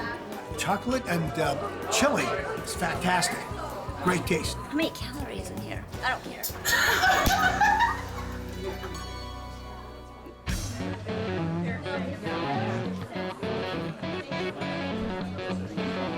100 gallons of chili sauce and 100 pounds of cooked ribs and pork later, it's been another successful night at El Pinto. I haven't had food like this anywhere else. My favorite dish here is I like the red chili ribs. The enchiladas are great. Margaritas are awesome. I've been coming here off and off for over 3 decades.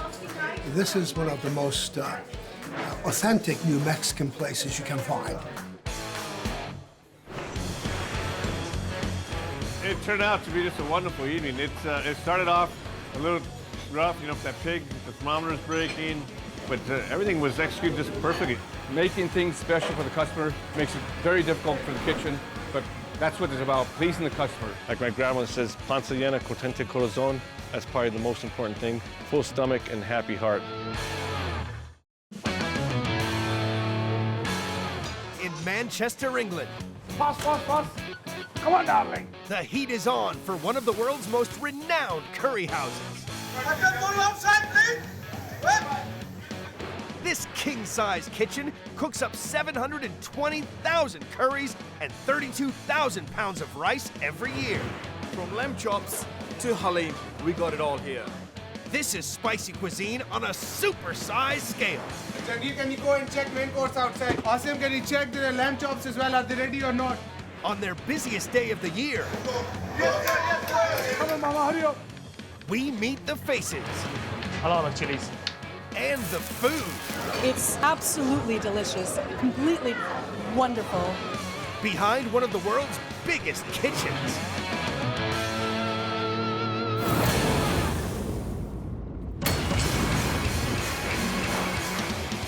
Manchester, England.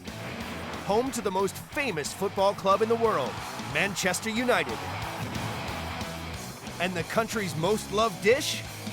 Curry. It was absolutely amazing.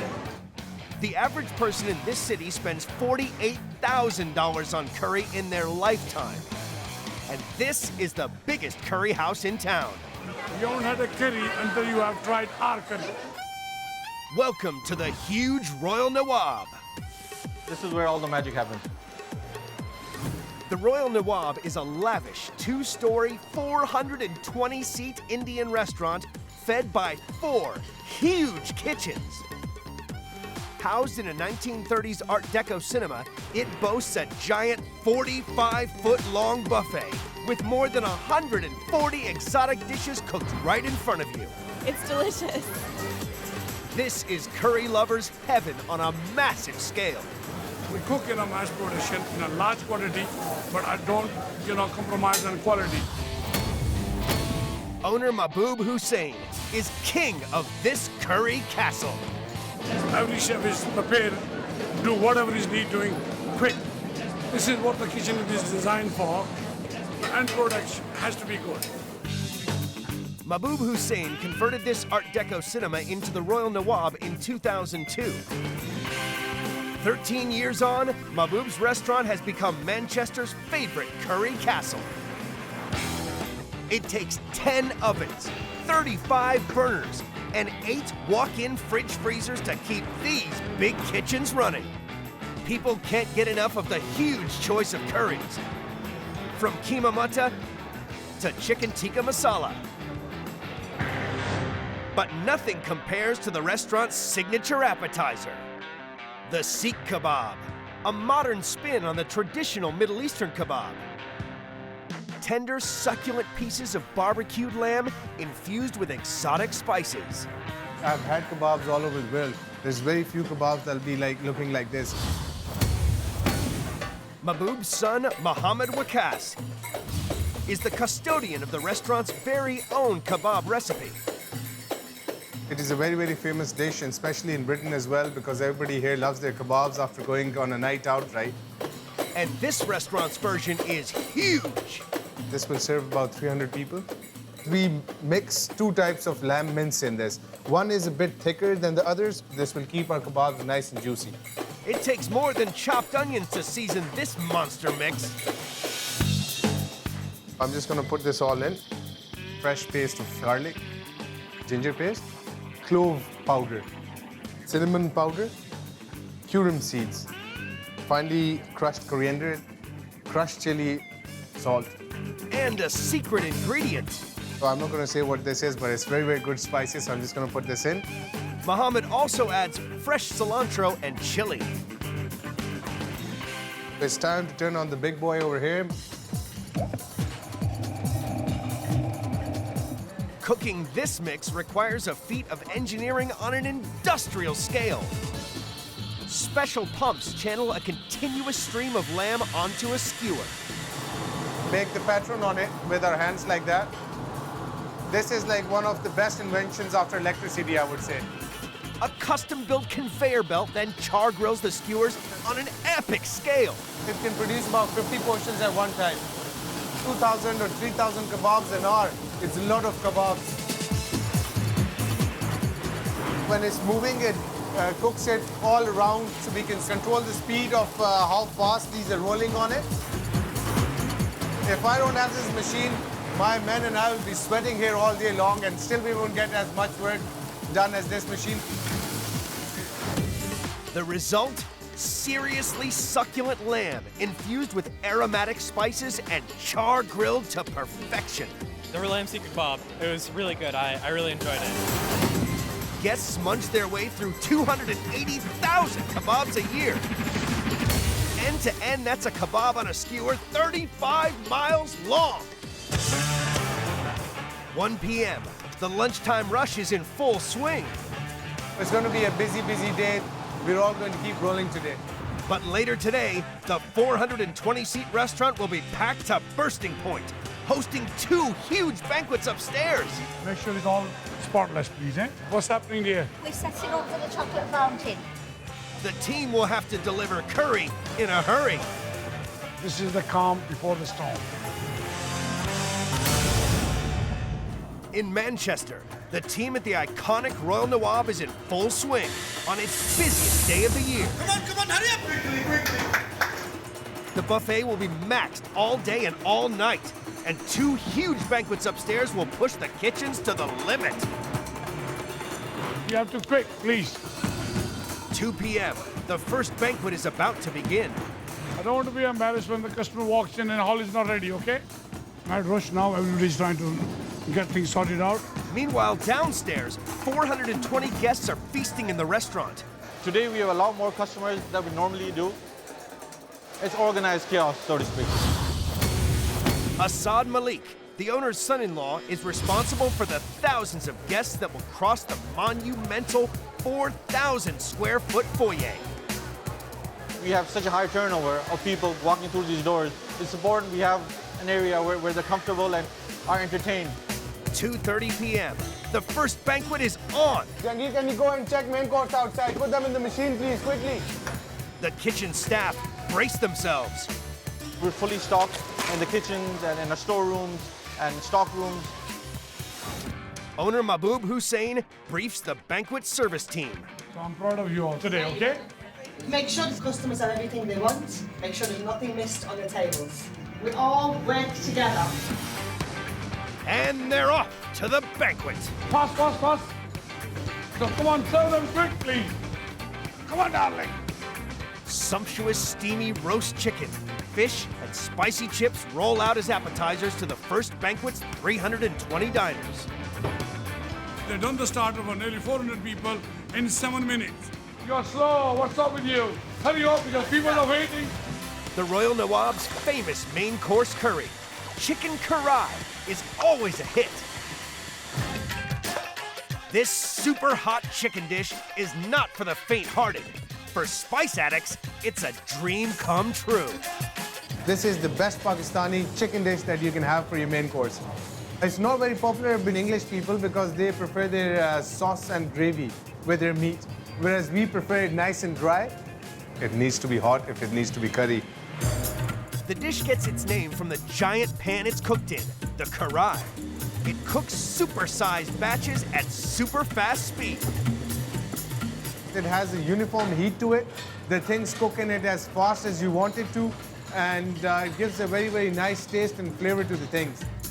Fried onions and garlic and ginger paste kickstart the eye-watering taste bud tang of this dish. It's after the tomatoes and chicken that things really start to heat up.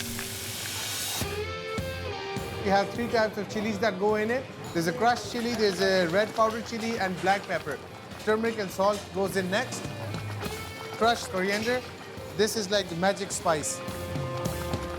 Some yogurt. It starts looking like chicken fry now. And obviously more chilies for garnish. I just love the smell of it. I'm already feeling hungry again.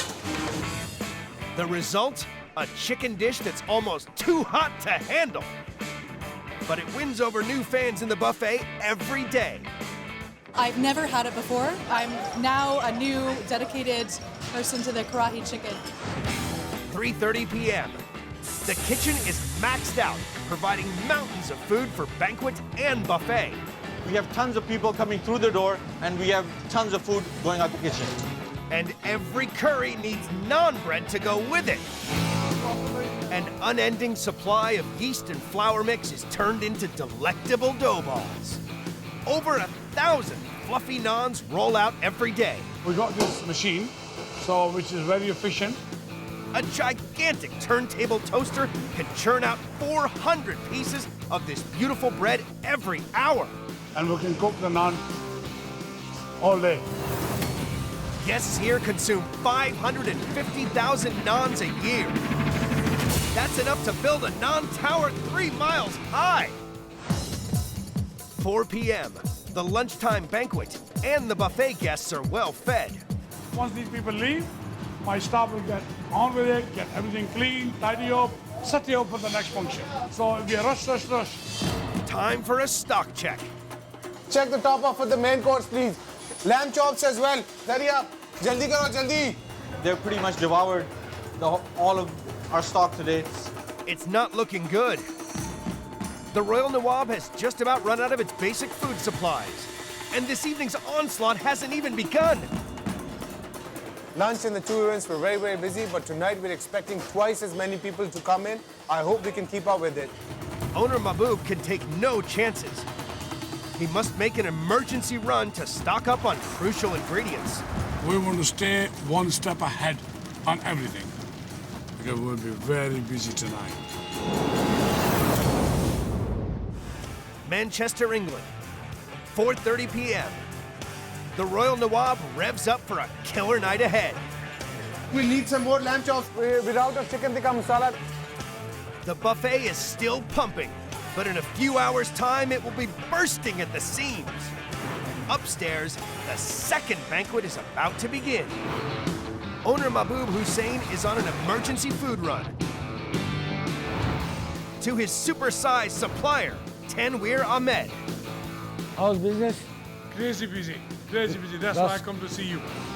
Vast quantities of ingredients are shipped to this huge warehouse from all over the world. Some gram flour. How many bags? About 8 bags of gram flour. Non-flours. Yeah, non-flour. 10 bags extra, yeah? We need a lot of spices, you know. Indian. That looks clean. Pallet of this, you know. Yeah, so... I'll save you about 200 bags of that. Hopefully, these extra supplies will keep the curries coming tonight. Thank you very much. Please get me these as soon as possible. We'll get it loaded and we'll be there in 2 hours. 7 p.m. and Manchester City is rocking. Over 700 people arrive at the Royal Nawab to feast. In the next 20 minutes, the whole place is going to be full. And there will be more. Floor manager Mo Ismelji is relying on the restaurant's pager system to prevent total chaos. This is the customer pager. When a customer walks in and he orders a table, we give him this, we call this pager in, and the pager starts blinking.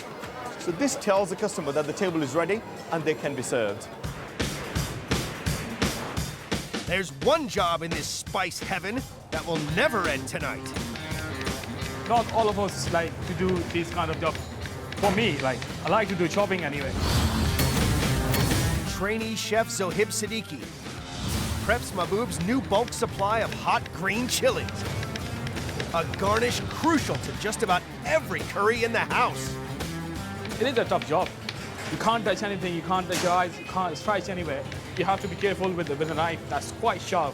If you touch your fingers, it'll rip you off. We cook about 12 pounds every single day. That's a lot of chilies. That's 39,000 chilies that need chopping up every year. Ow!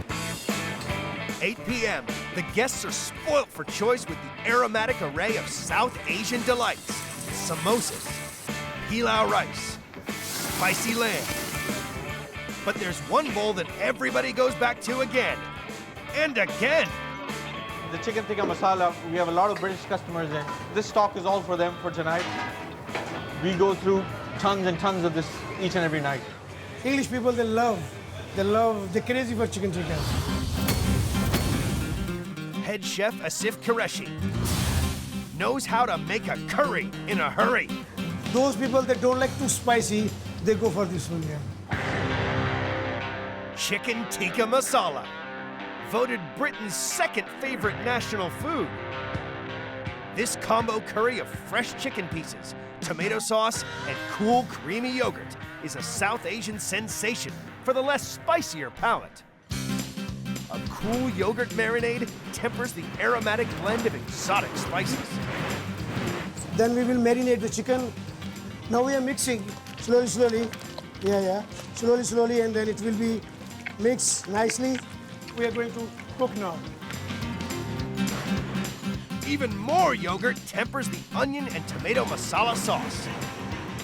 Now chicken tikka we add into the sauce.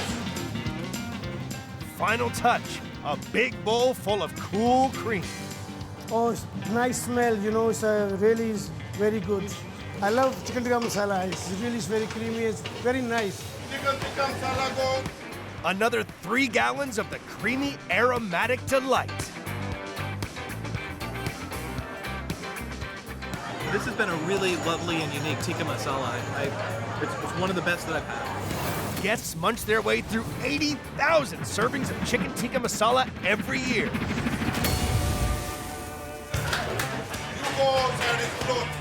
The bountiful buffet is so good, no one wants to leave. The lobby is jam-packed. We got the restaurant is full. These people which you can see, they're waiting for their tables. It's gridlock. There are close to 300 people waiting for a table. The Royal Nawab is about to explode. The Royal Nawab in Manchester battles through its busiest night of the year. Quick, Shaji, quick. The customer is angry, quickly. Come on, hurry up! As 420 buffet guests finish their main course, the sugar rush is set to kick in. At the Royal Nawab, the dessert tray is epic. 30 scintillating sensations. But it's the Nawab's signature sweet dish that is always on every table. Gaja Hava, an unusual orange oasis of delight, on the menu since the restaurant opened. This is a very, very popular dish in India, Pakistan. It's my favorite and also it's my customer's favorite. People love to have this and we go through with tons of it. Not all the guests know its main ingredient. I have no idea what the key ingredient is really. It's not something I've ever had before, so I'm really interested to know. Carrots. Lots of them. I could never have guessed that carrots were the main ingredient. The Royal Nawab has a secret weapon. A giant industrial grater that chews up the 6,000 carrots needed every week to make this dish.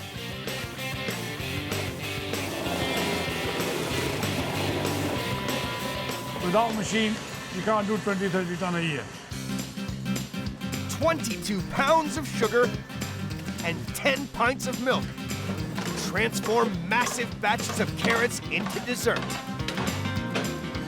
It's quite heavy now for chef to just to mix it. And then we'll let it cook for good 1.5 hours, 2 hours, until this carrots get very tender and sugar is caramelized. Clarified butter and powdered milk concentrate the flavor into a crunchy delight. It's quite simple. It's not a complicated dish, but it's fantastic. Garnished with pistachio and almonds, this finale dish is always a winner.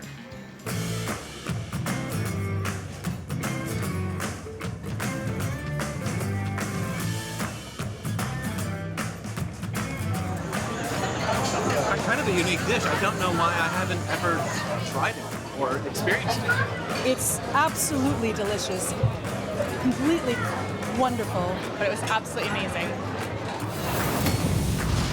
Guests consume 300,000 servings of Gaja halva every year. 11 p.m., the busiest day of the year, comes to an end. Thank you very much for waiting for your table. You know, every customer that I spoke to, in spite of waiting for a table, when they had the food, they all went down saying, thank you very much, and you guys are doing a wonderful job.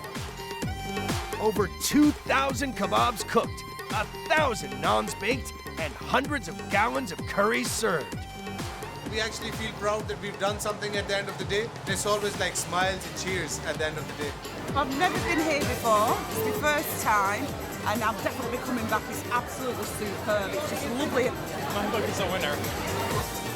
Only 2,000 plates and 9,000 pieces of cutlery to wash up, and the team can relax. Ready to do it all over again tomorrow. How are the kids? The kids are okay, yeah? It's like this is my big family. I look after them as if I look after my family. People just enjoyed it and they're very pleased, they're cheering, laughing, they're leaving now. So I'm happy that I have spread the happiness to my customers.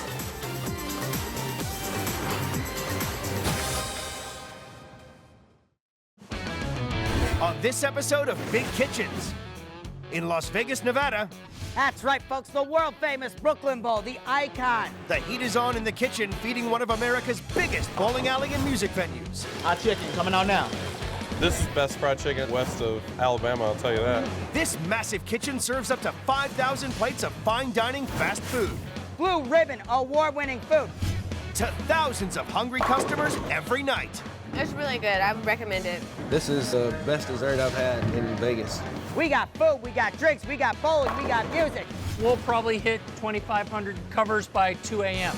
We meet the award-winning chefs. Each piece, there's a whole lot of lemon, there's a whole lot of chicken. In one of the world's biggest kitchens.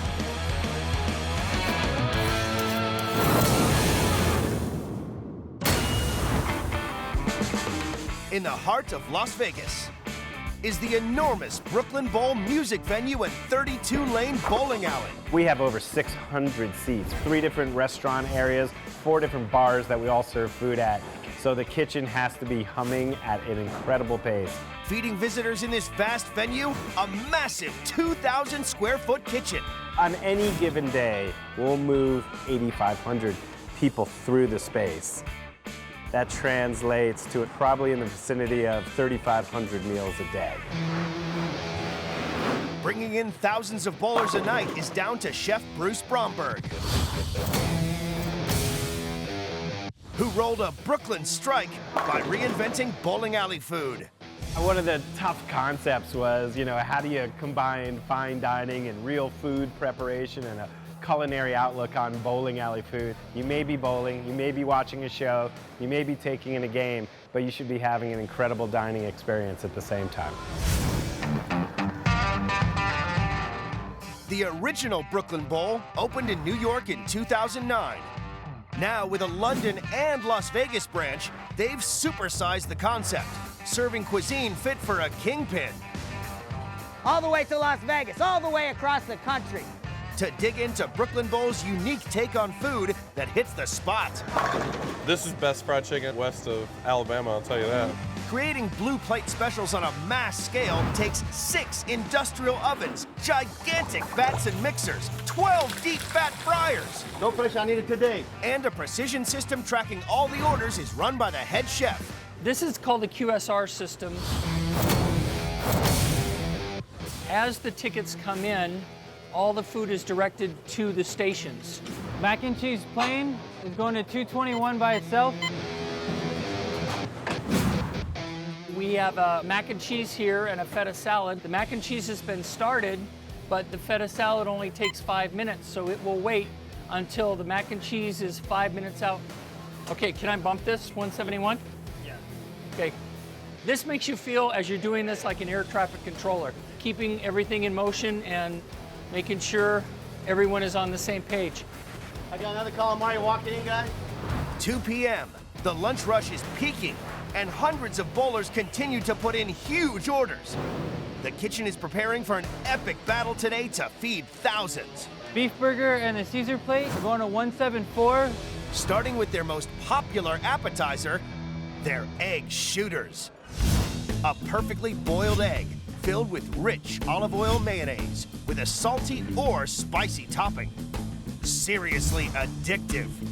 They're almost like 3 layers of flavor. They're really not your typical deviled egg.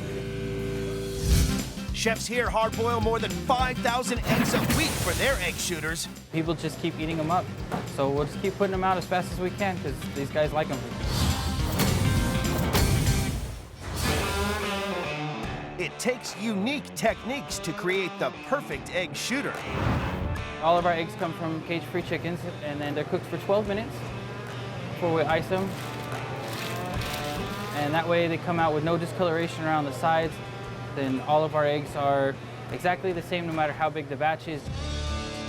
The second secret to their perfect bite-sized appetizer? Our standard egg shooters are the house mayonnaise, house pickled jalapenos, which is green jalapenos and red Fresno peppers.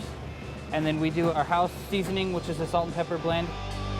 With hundreds made every hour, there's even a shooter for those into surf and turf. The other topping that we offer on a regular basis is the oyster shooters.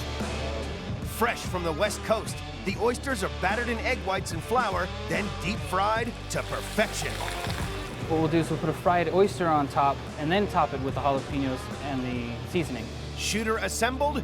Welcome to the punch. First thing you'll taste will be the natural taste of the egg. Wow. The second sensation you'll get is the warmth of the egg yolk, followed by a nice short bite from the vinegar. But then there's got like a mayonnaise on top of it. And then a spicy kick from the jalapenos. There's the sinuses. They're really a cut above any deviled egg I've ever had. Never had an egg shooter before like that. Wouldn't expect us to get this here, but love it. Chefs at Brooklyn Bowl boil and dress 260,000 eggs every year for customers. They've made enough egg shooters in 6 years to run the entire length of Manhattan. The lunch rush may be ending, but hundreds more bowlers are flooding in. There's no let-up in sight. It's really busy right now, but in an hour from now, it could double, it could even triple. You never know. It's really unpredictable. For us, just efficiency is paramount. If we're not efficient, if every department in this place isn't working together, receiving, the chef, the cooks, the dishwashing, the floor staff, the management, if everything's not in sync, this is just too big of a place. Things can get really bad really quickly. Las Vegas. At the biggest bowling alley and restaurant in town, the dinner service has just started and it's hitting hard. We've probably done about 260 covers so far, and the doors have been open for 45 minutes. Salad, fried chicken and the fries, and this is kind of the calm before the storm. For the city that never sleeps, the night brings bigger, hungrier crowds. Calamari. To keep up with demand, Brooklyn Bowl throws down to keep the quality up. Rodney, bump the right toes. We're all going to 151. Thank you. I mean, normally when you go to a bowling alley, you don't get food like this. You go to a bowling alley, you get hot dogs, you get popcorn, vending machine food. And it's down to Chef Bruce, who has developed the most talked about dish at Brooklyn Bowl, the knish. A flawless, savory combination of potato and onion wrapped in pastry. Its deliciousness will bowl you over. Knish, is that right? Is that what it's called? Certainly something that's well known on the East Coast, mostly in New York. Once they figure out what it is, they definitely order again. But putting a Jewish delicacy from the East Coast on the menu was a big risk. You know, I really didn't think the knish was going to be so popular. There was even discussions of not doing it because it's a lot of work. It's a product that, you know, you have to make every step by hand, and it's a bit tedious. And this is a filling made of boiled potatoes, and we'll put it in with what we call confit onions with a good amount of butter, and we slow cook them for hours and hours and hours till they get really this beautiful, rich, sweet, golden brown color, flavor. Of course, by making everything fresh every day, we wind up with a really good product that uses great ingredients. Brooklyn Bowl goes through 2,400 potatoes a month to make their knishes. And the flour dough for the knishes has got to be perfect. Really what you want is the dough to rest so it's not too elastic, so you can roll it out, and you can roll it out actually very thin that way. And I just want to make sure everything is really even. And I just feel with my hands to make sure that everything is good. With thousands of knishes made every day, size really does matter. We just want to be careful to get the same amount and the same thickness of the filling throughout the whole pastry, because we want all the knish to be the exact same size. A bit of egg wash. This is just so everything adheres and sticks together. Knish folded, cut, about 1 3/4 to 2 inches. And molded. And what we want is that dough to kind of cover and seal, but you still want the potato to be able to come out on the top. Knish done. We're making things by hand. Machines and production is really good and it helps certain things, but you still want to be connected to the food you're making. Time to cook. And these just get baked. They're really just unbelievably delicious. It's a pretty good snack while you're bowling. That's the whole story on the knish. Just so happens that we got voted the best knish in Las Vegas. I wasn't aware there were any other knishes in Vegas, but it was good to get that award. It's extremely good, and I like it. I like this very much. It's very, very good, and especially with the mustard. I like the mustard with it. This is the first time I've eaten a knish, and I love it. It's really good. I taste the potato and a little hint of onion. It's delicious. I would never expect to order a knish at a bowling alley, but it works. It's a nice surprise. I would order it again. Brooklyn Bowl rolls out and cuts up nearly 104,000 knishes a year. Connected together, they've made enough knishes in 6 years to stretch from one end of Las Vegas to the other. 8 p.m. With hundreds of hungry customers bowling and thousands of famished fans in for a rock concert, the kitchen is about to be pushed to the limit. Doors have just opened, and we're expecting 2,400 people tonight. 16-piece dark, the beach, and then I'm gonna hand you a ribs, not the veggie sandwich. It's either they're gonna come right in, wanna get 4 or 5 cocktails in a row, or they're gonna be super, super hungry. It's a little element of surprise. They're buying knishes, they're buying everything. We got burgers, we got knish, we got disco fries going out the door. I love this. This is the rush. In Las Vegas, the massive Brooklyn Bowl restaurant is getting ready for one of the biggest rock concerts of the year, and the kitchen is on edge. Being that it's a music venue, you have no idea what's gonna happen on any given night. It really doesn't depend on the show, it depends on what the guest wants. During the course of the evening, we'll do about 2,500 covers.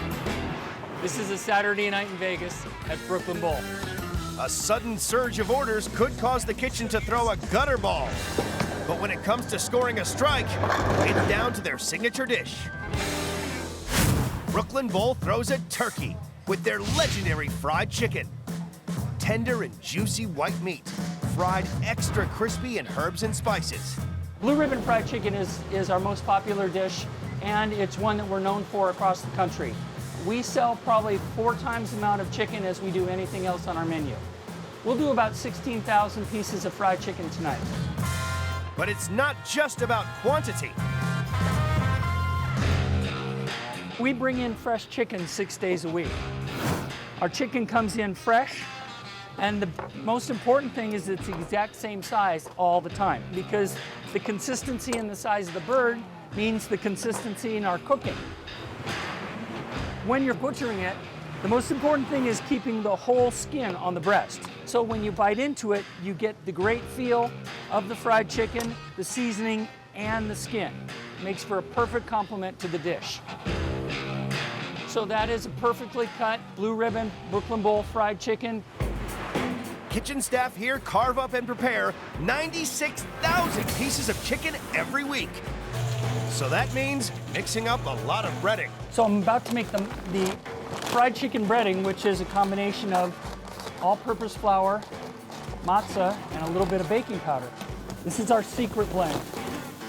This is where all the love comes into it.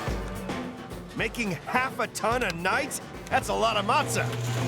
This will mix for about 15 to 20 minutes. And we'll come back to it in a bit and see how it's doing.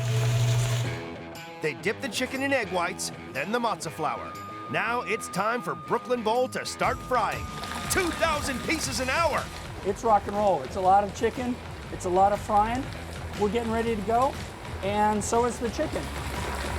So this is a lot of fryers. Most restaurants only have a bank of like 3. We actually have 2 banks of 3 just dedicated to fried chicken. 13 minutes, and we're off to the races. Out of the fryer, it's a race against the clock. Hot chicken coming out now. To get the most flavor out of the chicken. Chicken is hot. Chicken is hot, so you know the faster you get this seasoning on, the more that it sinks into the chicken. Each piece, there's a whole lot of loving, there's a whole lot of chicken. Hot chicken coming out. So when we season our chicken, we're using a blend that is made with our recipe, and it's a mixture of cayenne, it's got some black pepper, white pepper, a few little mystery seasonings in it, and it makes such a nice mouthfeel because it gives you a nice intensity as you're taking a bite of it. And it's important because it's the first spice and it's the first bite that anyone will ever get, and it's the bite that they'll remember. It's the bite that counts. I've been frying chicken a long time in my life. This chicken puts the Colonel to shame. I would say that I'm definitely in fried chicken heaven. It's delicious, really delicious chicken. And the skin's very crisp and everything's tasty. Good stuff. It's got like a thin crust on it. It's really good.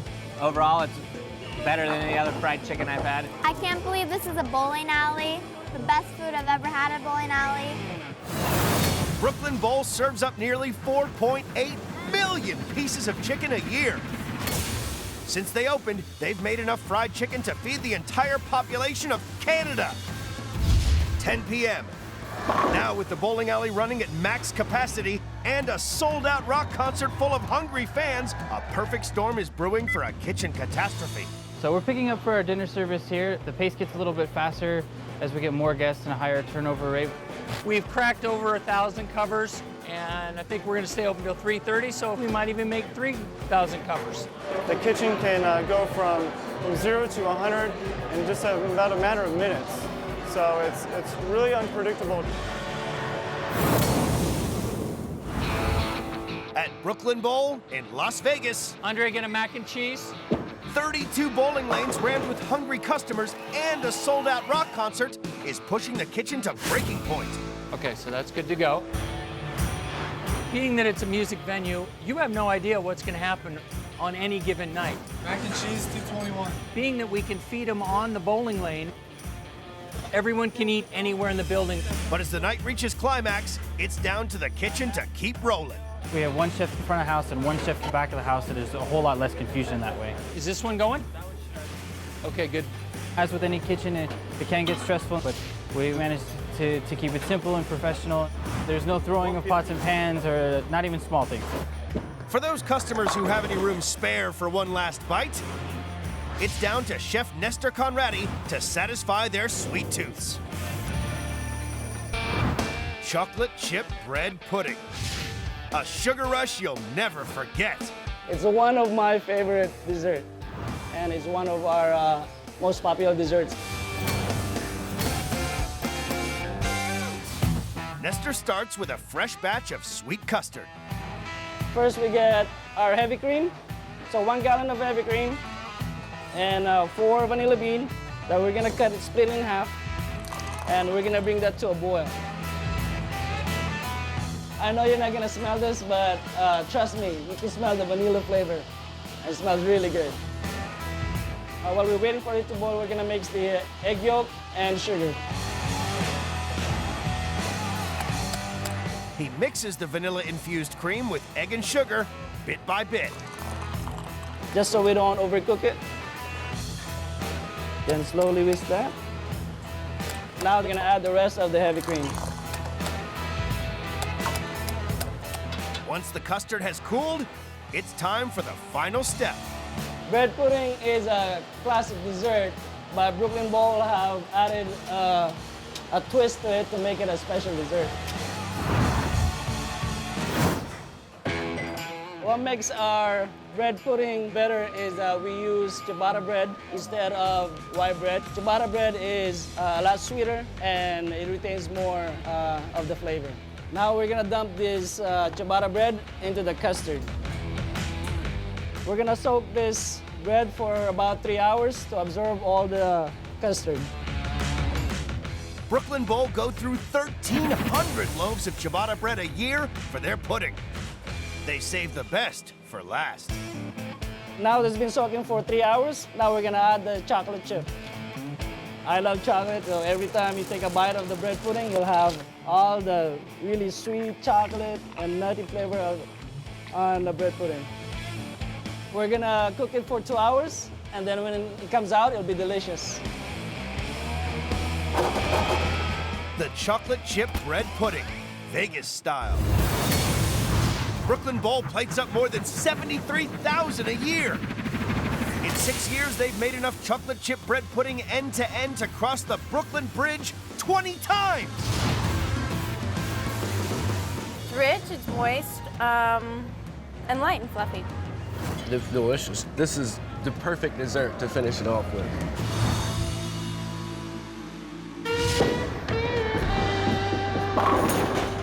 Another day, another dollar. 4 a.m. After frying up more than 16,000 pieces of chicken, 1,000 knishes, and 1,500 egg shooters, Brooklyn Bowl's night is finally over. Everything we've had has been great. The fried chicken, the deviled eggs, the oysters, it's nothing like you would expect in a bowling alley. It's a full restaurant with a great menu, awesome quality food. I would definitely come back here. So it's the end of the night. We've gone through a great service. We did almost close to 3,000 covers tonight. We've sold almost a ton of chicken. Generally, we really hit it hard, but tonight we really hit it hard. At the heart and soul of Brooklyn Bowl is really the customer's experience. I think that's part of our success. It's really making sure that the whole Brooklyn Bowl experience is amazing. End of the day. That's how we roll at Brooklyn Bowl.